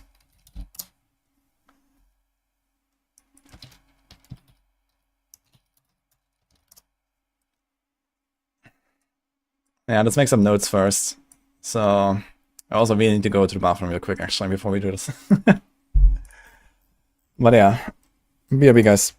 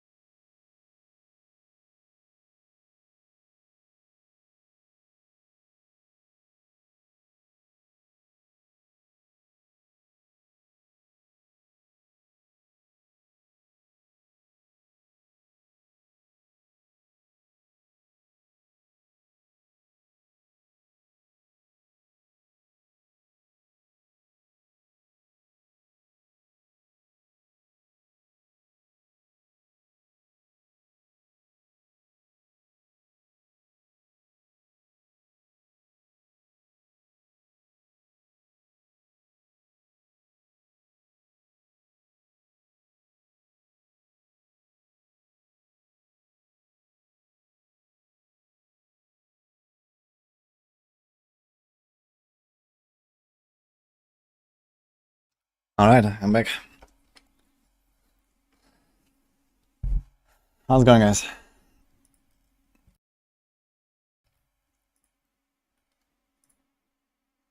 Let's close a few things here. Guess we don't need that anymore. Okay, I want to make some notes. I'm gonna do like a little recording for YouTube, guys, before we continue, and then we're gonna start making some planners, I guess. It's gonna be interesting. Yeah, I did a short break here, but I'm back. You are little hyped for Season 4. Why are you just little hyped? Is it gonna be fun? I think it's gonna be very fun. There's a lot of really cool stuff in this patch, I gotta say. I should do one for each class. Yeah, don't worry, this is not gonna be the only video I'm gonna make on this. We're definitely gonna talk about all the classes. I'm gonna probably spend like, half the night recording stuff and, going over the patch notes again and whatever. So don't worry. But, like for like the big patch notes summary, like a lot of people are looking forward to that. So let's try to do that. So first of all, okay, itemization changes. Again, let's say from previous campfire. Itemization, Helltide, tormented bosses, drops, like all that stuff is in there basically. Tempering, crafting, masterworking, crafting, trade, these kind of things. So I'm just gonna like glance over that because we already know most of these things. Or at least most people will have seen them before. The pit. Oh yeah, forgot about the pit. The pit. Greater rifts.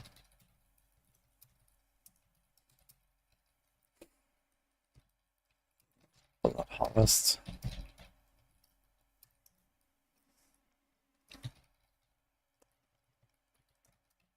Open trade. Okay, anything else? Boss ladder. 125 loot everywhere. Etc. Okay. PTR 2 to 7 to 9 April. So I guess it's like a good summary of all the existing knowledge. It's not a Google Docs, I'm just like doing some notes right now. Thanks laughing, by the way. 58 months, holy shit. Link for a great hardcore rogue guide, please. We have many of them here.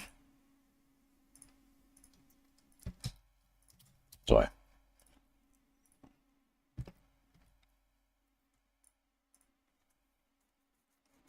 Season 4 starts on the 14th of May. Yeah, I guess we can add it here. Season start, 14 May. Alright, anything else that we need to add here? Codex. Oh, I forgot the codex. Codex update.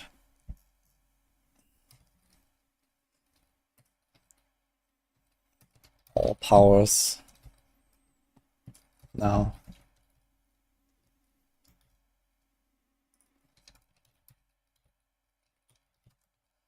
Okay. What else? Basic item updates. Miscellaneous changes. Gems, salvage, uniques. Okay, I mean this is kind of like minor stuff. So let's stick to like the bigger stuff here. Alright. Now, new from patch notes.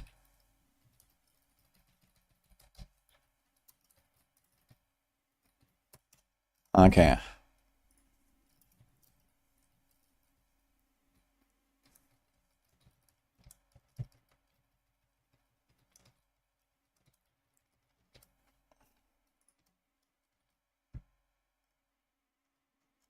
Alright, so where were we? How to install a PDR. New items. Okay, so let's go by class, I guess. Barb. Druid, Necro, Rogue, Sorc. Hoda. Mega nerfed. Actually balanced. Overpower. Nerfed. Dust Devils. Mega buff. Leapquake, maybe. Whirlwind. I guess I go with the Dust Devils.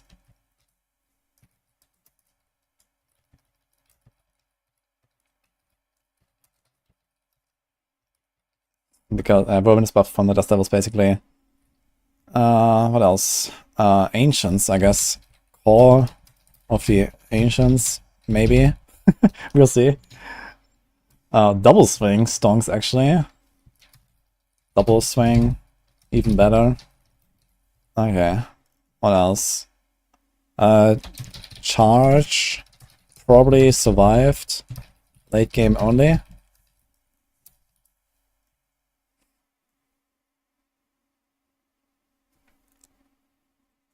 Have fun updating max roll. Well, luckily I have a dozen blasters that do that with me. So I think you're gonna be just fine now that you actually have so much time. Usually we get like patch notes and like 4 days later season starts, and now we actually, you know, get to play it and we have a month to do everything, so it's gonna be nice. We're gonna do some fancy updates. Okay, I think this is most of the barb stuff. Shouts nerfed a little bit, I guess. One of the founders of Maxroll. Not exactly a founder, but I was there basically from, you know, the first project with D3.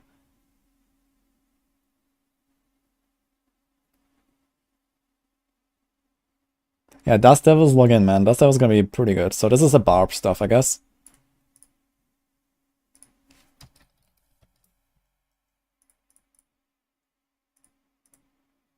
Alright, let's go with Druid. So Druid, Companion Stonks. Might be a thing. Landslide. Buffed. And shape-shifting. Especially double. Or like active shape-shifting, I'm not sure. Very active shifting. Mega buffed. Lacerate plus Petrify are buffed. For some reason buff Petrify. What else on Druid? Shout Druid. With Flash Render? Maybe?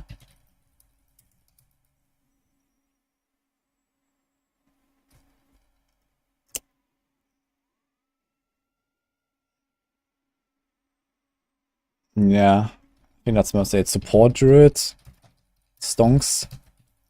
So support Druid might actually be a thing in the pits. We'll see. Shred. Yeah, Shred is also buffed, I guess.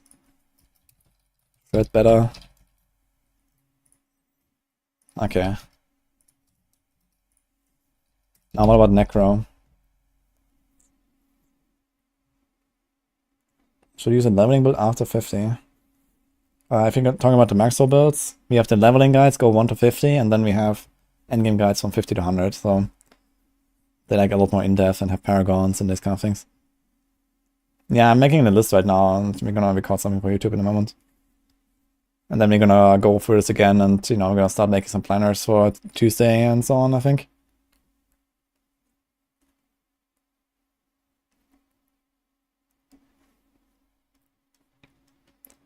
Alright, Necromancer. So, Blight got some burst. I don't know exactly how this will work. Blood Surge. Even more ridiculous. Minions. Crazy across the board. Both pure and hybrid. I mean, like, you know, hybrid being like you do damage and the minions do damage. I guess minions are gonna be pretty good, I think. We'll see. But yeah.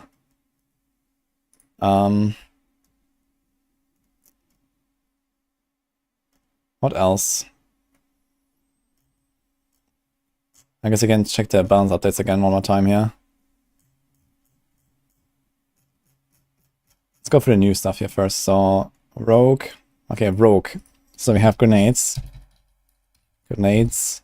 Rogue is a thing. Rapid fire. Crazy. Barrage equals D3 multi-shot. Larry stonks. What else was there? Like, I'm really excited for this ring here. I want to see the stats on this ring. Inner sight plus preparation, mega buffed. Hey, Kondoric. Thank you for the 26. The golden goes unstoppable, yeah. I'm just gonna add that. That's kind of big, actually. Golem. Yeah, Rogue in general is like kind of crazy. Rogue kind of feels so good with like everything. Necro wins the lottery. Yeah, I wonder like how crazy minions will be, man. Kinda excited to see it. Is it too late to play a seasonal character? Nope. You have like 1.5 months until next season. Did it show what other uniques for class removed like Azurath? There was no mention of that. But also the patch notes don't mention the Azurath here. So maybe there's a few others. Okay, let's see Sorc. So Frozen Orb, Insane, Conjurations, Incinerate might be a thing. Firebolt, basic build, maybe.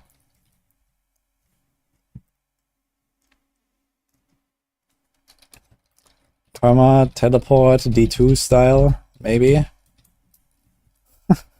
I mean, if that works, holy, that might be like even crazier than what we see now with the Sorcs doing in the Gauntlet. Okay, what else? Dodge, I guess general. Let's do that here actually. General. Hey Rosetta, thanks for the bits. No G death. I guess we can add that. No G deaths. Any more?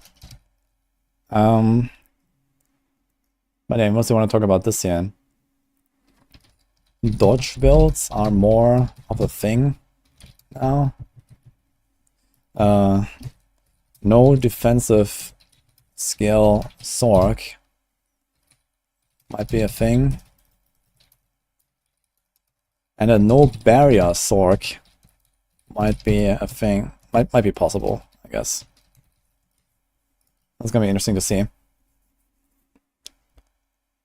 So this is kind of like a big change to the entire class, both these, where like every build can maybe suddenly try to like build everything differently, basically.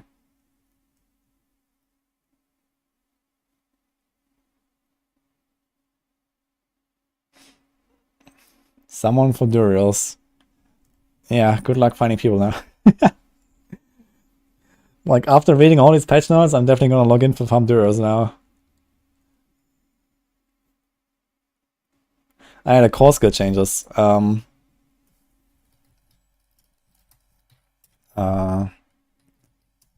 Skills have a lot more tags, e.g. mastery equals core. Alright. What else? Shouts, etc. Okay. What else? Barb, kick stonks.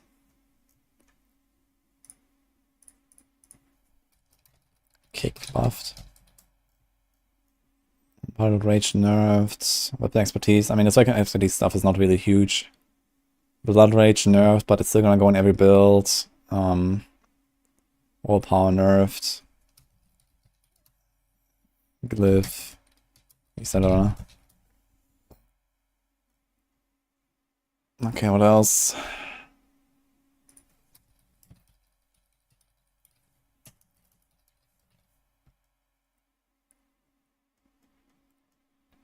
Stepples, Veteran Brawlers, Neepquake might be a thing. Rage of Harrogod, Azura, Field of Crimson, Rupture. I mean, Rupture is much better now with this. But realistically, it won't really matter because most people are gonna go for Grandfather later once they have like everything. This might be like a good like early game solution though. Field of Crimson. You just walk up to the guy, press Rupture. You get like the plus 20% damage. You get like 40% attack speed, I think. This could be kind of interesting. But it's also a two-handed weapon slot, so we'll see. I imagine you can do some pretty crazy tempered affixes on two-handed weapons, to be fair. Alright, anything else here on Druid?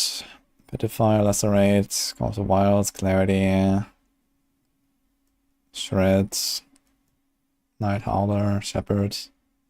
Ah, wait a minute. Hurricane Druid, man. Hurricane Druid, lol. Okay. So maybe we're gonna maybe we're gonna see a Hurricane build. I wanna try that. Because there was like this insane buff where Shepherds now works on Wrath skills. And you can get like this permanent crit buff with the clarity change. Here, this one. Clarity plus aspects.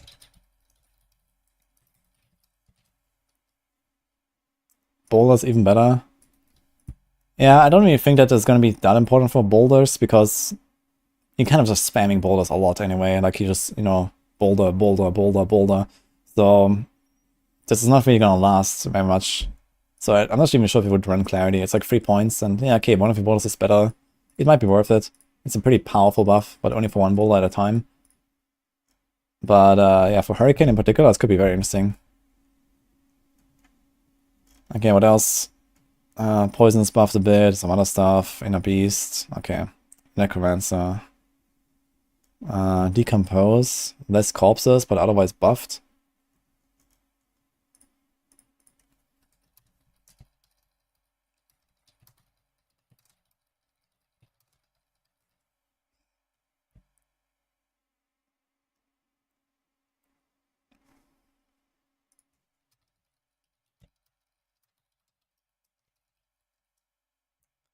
Okay, Armor to Death, Inspiring Leader. Inspiring Leader is crazy.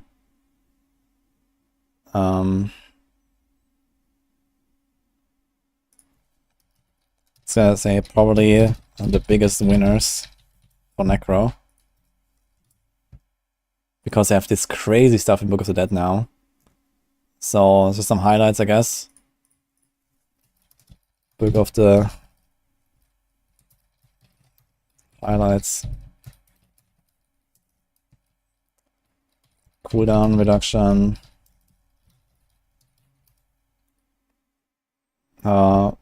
Golden pull. Resources. Bone spears from your mages. I mean, kind of crazy stuff.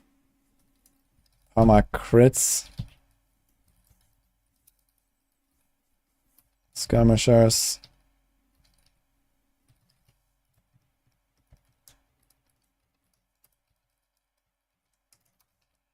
Okay, so crazy stuff there. Yeah. What else? This is kind of nice. Flesh rending, rotting, shadow builds, stonks. Shadow builds, stonks, damned aspect.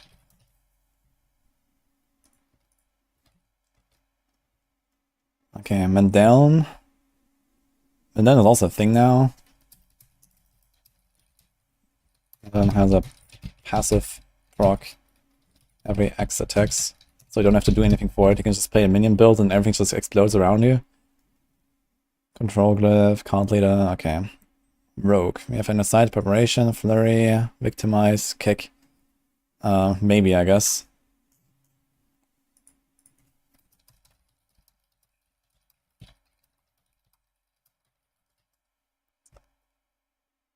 Exploit weakness, though.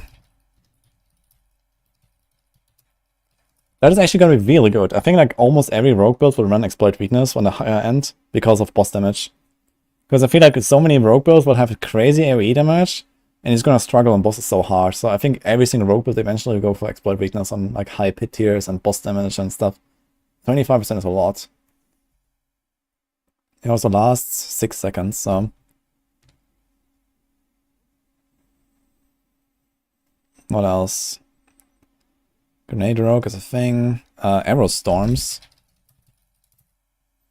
Seems good.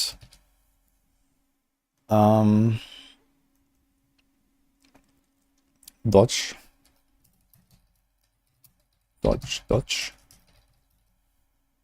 So that's the thing. Frostbitten aspect. Let's go with the grenades. Critical fog, yeah, it's kind of like nice little buffs everywhere.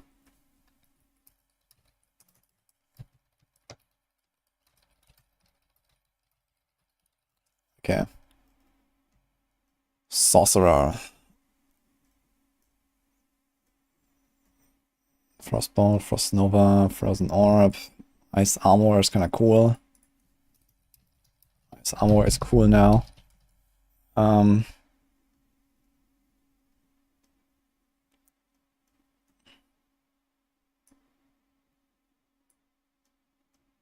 Flame Shield, Teleport. Conjurations. Insane. Okay. Sorc Companions. Yeah, Sorc Companions probably means the Conjurations. The question is, to which Conjuration does it apply? Because I don't think that Lightning Spear is really like a pet. If anything, I guess the Ice Shard, the Ice Blades are probably like a pet, but I don't know.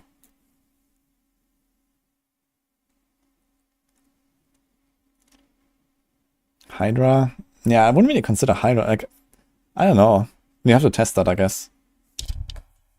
I don't think that Hydra is considered a pet currently.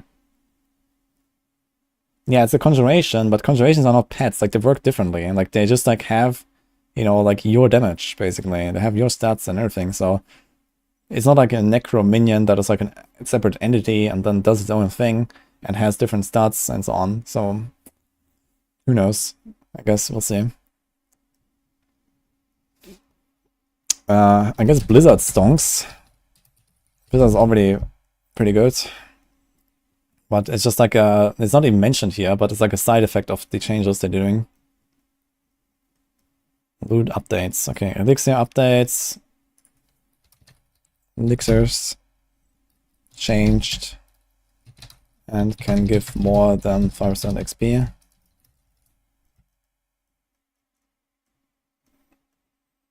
Okay, anything else? Bigger zoom. More zoom out. Controller players can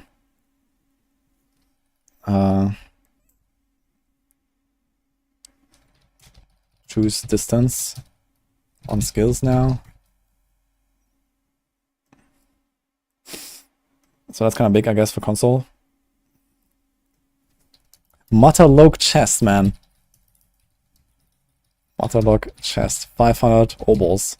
Lol.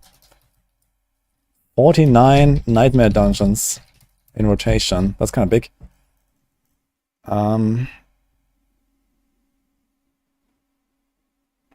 Something else. Skills grow visually in power. So that's... I wonder how noticeable it's going to be, but since it's in the patch notes, I guess it's quite noticeable. Dungeon events might be good for leveling. Dungeon objectives. Less annoying.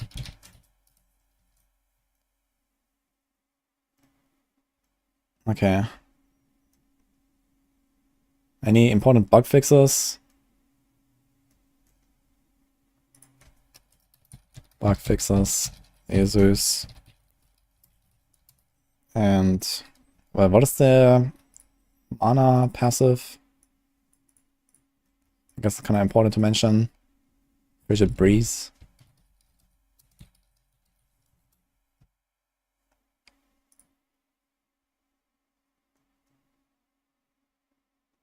Graphics evolve as your power progresses. I'm gonna yoink that. Thanks, chat. Very eloquent.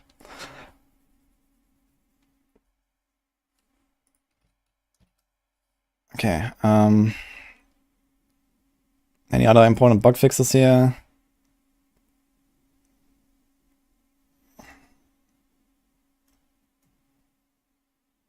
Nothing really big, I think.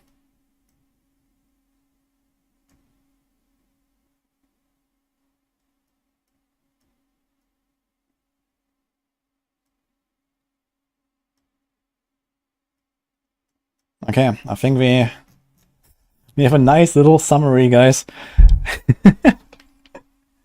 Ray tracing, yeah? Ray tracing is already in the game, but I guess most people are probably not aware. So maybe I can add that. Sure.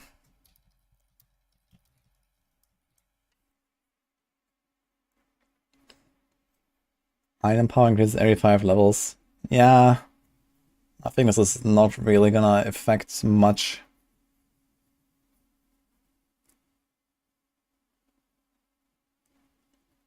This is for PDR, not Season 4. Yeah, whatever. Like, I don't want to like put the entire patch notes in there, right? Because then I can just like Control A, Control C, and then I can read it out. I want to like go over the important stuff. So yeah, let's do that. Tempering and masterworking. Yeah, this is I'm not gonna explain that now. This is from the previous campfire, but there's new crafting. You can add new affixes to items and you can upgrade them in certain ways with the new systems. You want your minions to grow in size with more power. Big golem. That'll be funny, actually. I gotta say. Oh my god, look at that scrolling.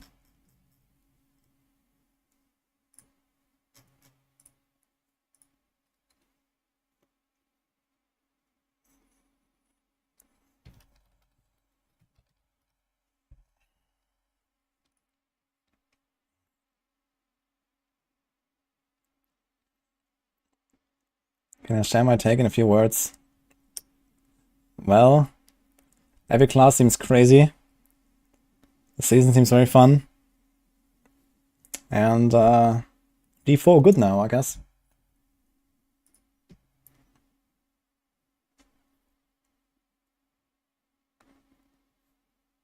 Curious how Bloodshot would look when it grows in power. Same for Dust Devils and Earthquakes.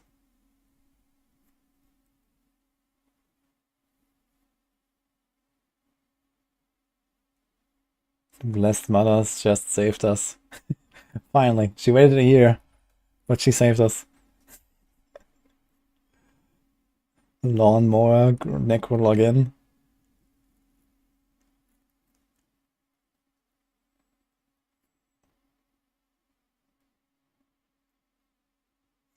Blood Surge has a thing now that explodes corpses to mini blood surges. Yep. Yep. That's gonna be interesting.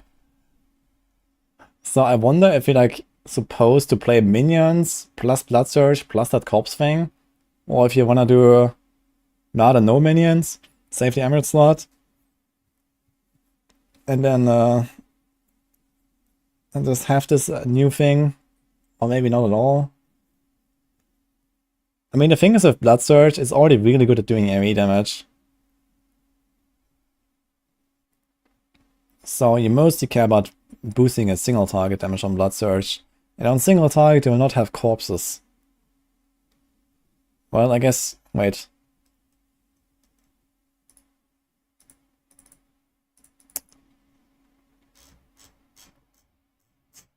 So, did they change the Book of the Dead with the Reapers? No, the Reapers still give you corpses, right? That's still a thing.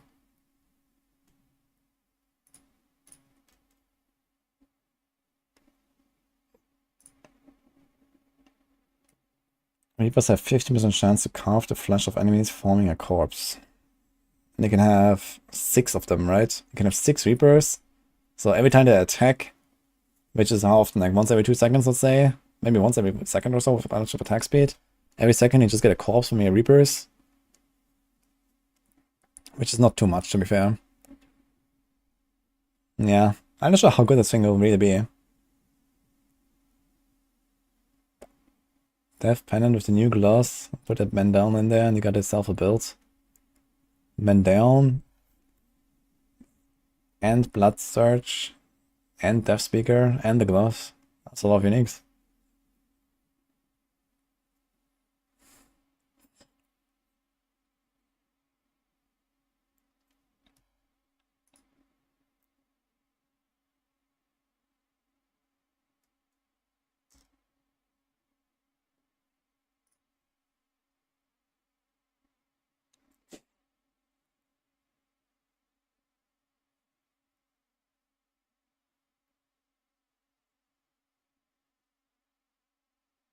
Such a small detail, but the warriors will run ahead of the Necromancer sounds good.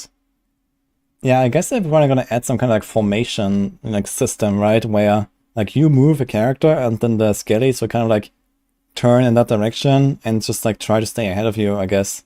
And then probably having some extra aggro radius and then kind of like rush in. So sounds kind of good. I wonder how it's gonna feel.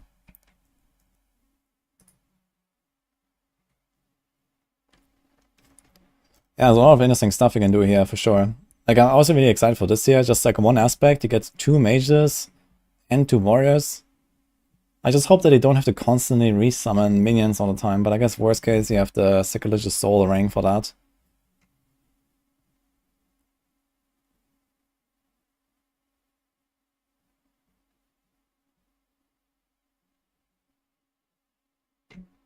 Will they ever update the map or add to it, or same map forever?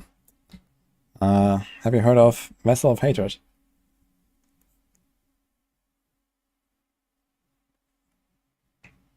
Minion season, let's go.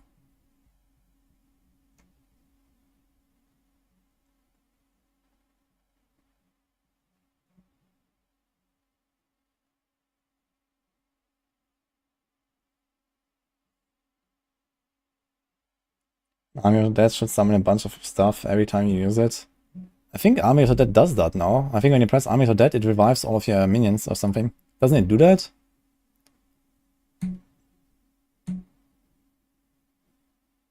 Yeah, it raises your skeletal mages and warriors.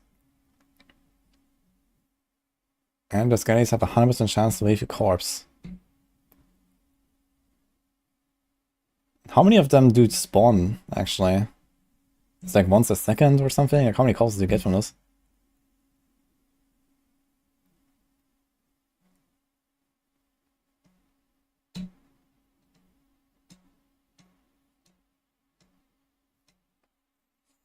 They will add to the map, yes.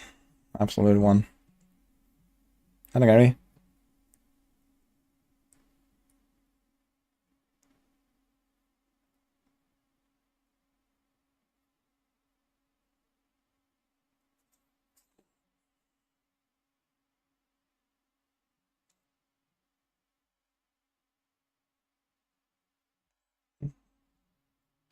Hope that they don't invalidate the old content in the expansion.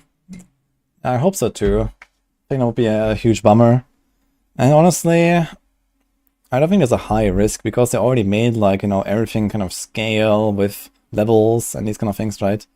Like they can keep all of the dungeons they have and, you know, keep the Nightmare Dungeon system and, you know, all that kind of stuff. So I guess we'll see what will happen. Maybe the Hell Tides will stay in like the old sanctuary, but then it's gonna be like some new outdoor stuff that will happen in the new parts or whatever.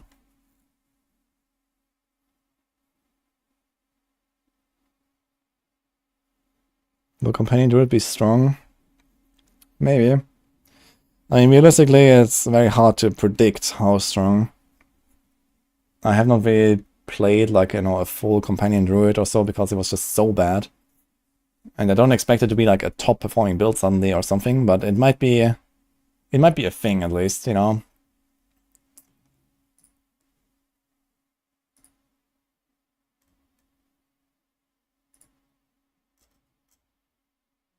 So we might actually not have this grayed out anymore, at least. You know, like we keep getting so many questions about companion druids. We just put it on the tier list like, you know, half a year ago or something. And it used to be F, and then at some point we moved it up to D. But yeah, I mean, it used to be so bad.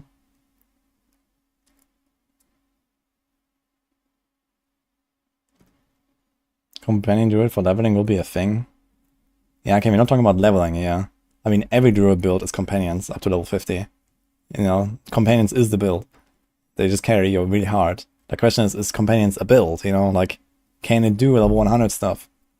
Can it do the pit? Can it do the Ur bosses, you know? No Incinerate build on there. Yeah, I guess you can put it Incinerate down here, actually, in the old F tier.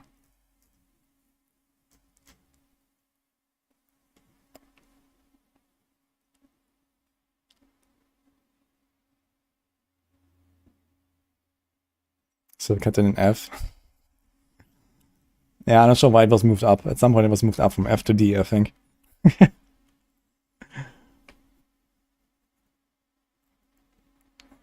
I mean, at some point they buffed companions by like, you know, ×2 or ×3 or something, and then did it again.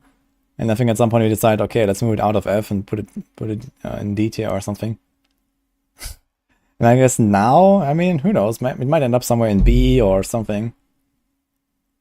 Thanks, Absolute One, for the sub.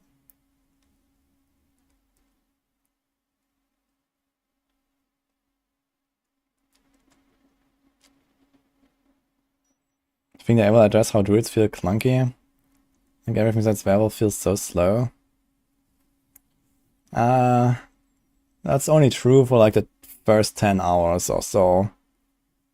And not even there necessarily. You have a lot of extra, like, you know, movement and utility and damage. Like, the thing is, the druids are very powerful by default these days, for starting from level 1 basically. And later on, you're just gonna have permanent 200% movement speed, and then you have even builds like Shred, or you can even include Shred in other builds, and you just fly around. So, how do I rate the nerds? 1 to 10? Give it a 9.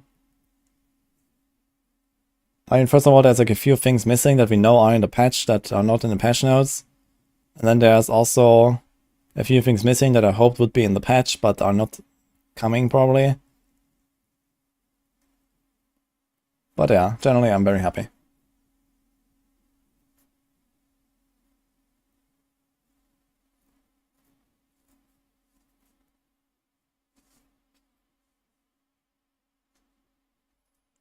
You hate how long you stay still to cast them. I mean, Lightning Storm is a channeled skill, that's just how it works, I guess. But they also made it like very mobile. You know, Werewolf later, you have like perma movement speed cap. You one tap entire screens. Like, Lightning Storm is pretty good. It was like the meta build for the season, basically. But yeah, I don't know. I guess it's just how Druid feels.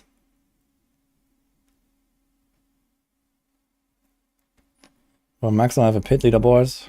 Yeah, we're gonna do something similar to AOZ most likely. So we're probably gonna run an event on my Discord. People submit their runs. And my plan was to run it from 14th May to probably the 2nd of June. 19 days. Well, that was the original plan, because PoE beta starts here. It was supposed to start here, and now it's not. But yeah, I think, like, you know, kind of limiting it to like 2.5 weeks is fine, so you might just do that anyway. So that's the plan, at least for now.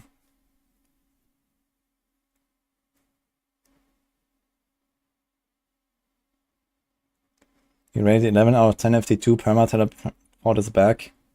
I mean, if that's actually true, I would rate it 7 out of 10 instead of 9 out of 10. I think it would be a huge mistake to bring back anything remotely close to Diablo 2 teleport. We already saw it in the current patch, and it was a mistake. I just think that they didn't nerf it enough. So we'll see.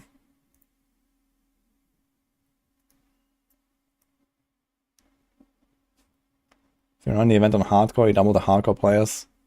Yeah, my plan is to run 2 events. One for the world first, all Uber bosses on hardcore per class. And I don't know, maybe like we're gonna accept like multiple winners per class or something. You know, keep the event open for like maybe the first weekend or something, and everyone can contribute their results. We'll see. And then the other one is like the pit thing. Was Arc Clash hit at all? Barely actually. They didn't nerf Arc Clash in any way. They didn't nerf Ball Lightning in any way. In fact, they're adding basic skill ranks apparently. I saw that somewhere. And yeah, I mean the main thing that is hit is like the bug fixes to teleport. So currently, teleport enchantment cooldown can be reduced by attacks reduce evade cooldown when you proc skills with unstable currents, and that is getting fixed.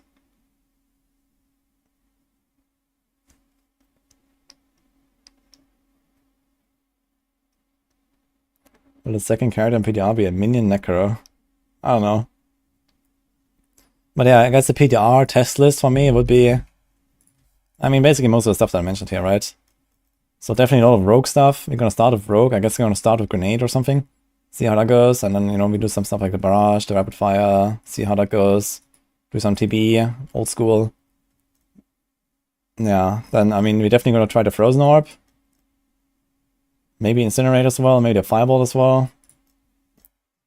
Yeah, and Necro has a lot of stuff to try, so lots of combinations of like minion builds with different combos, and then different core skills with minions, without minions, and so on. Yeah, Druid. I mean, there's not really much I really want to try here besides like the shapeshifting stuff, I guess. The double core skill stuff. And then Barb. I mean, okay, and we know double swing is really good. Just getting better. Leapquake is something I might want to try. Whirlwind is something I might want to try. Call of the Ancients is definitely something I want to try. Yeah. I guess that is mostly it, actually.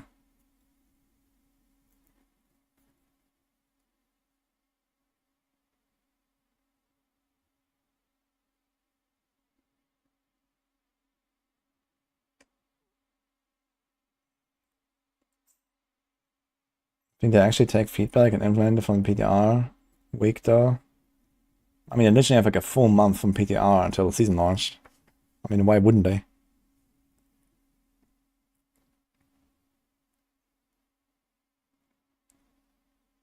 I mean, one thing that really makes me worried here is the Sorc teleport might be too ridiculous. Charge Bulb might still be too ridiculous. But yeah, otherwise I think nothing really looks like necessarily broken. Maybe the Frozen Orb stuff, but it will have its single target issues.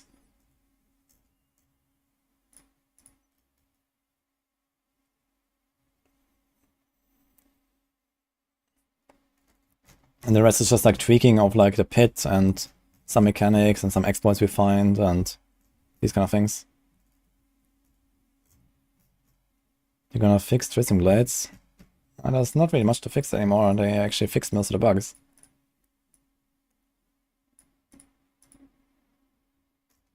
What do I foresee as the best single target rogue build?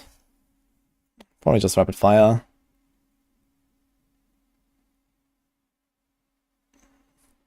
Some variation of rapid fire, I guess that includes like a poison trap and deadly ambush.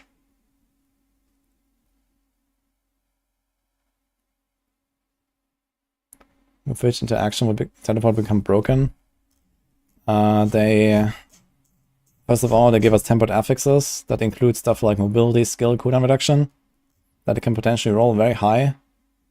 So we can probably have more cooldown than previously. And they made a new affix, like a new aspect, that flat reduces the cooldown by X seconds, which on an amulet would be up to 3.75 seconds cooldown reduction for teleport. And depending on whether that cooldown reduction applies before or after cooldown reduction from gear, you could potentially reduce the cooldown of teleport to less than 1 second, or less than 0 even.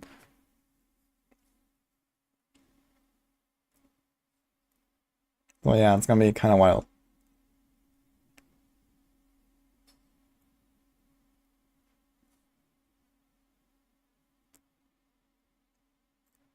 We'll see. For charge, that's definitely going to be a thing, I think. I think perma-charge is going to remain a build for barbs.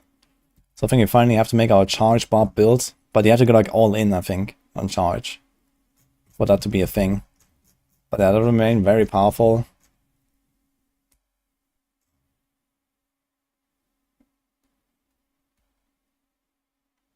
Should I include a message in video to encourage people to give good feedback for all device? I don't know, I mean, most people will not give any feedback at all, I suppose. And I don't think I can sway anyone with that. Best single target build in Season 4. You asking some questions. I guess it's gonna remain something on Barb, if I had to guess.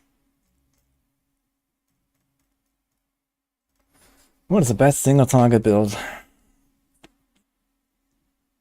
Maybe Rogues is still a thing, actually. I mean, they didn't really change, like, the overpower stuff for Rogues, right? Beastfall Boots is unchanged. They nerfed Banish Lords a little bit. But yeah, ultimately, we're still gonna do like 1 billion damage on the Rogue or something. So, yikes.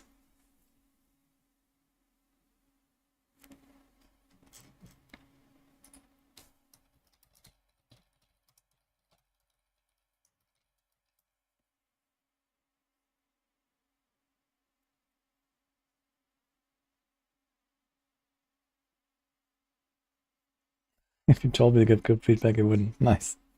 Well, I'll give good feedback, guys. What about Lightning Druid? Another hardcore player. Yeah, Lightning Storm is pretty good building all around. Something about Warnado. Yeah, I guess a bit slower than some of the other top builds, but otherwise very powerful.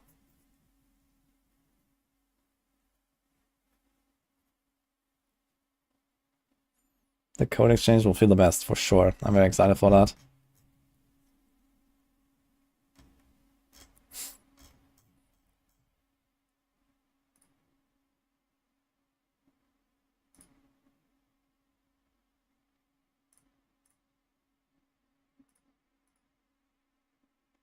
Imagine Season 3 theme is actually good. You know what they should do? They should take the Season 4 theme and just make it a Season 5 theme, because no one will care. Like, with that kind of patch, who actually cares about a theme? Just save the trouble.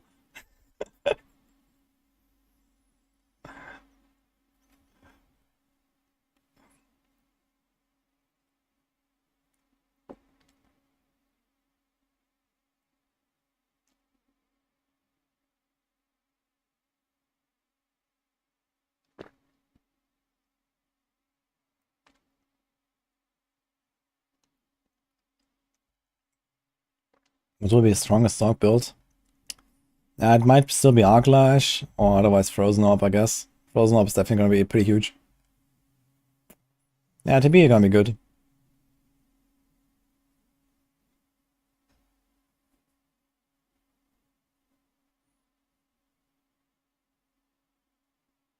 I think casuals get drawn in by the theme and won't worry about other stuff like itemization. I don't know, we have to talk about the very weird group of people there, I think, if that's true. I think even most very casual players are annoyed by how items work in this game. But I do agree, I guess it might have a bigger pull effect on, you know, very casual end.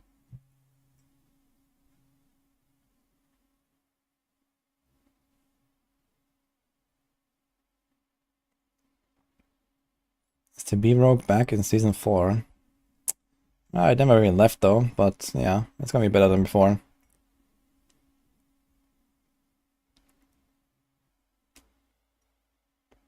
Is Grenade Drop gonna be TB or Flurry? Hard to say. There's an aspect that works with Flurry. Let me see, where is that? No, it's a unique actually.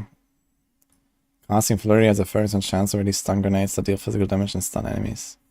And grenade skills have 5% lucky hit chance. Only 5% for this is not very high. But I think every time you throw grenades, I think it's always 4. So you have 20% lucky hits every time grenades proc. And if you proc them regularly, they can kind of like, chain proc over and over and over. So it could be kind of big. But Twisting Blades has like way higher baseline lucky hits.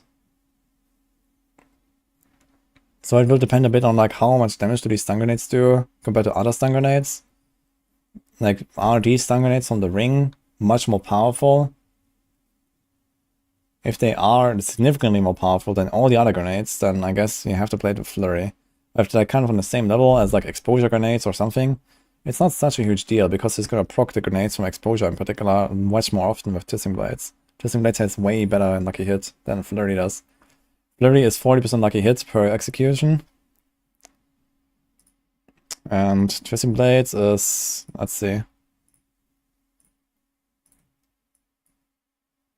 33. So yeah, Twisting Blades is on a single target like 99%. And in AoE it's still like around 70, I guess. So nearly double of Flurry for Twisting Blades. And I think Twisting Blades also has a faster animation than Flurry. It's also easier to sustain resources with it and these kind of things. And it has a bunch of other perks like the days and or the cooldown or something. So there's some cool stuff. I mean, Flurry also has some perks. You have the vulnerable, and it could be interesting to play like a preparation Flurry build. You walk in, make stuff vulnerable with exploit glyph, and then stuff stays vulnerable forever. You heal a bit. You proc grenades all the time. But a single target will be an issue there, I suppose.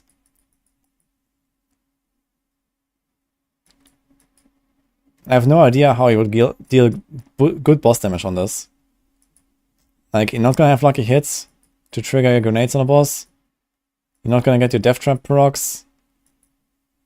You don't have combo points unless you switch to them before the boss, if you can switch. They didn't say if you can change your build in the pit or not.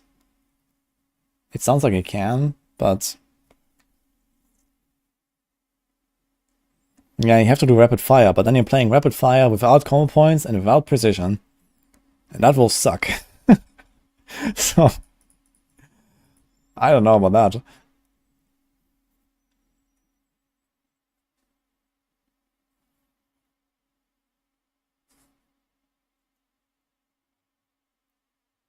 I mean, there's a lot of grenades that trigger from like doing certain things and pressing certain buttons. But those grenades like kind of just proc somewhat irregularly in general. Like, okay, you drop grenades when you caltrops. You drop grenades when you enter stealth and go out of stealth. You drop grenades when you evade through a shadow imbued target. Yeah. So I actually gonna just like evade through the boss, attack, attack, evade through the boss, attack, attack. Or something like that. Maybe.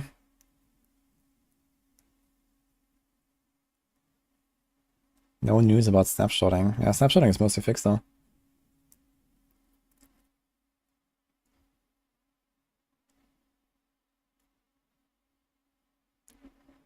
For doing pulverized Druid, what weapon do you want to take? Usually two-handed. The shock of aspect is very powerful. Yeah, there's also a shadow step thing. It actually triggers grenades when you evade or shadow step. So you can get grenades by evading. The evading makes you stealthed. The stealth procs grenades. You come out of stealth, you proc grenades again. So you can get triple grenade proc from a single evade. Which is actually fairly powerful, I guess. You just need to make sure you keep the target shadow imbued. Which is not that easy. Although, with a bit of cooldown reduction, even if you use both charges, like one after the other, it will be nearly permanent. Otherwise, you could also just have something like puncture in there and just like throw punctures and trigger some exposures with that. You can also reset it with preparation and death trap. Actually, you have Night Stalker glyph. Wait a minute. Yeah, you enter stealth and you constantly reset the shadow imbuement that way, if you do that. So like this you can have perma shadow imbuement. Okay, so I think the goal would be to try to get enough resources so that you don't need a generator. And then we're gonna have flurry and like probably this and this.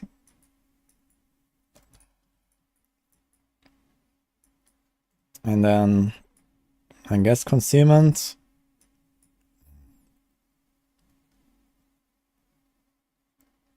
Maybe actually, I'm not sure. But it's kind of a nice burst. You walk into an elite pack, you press concealment, you attack, you get double grenade procs, maybe triple of exposure or something.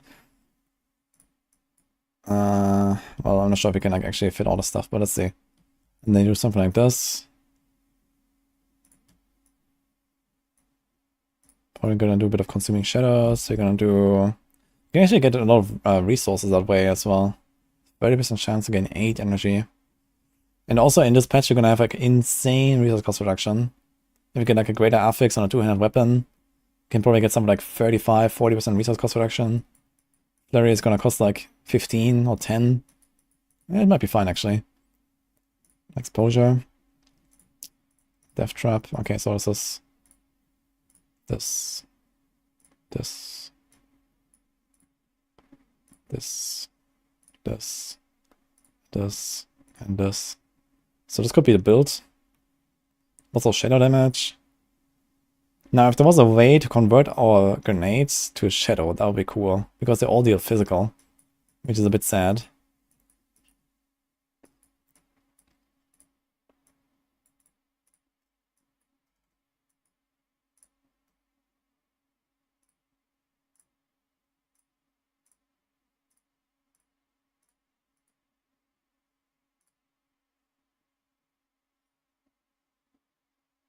It's cold or poison better versus Uberlift. Oh, that depends. I mean, you can make some rogue builds where you basically just one-shot her and you don't need any of that. Cold is only useful if you actually stagger her. Poison is only useful if you play melee.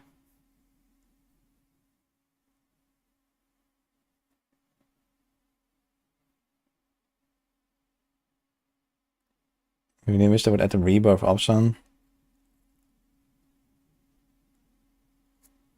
I don't think rebirth is coming, and I certainly don't think that hardcore to softcore will come on death. Can you expect a PTR build plan on Maxwell before Tuesday? No, but before Tuesday ends.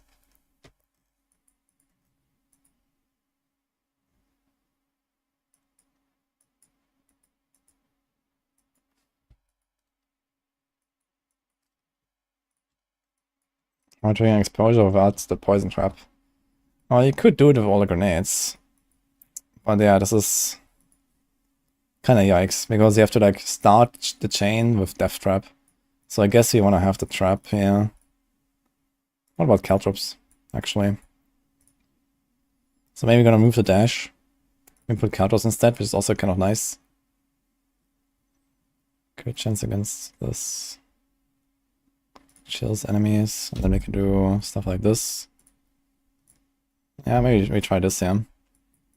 Instead of the poison trap. Caltrops should be kind of nice. See the caltrops and shadow step in. Caltrops also drops grenades.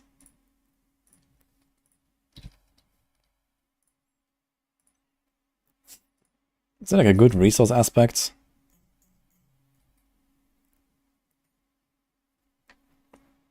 Not really. So I have to manage all... Wait a minute, they said that they're gonna add resource per second, right? Okay, I think we can actually solve our resources very easily then, if that is a thing. So I'm not really worried. Okay, grenade. The evade or shadow step.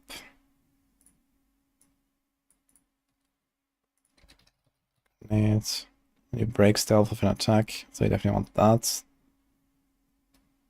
You spend 100 energy. I guess you kind of put this on the 200 here. Grenades. Actually, I want the unique ring, right? So delete. I was gonna put this one, so remember. Because this is not gonna be a thing.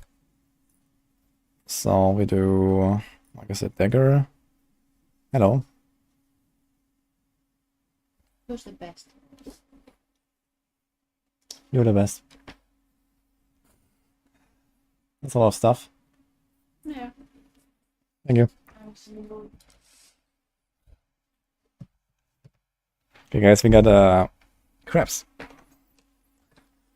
Sweet crabs. Huh? Half pancakes and half crabs actually.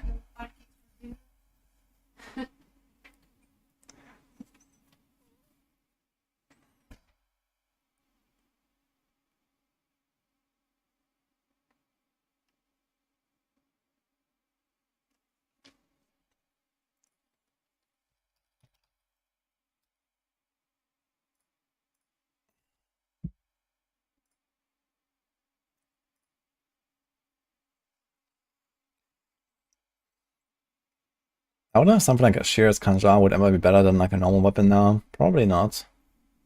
Like a hit is kind of nice, to be fair.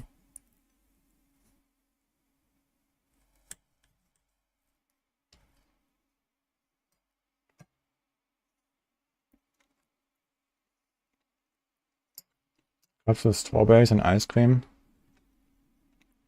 Strawberries and cream is an S-tier breakfast. Nah, sounds good actually.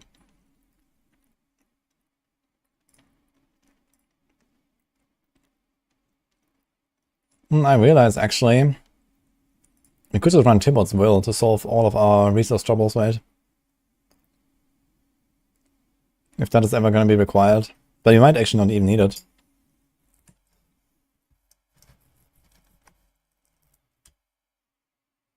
But this will make it very easy to keep up your resources.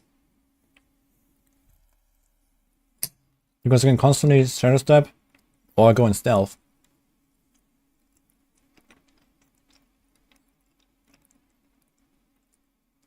So let's just throw them in there.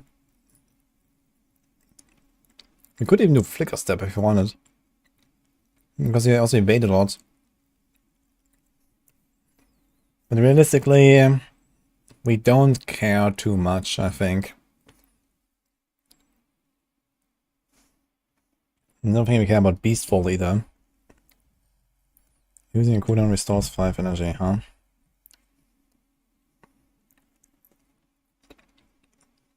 Nah.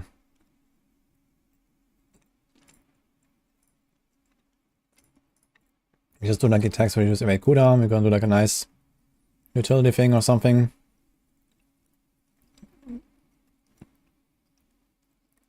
Grenade skills count as trap skills. I know your armored trap or drop grenades. Again, increase movement speeds. For 3 seconds. I wish it was a bit longer. But explosive warp is kind of nice.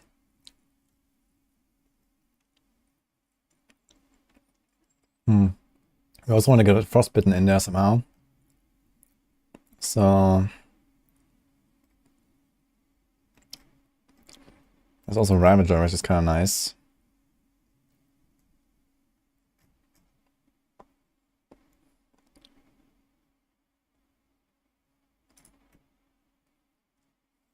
Is this an offensive one?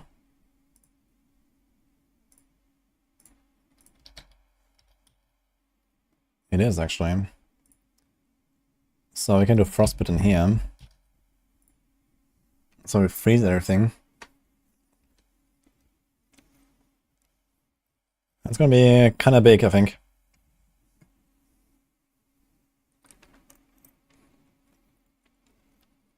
Interesting Beastfall attack, it activates the grenades from Artful Initiative. True, I guess. But I think the Artful Initiative are some of the weakest. They only have 2000 damage. The Tricksters with the counters also have kind of low. Surprise is also, it's even lower.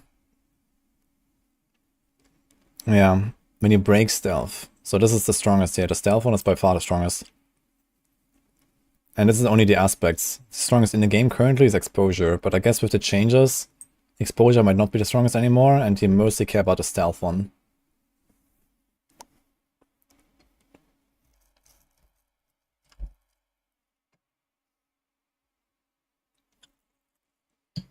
The buff them.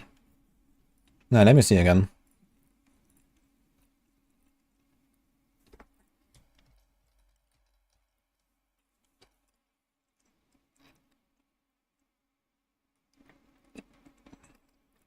Okay, nothing here changed the numbers. So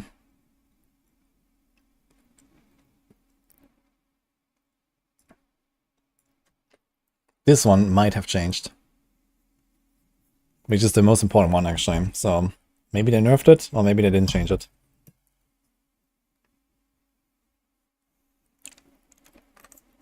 The very good name. Grenade skill damage increase is now a range of higher potential.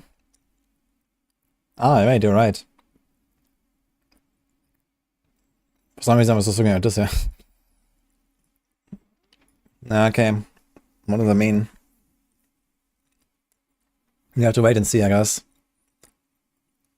But the thing is, even if that is really powerful, I don't think it's gonna be like, you know, the thing for the build.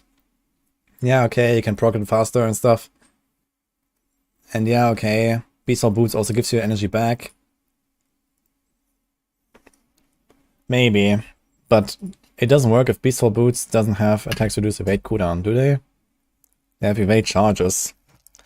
And I think evading is gonna be too important to give up. Especially on longer boss fights. I mean, okay, if you farm Nightmare Dungeons, you kill the boss in 5 seconds, who cares? But if you do like, you know, a pit boss on a high tier, you can't really rely on this. And the effect itself is also mildly useless. I mean, Flurry is gonna do some damage, but Flurry is like maybe 20% of your damage. Like, most of it will probably come from the grenades. So yeah, unless this Artful Initiative is like extremely OP, I don't think we really want to do this. So, and we also lose an aspect.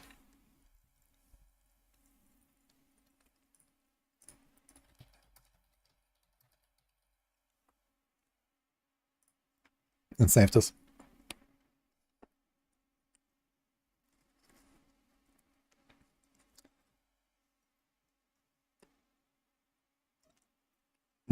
Now, what about Ice in the Dark? DR, live, shadow damage.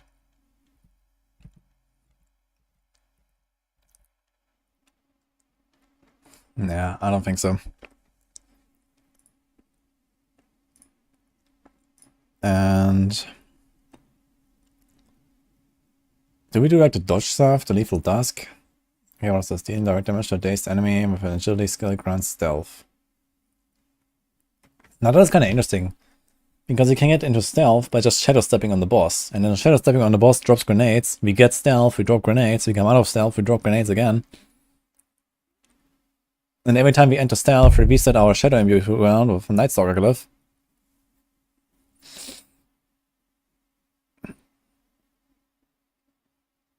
And it also gives us extra life now, right? They buffed us to have extra life.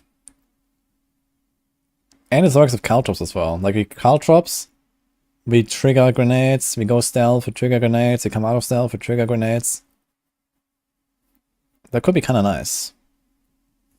I'll put this in there. What about the helm? Actually, Godslayer Crown would be kind of cool for this, to be honest. I love Godslayer Crown.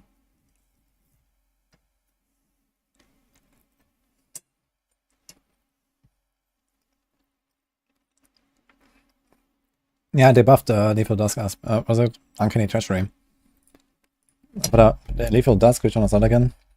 Invading through an enemy infected by Shadow Immune grants stealth. Yeah, we actually need this. Wait, how did it change both of these?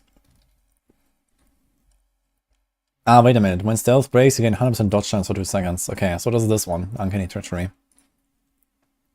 And here's Lethal Dusk, gives you 25% life. Yeah, I feel like we're gonna be a bit squishy on this setup. But it's gonna be very fun. 100% dodge chance though. Yeah, maybe Flurry aspect. We should probably want to put it on a normal slot, actually. Don't have an emerald yet.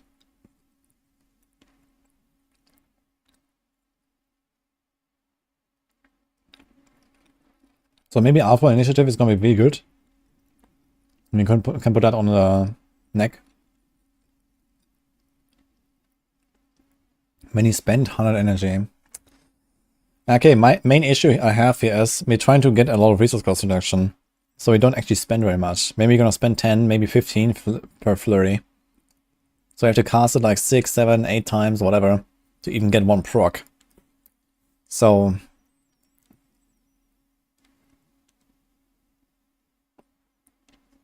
unless you can generate a lot of resources without having resource cost reduction, it's probably not going to be that good. But yeah, maybe you can try to invest into like Omega resource generation.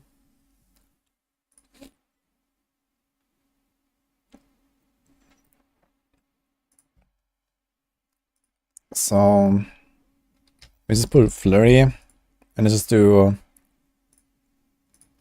Artful. Maybe they're going to be very powerful, I don't know. So let's go with this. Update. Also, let's get some other stuff in here. So we have this. When poison on left trap activates, again, increase crit chance against vulnerable or crowd controlled enemies. Maybe 100 energy spent grants size and like a hit chance. We're gonna try to get this. Non-physical damage has increased like a hit chance. We can't do that. I guess we don't need consuming shadows.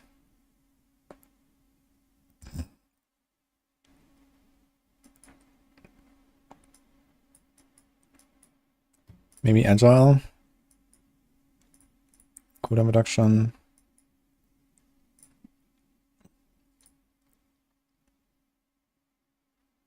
Waiting for an enemy will cause your next flurry to deal further increased damage and stun enemies. Now the thing is, if the boss fights actually last too long, could probably try to stagger them. I think Death Trap staggers a little bit from the knockback. We have to chill from the Caltrops that continuously stagger. We have the stuns here. No, okay, actually we stun all the time with the grenades, so it's kind of awful. Let's do this one. I'd like to get sturdy in here.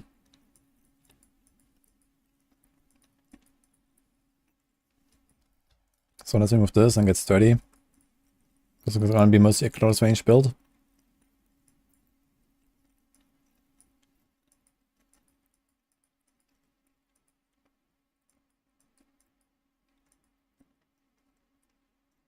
Also this. After using ultimate skill, restore 30 energy.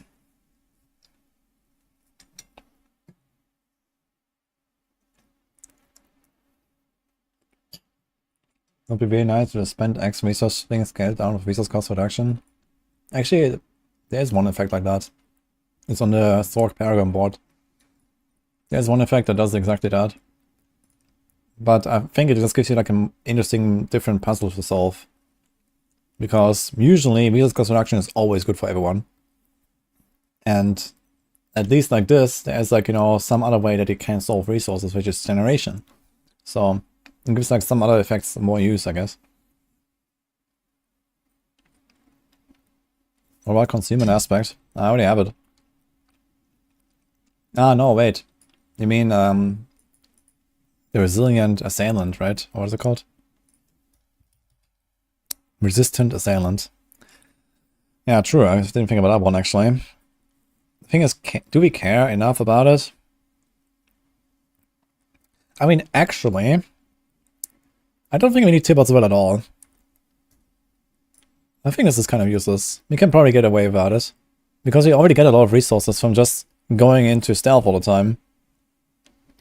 So maybe we can make this work. I don't know. It might feel a bit clunky on the bosses, but maybe not. And yeah, like every time you kill an elite, you basically get a concealment back. Your concealment will probably just like one-tap packs anyway. And whatever doesn't get one-tapped is going to be shadow imbued, and then you evade through them, and then they're going to get one-tapped. I mean, it sounds kind of funny.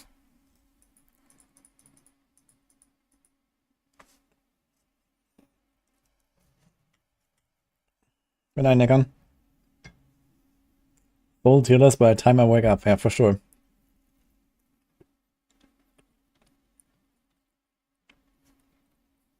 Hello, Ryan. Balls on a patch notes, they're very good. Very nice. Twitch lets people stream on YouTube and Twitch at the same time. Yeah, since like half a year ago. But unfortunately, we can't combine the chats yet.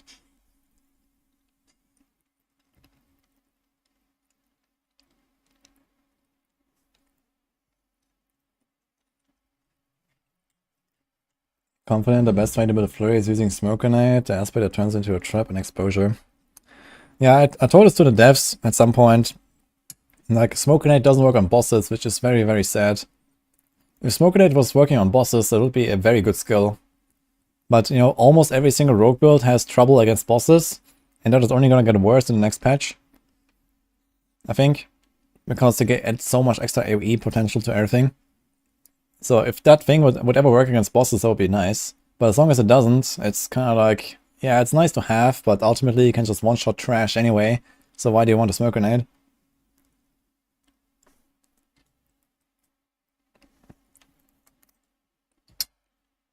It's kind of nice for team Gauntlets.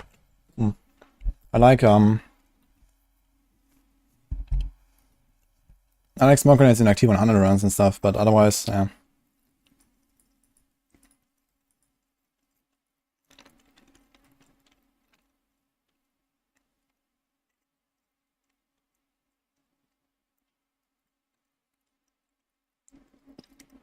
Okay, we're not gonna have any days in here, right? We don't need any of this trick attack stuff and concussive. Or trap mastery.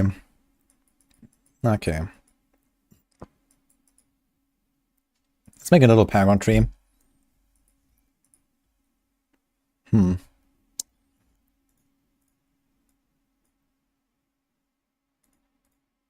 we like, wait, how does that work? Okay. So it's kind of cool when you hold shift. I didn't realize we had that. You can actually just like, you know, click on this, click on this. Okay, we definitely want Deadly Ambush.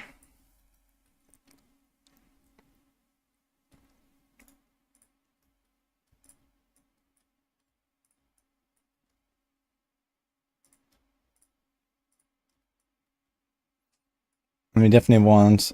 Actually, do we care about Spring Lotus? A little bit. But not that much. So maybe we don't go there. We just pop out there. So like Exploit Cliff here or something.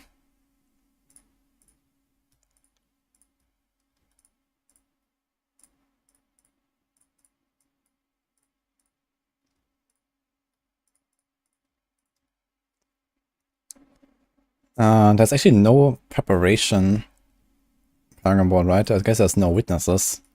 I wonder if no witnesses is gonna be a thing. I kind of expect you can have less ultimate skill damage than before and not more. And they didn't buff no witnesses. Obviously. Anima. Happy is it?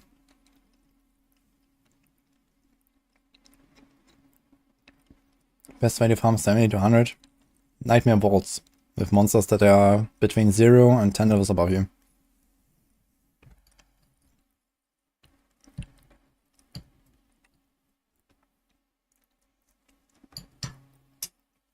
If we don't want to do dungeons at all, yeah, Whispers and Helltide, I guess.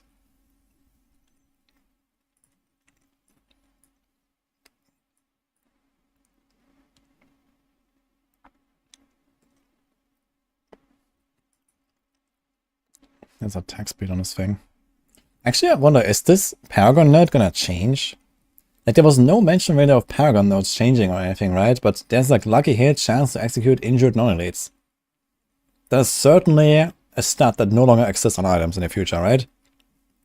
Like, there's no way this still exists on items. So, is this gonna exist in Paragons only now? That'd be kind of weird.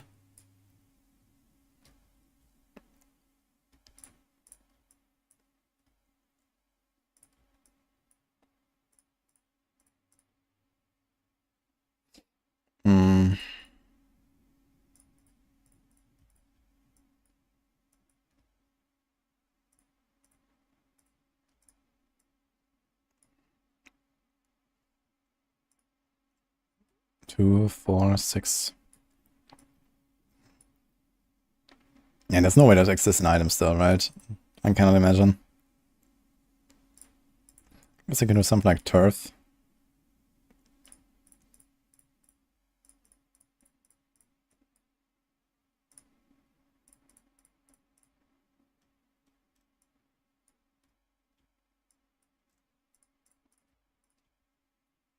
Okay, what else do we do? Cheap shot for sure.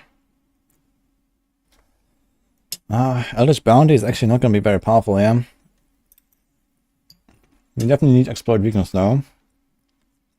Can't do this, can't do this. We don't care about this. Yeah, Cheap Shot and Exploit Weakness, I guess. Let's try this.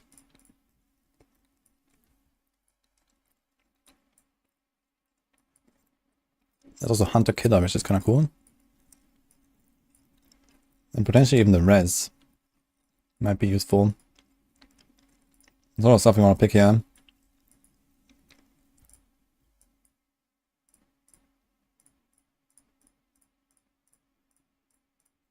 Since it's right there.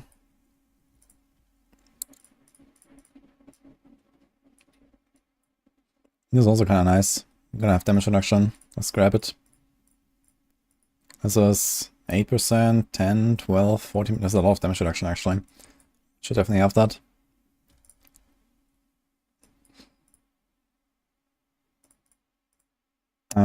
This is an int glyph. We don't need combat. We don't need control. So where's the explosive one? This is a dex glyph actually. What is the maximum dex here? I guess it's the starting board right now.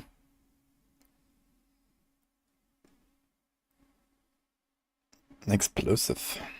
Ah, it also gives us 10% damage reduction, which is actually neat.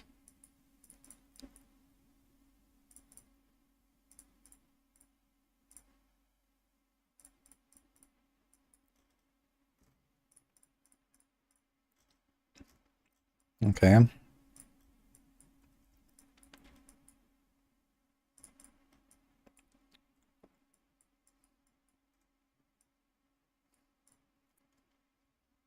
So there's Ambush. There's Chip, which is getting freshly buffed.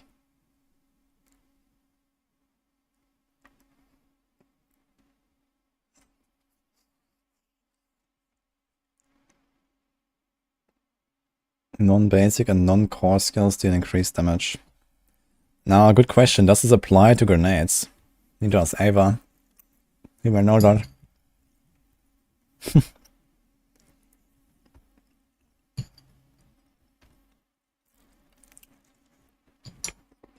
Using control, awesome.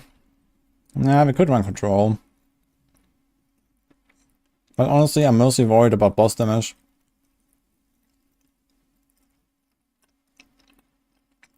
But we are stunning and freezing a lot, that's fair. Maybe I'm gonna do like a minimum control, not a maximum control. This is like, you know, a board that has 49 int. I'm just looking if there's anything else. We also want Night Stalker, I suppose. But it's not that important. But it's kind of nice.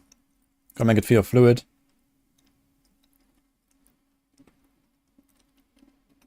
Trap skills can increase damage.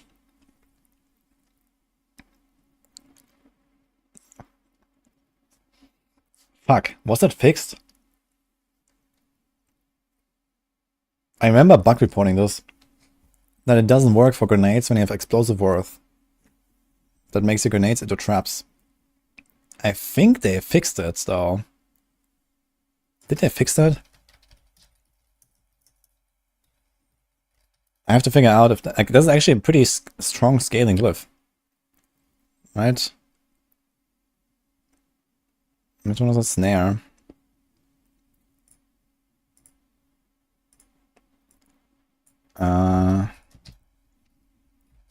Snare.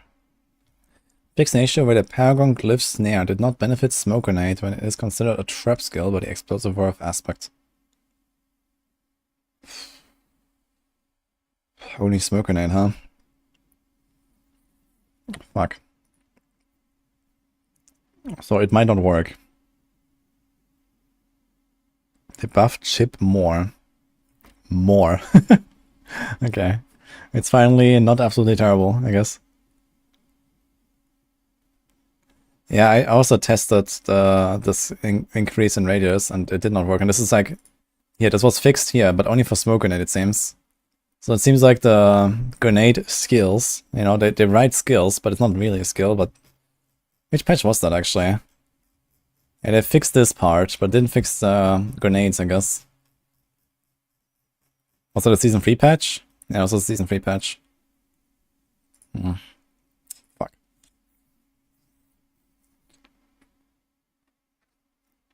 What else can we do?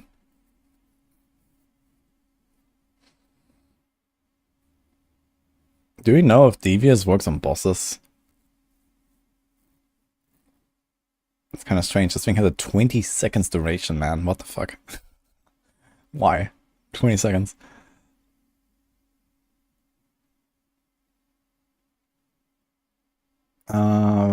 This only works for cutthroat skills, so I guess not.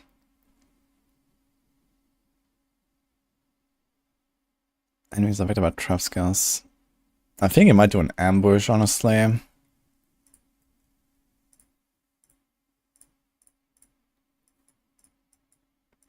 We actually don't need many points for that, which is kind of cool. You don't have to go here as well for the potion stuff. So you save a lot of points that way.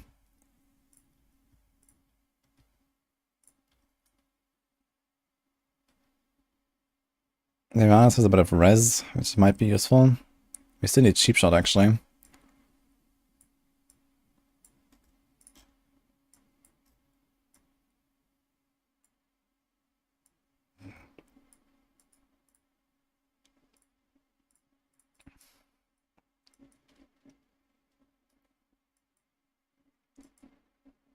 I like Safeguard, I'm gonna get Safeguard in there.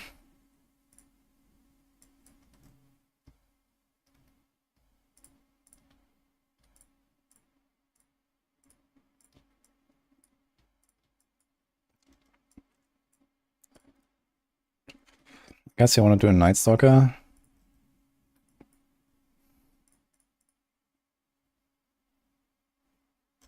It's kind of shitty layout. We don't slow anything. This is awful for an Incliff. Like, I like this. I don't like this glyph layout here very much. Is there any other glyph?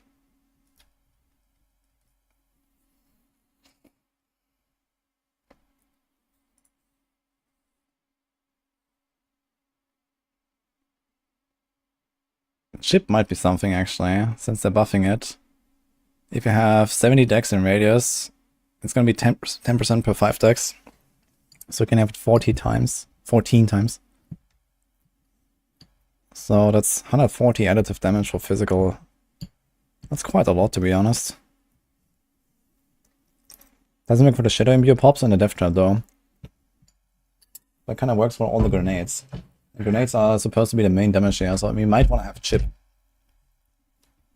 That's a good secondary.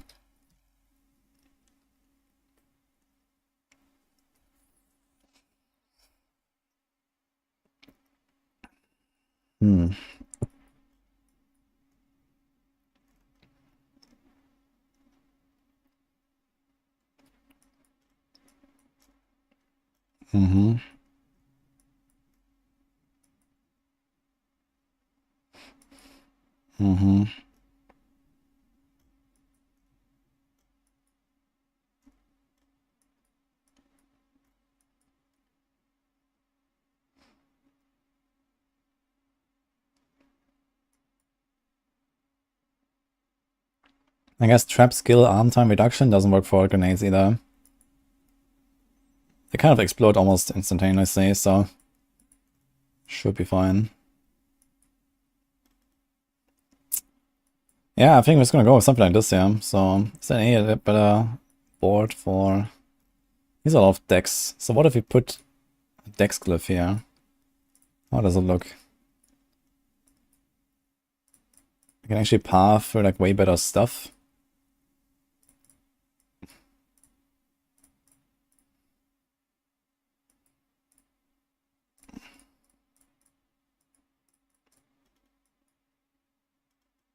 75 dex. So how about we do this? Move explosive. Put explosive here. That looks very funny. Like, look at that pattern. Very symmetrical. Again, here we do... what is it? Is it Night Stalker?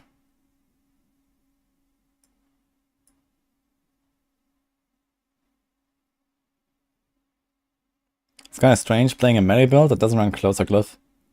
I haven't tried that. But I guess that's how it is.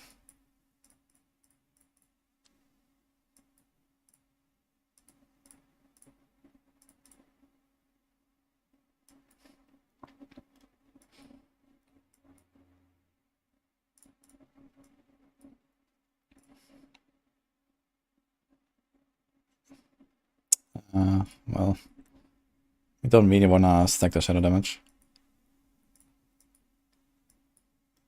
Okay, something like this maybe. I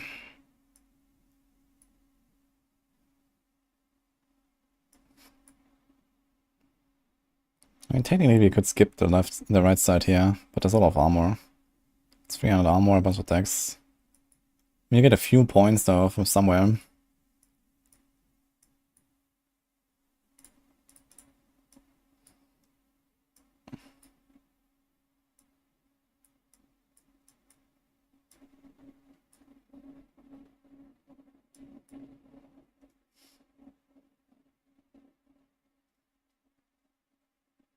It's literally the same, right? We can do this. Oh no, we can't even. Damage too close. Damage to enemies affected by traps. We could maybe shortcut us a little bit by doing 1, 2, 1, 2, 3. We save 1 point and lose 10 additive, which is quite a lot actually.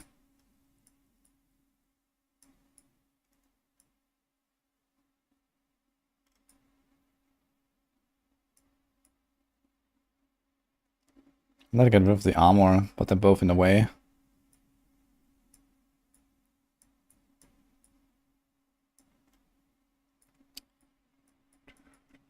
How many points is this? 2 or 5? 2, 4, 5. Not many actually. 2, 4, 6, 8, 9. This is a lot though. So you probably want to path out somewhere else here. And for example, he has only 5. So let's change this. Can save quite a lot of points.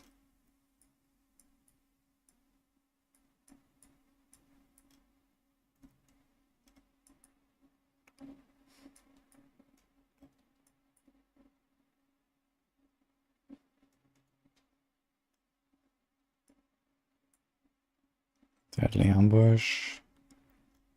Don't need deadly ambush right here. I think I'm gonna put cheap shot further down. Gonna do this.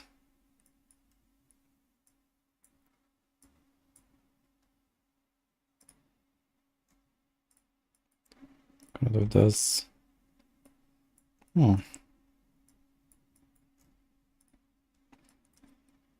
Perfect. Okay. Well, exploit weaknesses very far, but it's only 5 boards anyway, so it's very easy to hit the all-stats requirement, I guess. That might be...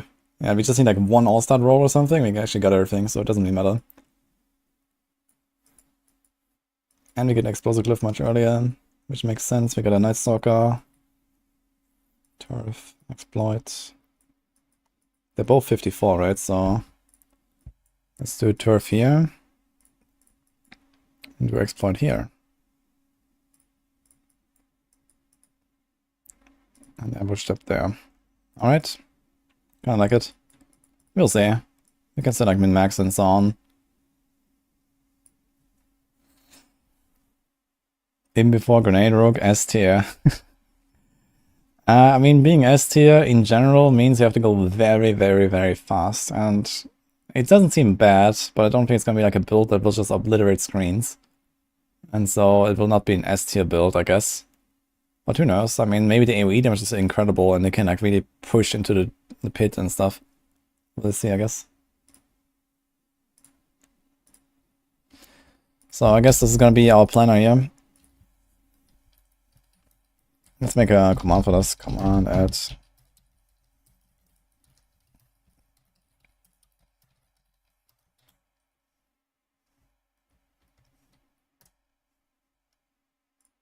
The first of many, I guess.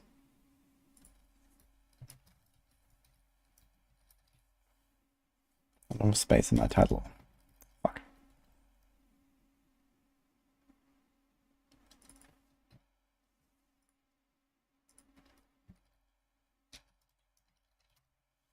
Okay.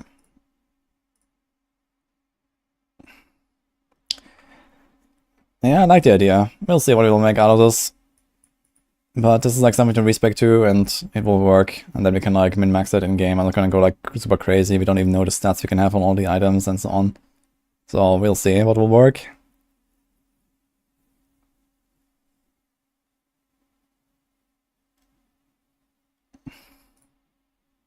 Actually, instead of this Mother's Embrace, just put like some random no effect ring.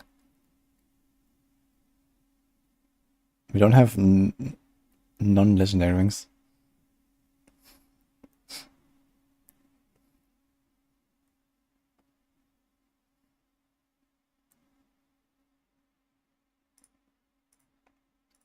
Actually, this is white, okay. So let's do this as a placeholder. Fine to play 1 to 100 on PTR. Yeah, we'll do it at least once. Maybe not 1 to 100, but like 1 to 70 or something. Just to like see how the progression feels, how the XP feels. Like, is Helltide actually better than Dome Hand Tunnels? Do we even get anything in Helltides at level 20, like Living Steel and so on? I don't know, so we'll see, I guess.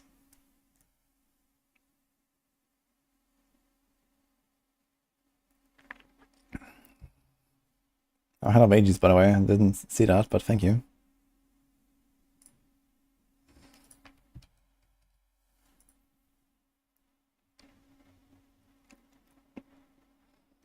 Okay. Let's make some other planners. I guess like most of the other rogue stuff doesn't necessarily change all too much. So we can probably just like load up our existing like Season 3 barrage build. Slap on a new aspect and we're gonna blast, right?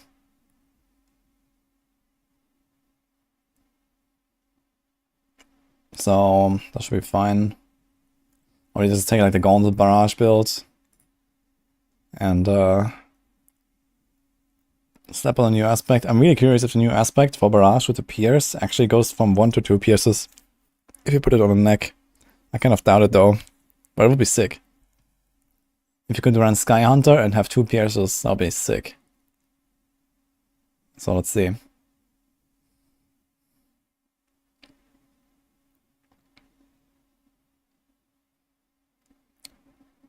Yeah, we're probably just gonna take something like this build here. And then play like a multi-shot kind of build. I don't think it would really change it very much.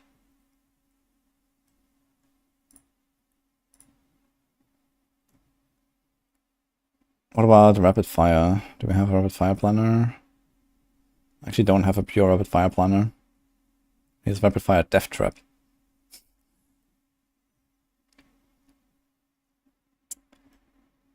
Yeah.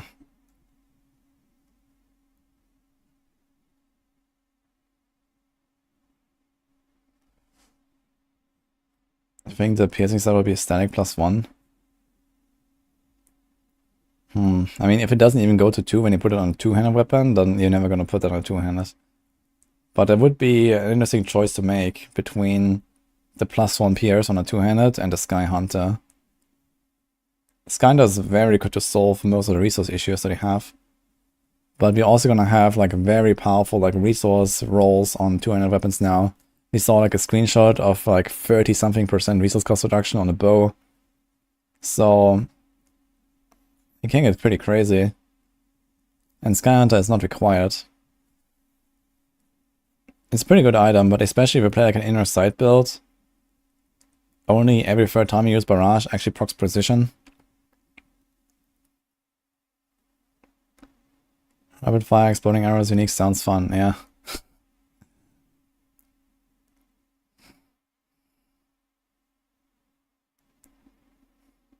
Kinda excited for that one.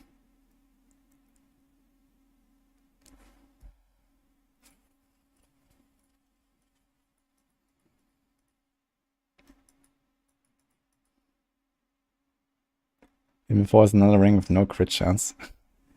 I mean, if you play combo points and precision, it's not really a problem.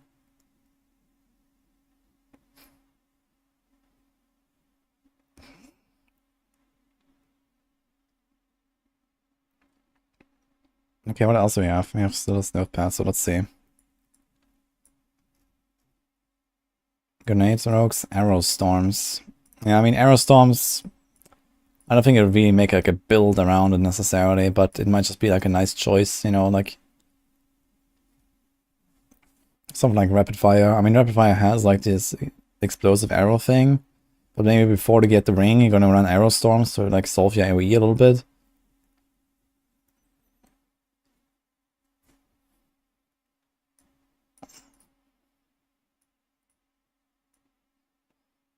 I guess you can do like inner sight builds and stuff. Victimize, maybe. I'm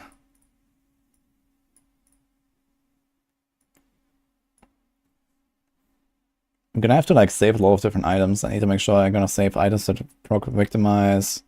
Maybe before I'm gonna do some stuff for melee builds with like damage versus crowd controls. We need vulnerable damage items. Beastfall boots, I can still like Kamehameha rogue basically.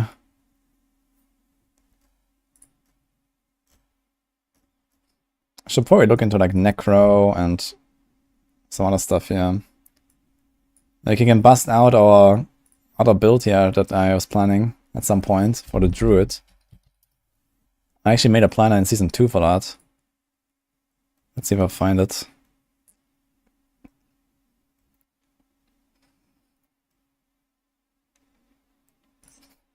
Okay, not that much of a planner. But we have a Hunter Zenith. And a skill tree. And that's it. Okay, we didn't go very far with this. There's an idea I had back in Season 2 where I wanted to play Polarized and Shred together. And I guess that's actually going to be a thing now.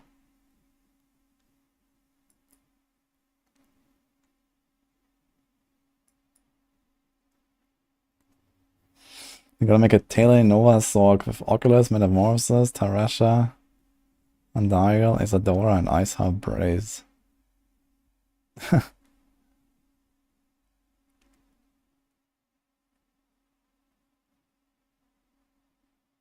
mean, this teleport 500% extra damage sounds kind of strong. That could be something.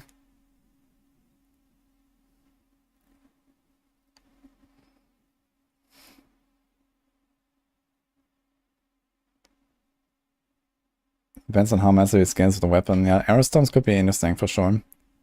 This might be like a really good single target solution for stuff like pen shot. I mean, let me see that again. So, oh, it's right here. Okay, Vengeful. Damaging a vulnerable enemy. 30% chance to get an arrow storm at the location. It's not very high. The marks and skills have 36% chance to get an arrow storm at the enemy location. It's very hard to proc a lot of arrow storms in single target. Unless they're somehow like super powerful. Like, let's say you play pen shot, where you have like the most lucky hit. I guess you don't have the most lucky hit on pen shot actually. On single target, you actually have more lucky hit with stuff like rapid fire.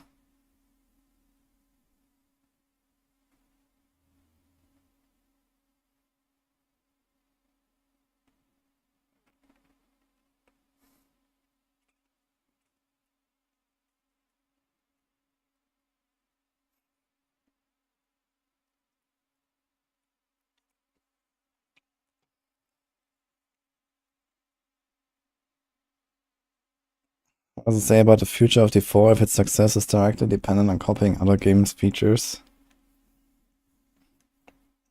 Yeah, I mean, it's Diablo 4. You're expected to have some stuff from Diablo 3, I guess, if that's what I mean.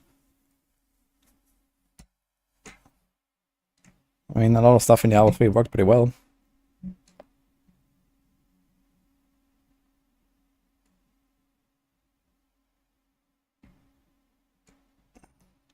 How are they going to allow us to buff damage blocks like from Andarios? I'm not sure what you mean.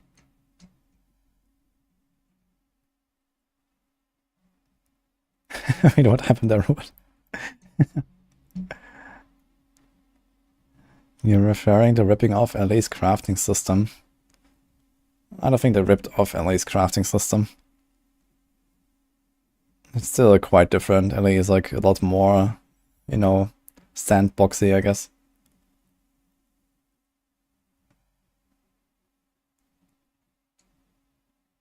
I don't know what you mean, Nila.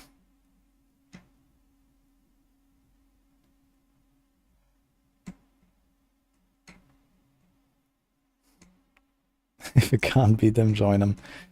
Like, I guess like the greater affixes are a bit reminiscent of Exile items, but on the other hand, the first thought that I had when I saw them, despite playing Last Epoch for a month straight, was, oh, this is D3 primals. So, I don't know.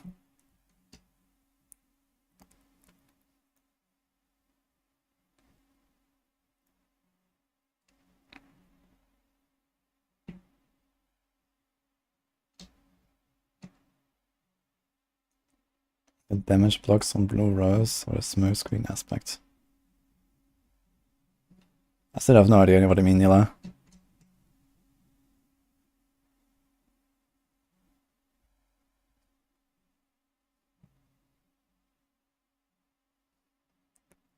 It was like the free primal V1 that never went live.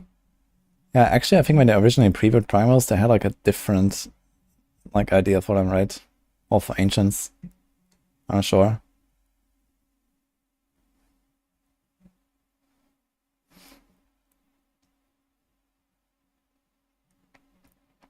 But anyway, I think like the new Diablo 4 systems are not really too close to like existing Last Epoch stuff or something.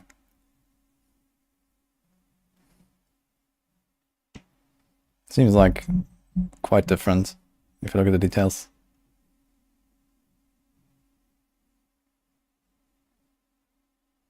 What are vendors gonna sell? That would be kind of funny actually. Can we find greater affixes on vendors? Maybe you can.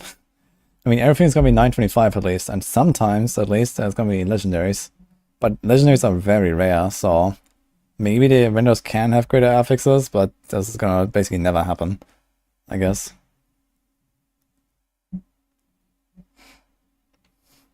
Last Deepak.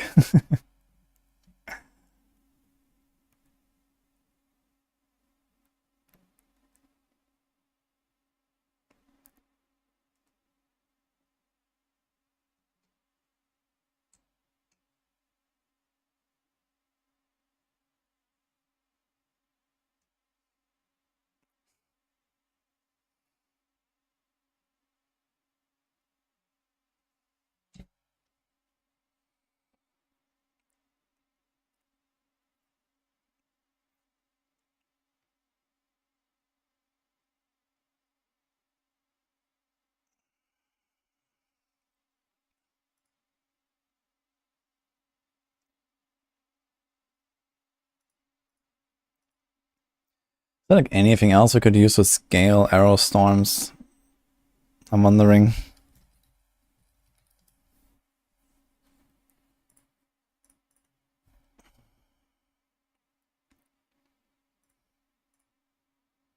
I guess, I mean, does Edge Masters even work for this kind of stuff? Scale steal up to 40% increased damage based on available maximum primary resource when it cast. I don't think Edge Masters even works, right? Because it's like a proc. So I guess what works is like scale lucky hit, scale attack speed. So we do something like Ashira's. It even has both. Like an accelerating.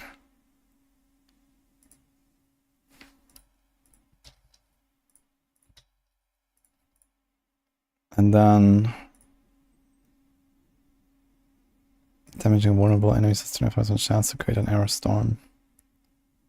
Marks and skills have a 36% chance. So combined, we have a 61% chance for arrow storm. With a bunch of lucky hit, we can probably get it to like plus minus 100.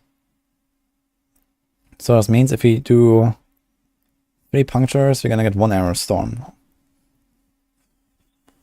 We need a lot of attack speed for this to work, I guess.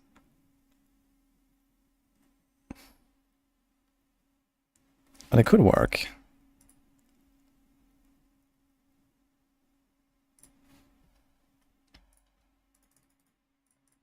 So we do this. Let's make it rapid fire.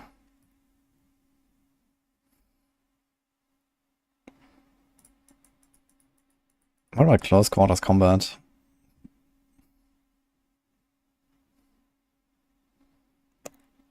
I think I actually want to do something like close quarters combat for this. I'm gonna play this like old school with Shadow Step and Dash.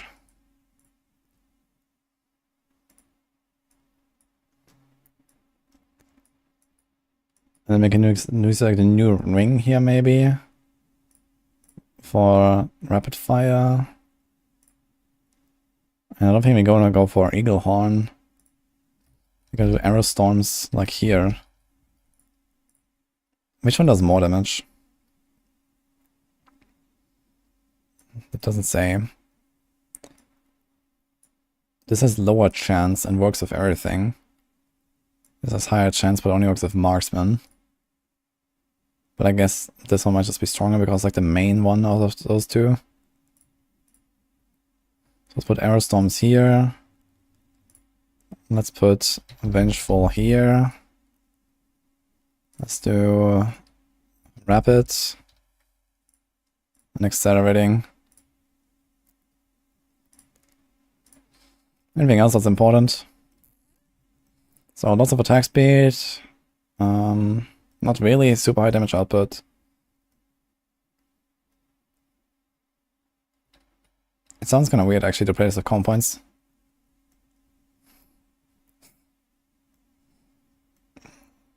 But maybe it's the way actually if we rely on arrow storms to deal damage for us. We need a repeating aspect actually. Not too much. But you probably want to have it.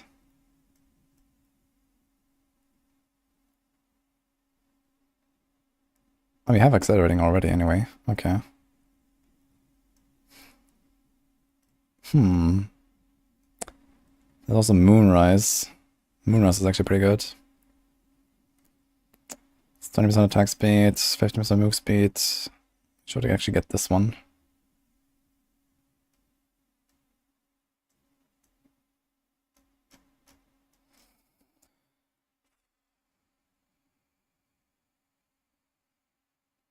I mean, this gives me, on average, 4 extra hits per rapid fire.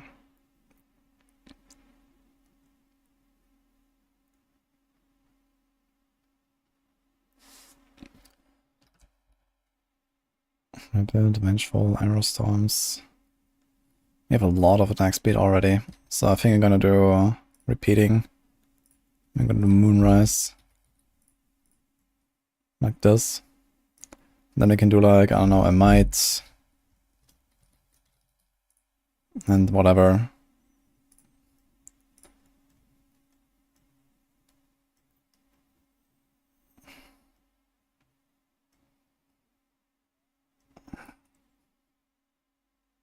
We have so much attack speed actually.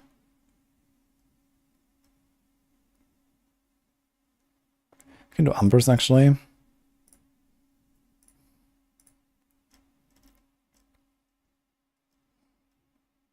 Any like utility that we would like.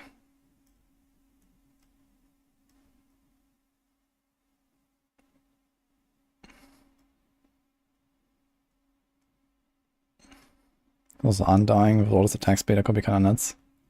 2% healing per attack. Critical fall could be kind of cool, actually. I like that. There's also Hectic, actually. Since you have such high attack speed, we want to do Hectic, maybe. Maybe both, honestly. So this is nice, but I don't think we care that much. Let's do Might here. We do Quickening Fog here. And then we can do... Is it like unique? Not really.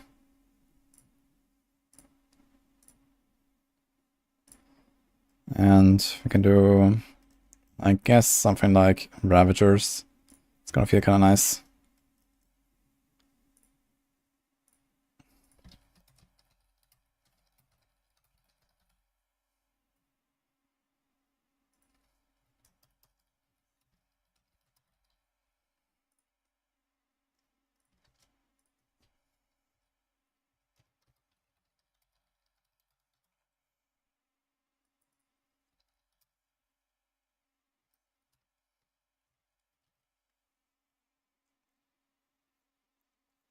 What QA approved is a little wave mechanic? Yeah, lucky for you, it's about to change next Tuesday.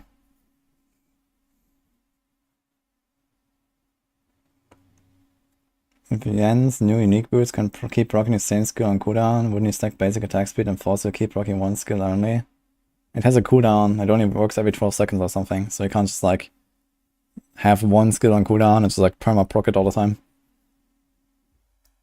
So how much attack speed does this build have here? We have 30, 50, 80 with this. And close quarters is another 30. It's 110 attack speed, that's a lot of attack speed. So you just need to stack a bunch of lucky hit and this could work out pretty well. Then you have the explosions from the rapid fire. Still have decent damage output, I guess, with combo points. Funny enough, we don't have condemnation. We're playing combo points without condemnation. That's kind of weird, champ. And we're playing rapid fire without precision either. So these arrow storms have to really hard carry if that is supposed to work. So I guess we'll see.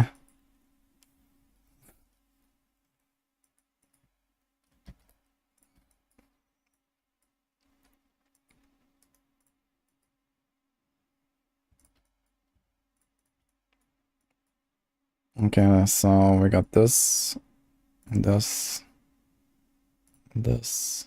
I mean, instead of 2 skills. So I could have even more explosions with Shadow.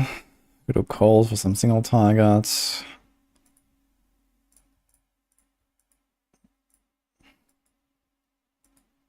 Can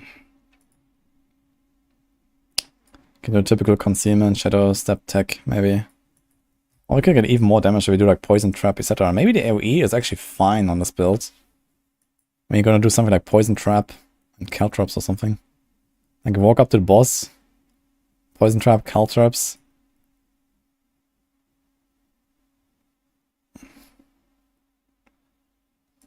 Could be interesting. Also extra crit chance here, extra crit chance there. You might even want to play this with exposure since you're already stacking lucky hit and maybe not close quarters. You play this with Death Trap instead. Death Trap, Poison Trap.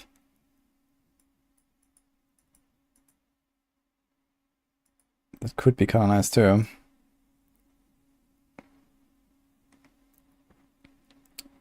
We don't really proc any of those two, to be honest.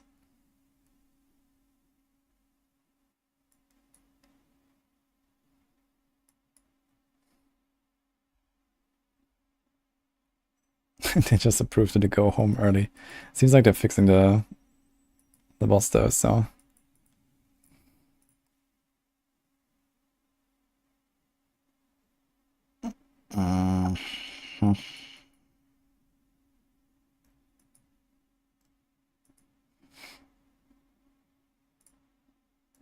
We're gonna daze anything? Actually, we are, right?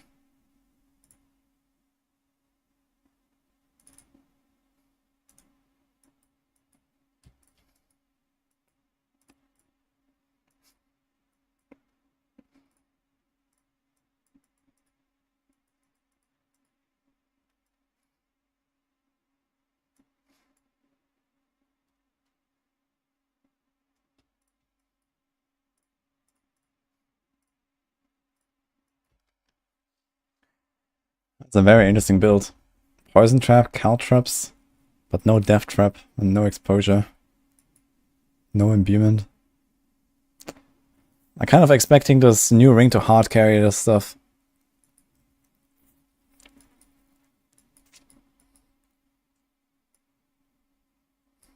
I don't have stutter step.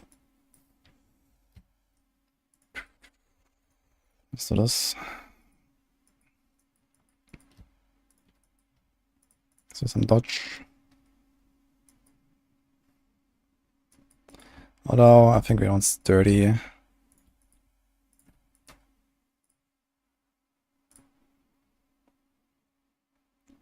Ulev is gonna drop a spark, I know, that's kinda cool.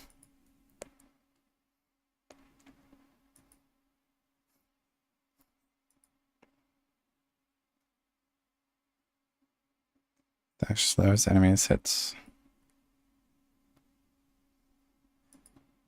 Okay. Kinda strange build. Maybe our shares is a bit overkill, and they want less attack speed and maybe some more rapid fire damage. So I can actually eat through the packs. But these exploding arrows might be really powerful. Paragon, I guess we want the ambush. We want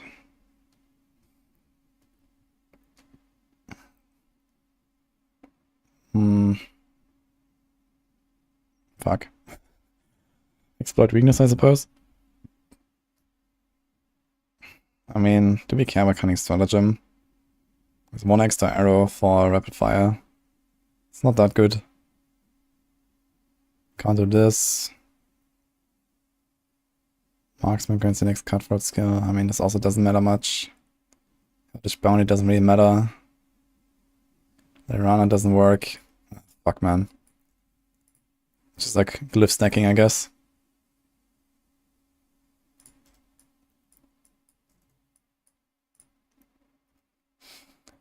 So, marksman skills to increase damage.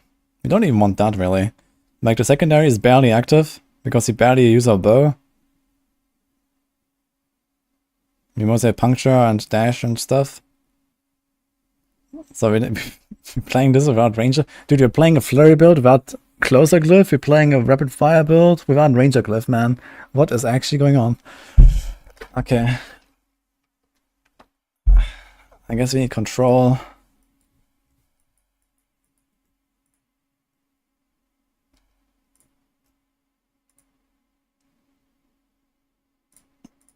We need chip.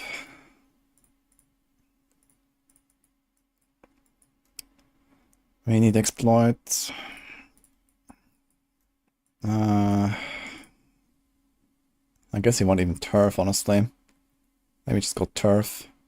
Although that's not the board for it.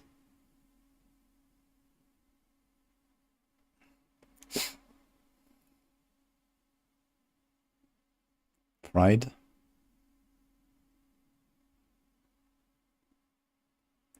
Could do pride somewhere.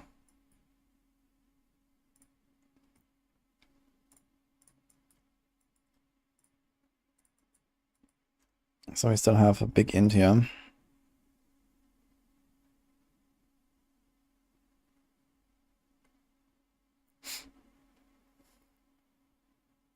I guess that's ambush. I wonder if everyone has changed fluidity glyph. It's so bad. 9% regeneration. It's not even generation, it's just regeneration, man. You don't even get like 1% more, 1 energy more per second. It's like half an energy per second, maybe. Great. I guess that's getting a slight buff on this patch though, if like energy per second is actually a thing. But even so, it's 9%. Okay, I guess we go turf and then maybe one more. Like diminish would be an option.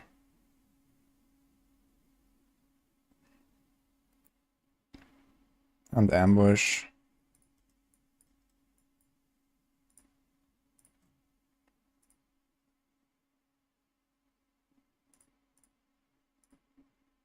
I think that has a lot of strength.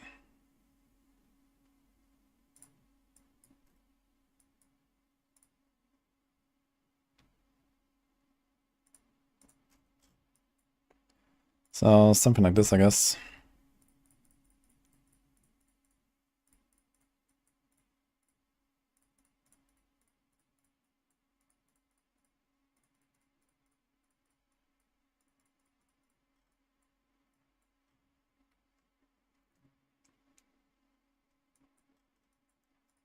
You can probably turn this.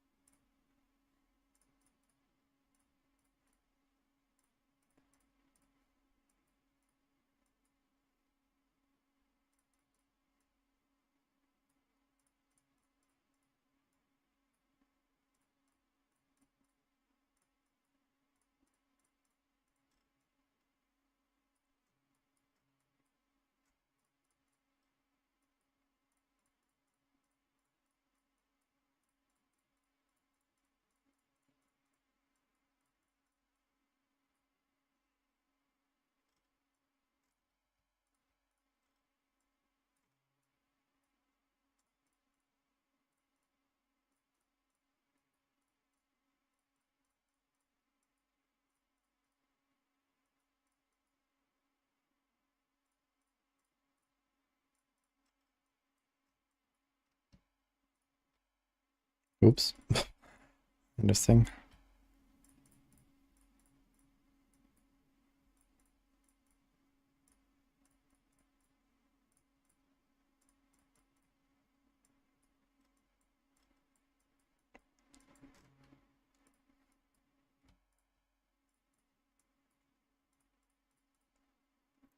It's even more attack speed, actually.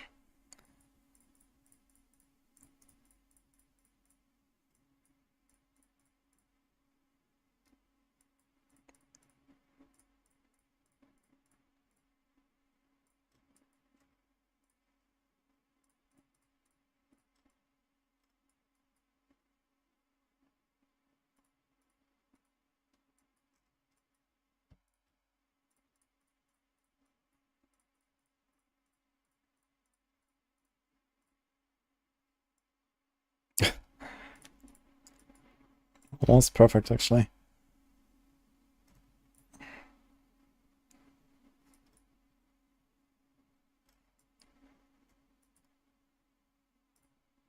That worked out pretty well. 1 point. So I guess we could have like a live note or something.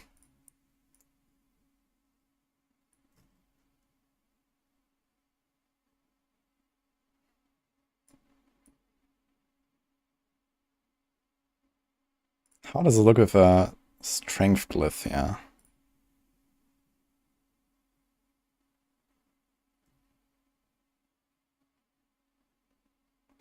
Here's strength, there's strength, there's strength. Could save 1 point there, go for the dex.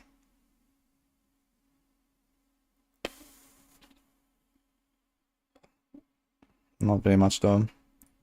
Could save those 4 points. Get those. So it's like 3 points saved. How much strength is here? 34.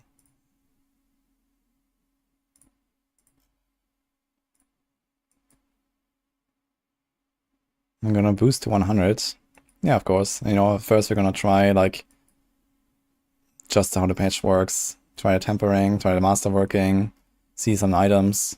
We're gonna do some leveling as well, but that's gonna be later in the PDR, I think. Crowded Sage aspect, yeah, that looks really nice. Can definitely throw it in there if you need.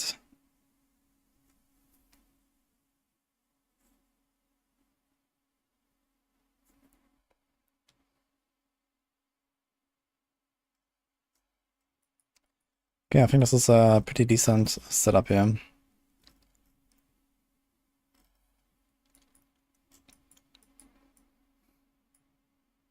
Also, this is number 5, this is number 4. Okay,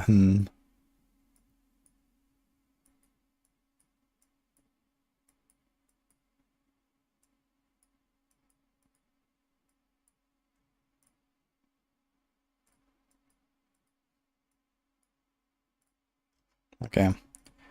It's gonna be interesting to try. I wonder if this works out. How much movement speed do we have? Actually, I have no idea. Like, we don't know how much movement speed you can get, right? On Amulet and boots and everything. So, we'll see.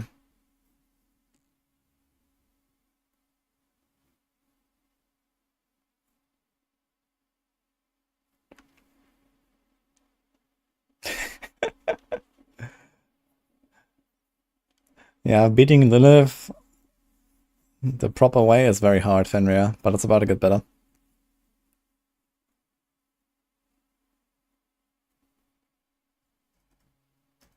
We might be able to save points in Arana. In here, like this. I mean, there's int that we need, and here's end. So we have to do 1, 2, 3. I mean, you can do this, maybe. And remove, like, 1, 2, 3, 4. Now we save 1, I guess. Then we get more of this damage after dodging an attack. We lose the res. So yeah, I guess it kind of depends. So you gain a willpower that is useless, and here at least you have like some kind of useful stats.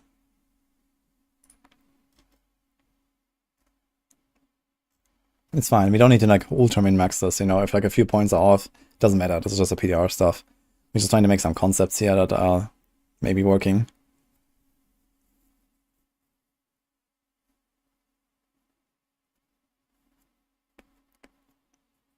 I'm not worried that all these mechanics are gonna skyrocket our power.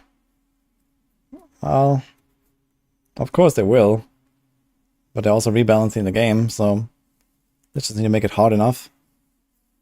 And I mean, these level 200 bosses, for example, that they're introducing, they can make them like ultra hard, and it'll be fine, you know, because you can farm anything they drop, even from the easier versions. So they can make them like, you know, ridiculously hard if you want it.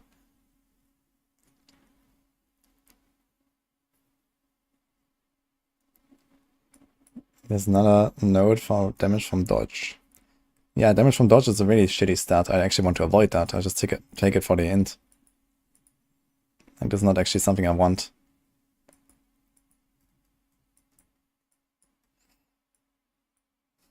I guess I want to do something like this here as well. So we don't have the willpower.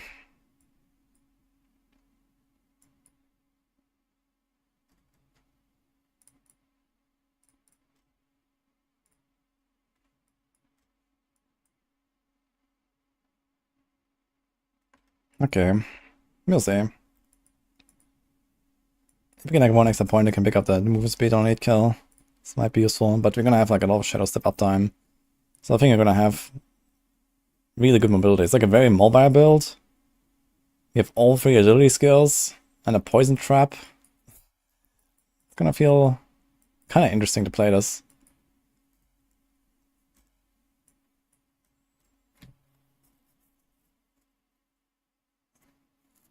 Half deified. Thanks, Orphamas. How many levels of tears are in the pit? I mean, how many hundreds of tears do you want? Let's start with that.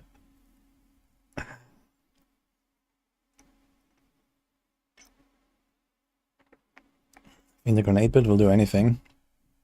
Yeah, it could be really powerful.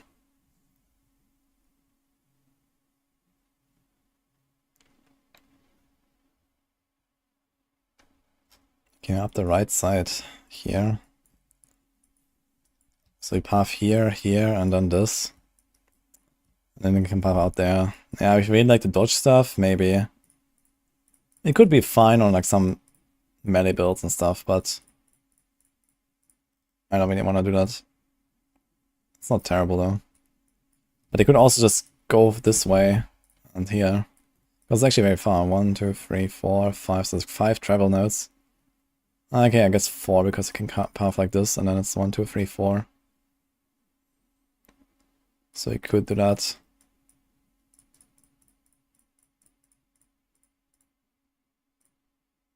Okay, anyway, enough of this.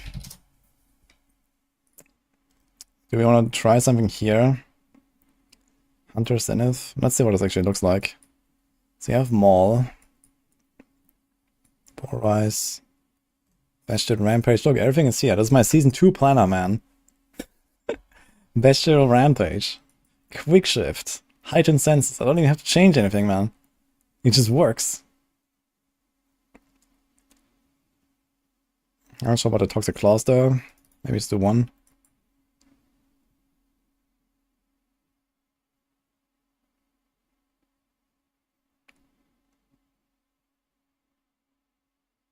I wonder if I want to do something like Provocation here. Clarity. Damage to distant enemies. This will only work for Pulverize, so not very good.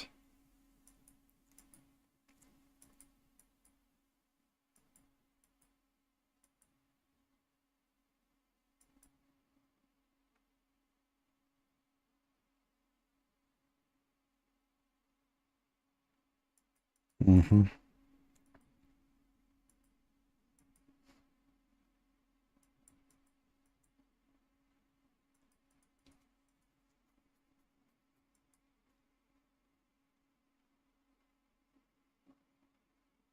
They don't change this one, right?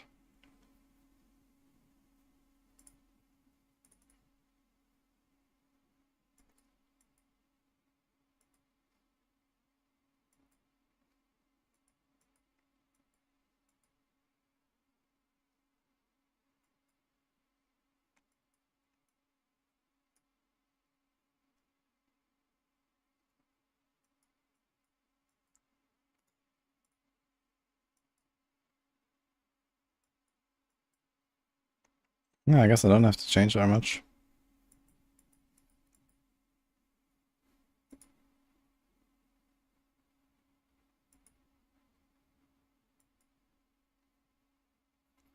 I wonder if we would like to introduce Lacerate here now.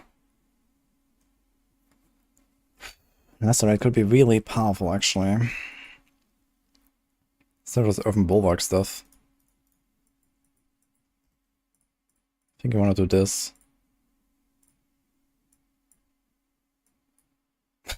The skill bar, man. Look at that skill bar. Oh god, man. Okay. That's hilarious. I have 1 point, I don't know where to put it. Okay, like maximum spirit, whatever.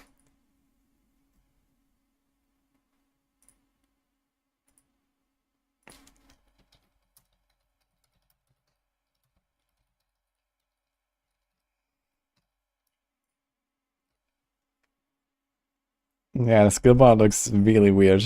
We have Maul, Shred, Lacerate, Trample, Bloodhowl, and Pulverize.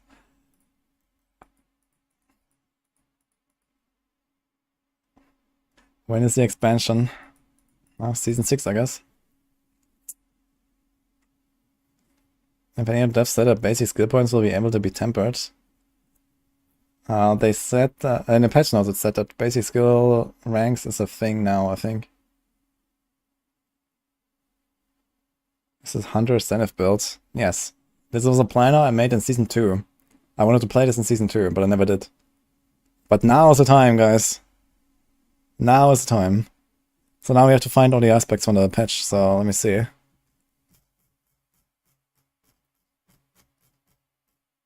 Okay, so unsatiated, this is what we need. After killing enemy, you try to gain 20 spirits. Let's go.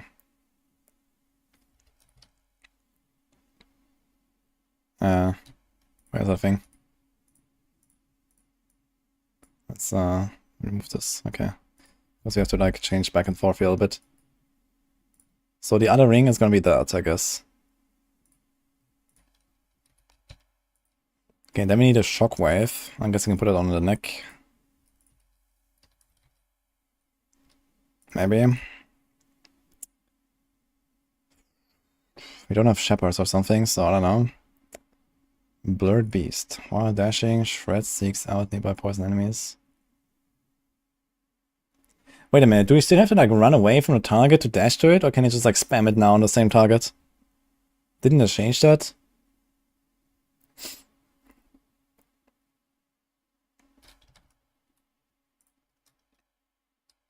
The fuck is this?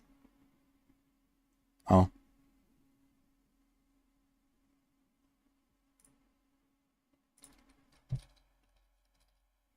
It needs range. Ah, that sucks, okay. So we have to shred them to poison them, and then we have to run away to blood beast them. Maybe we don't do that actually. Because if you want to do AoE damage, we have Polarize for it. Raw Might. Now all shapeshifting skills. Okay. After you hit 15 enemies, if you wear bear skills, the next wear skill deals 50% damage and stun. So we can actually combine those. That's kind of nice. So let's do Raw Might. Shepherds, no. Mangled, no. No.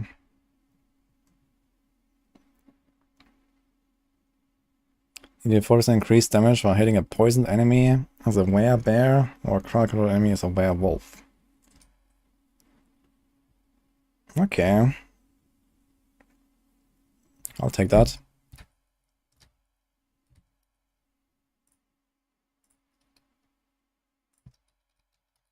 Maybe. And we have one more. It's not very much.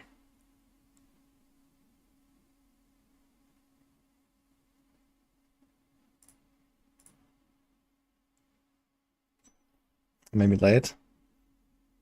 Wait, what? Check Discord. Wait, what happened? Oh. Wait, just now. Okay. Okay, sorry guys. I thought it was tomorrow. So. Alright. In that case, goodbye guys. Sorry. But I'll see you tomorrow. What happened? I need to go somewhere. I was just plannering away, but we're gonna continue out tomorrow, guys. So, have a good one. I'm gonna raid mods. Let's go. I can see more. Tell mods about my double core skill Druid planner. Let's see what he says. Okay. Scatter is. Anyway, I'll see you tomorrow. Have a good one. Alright.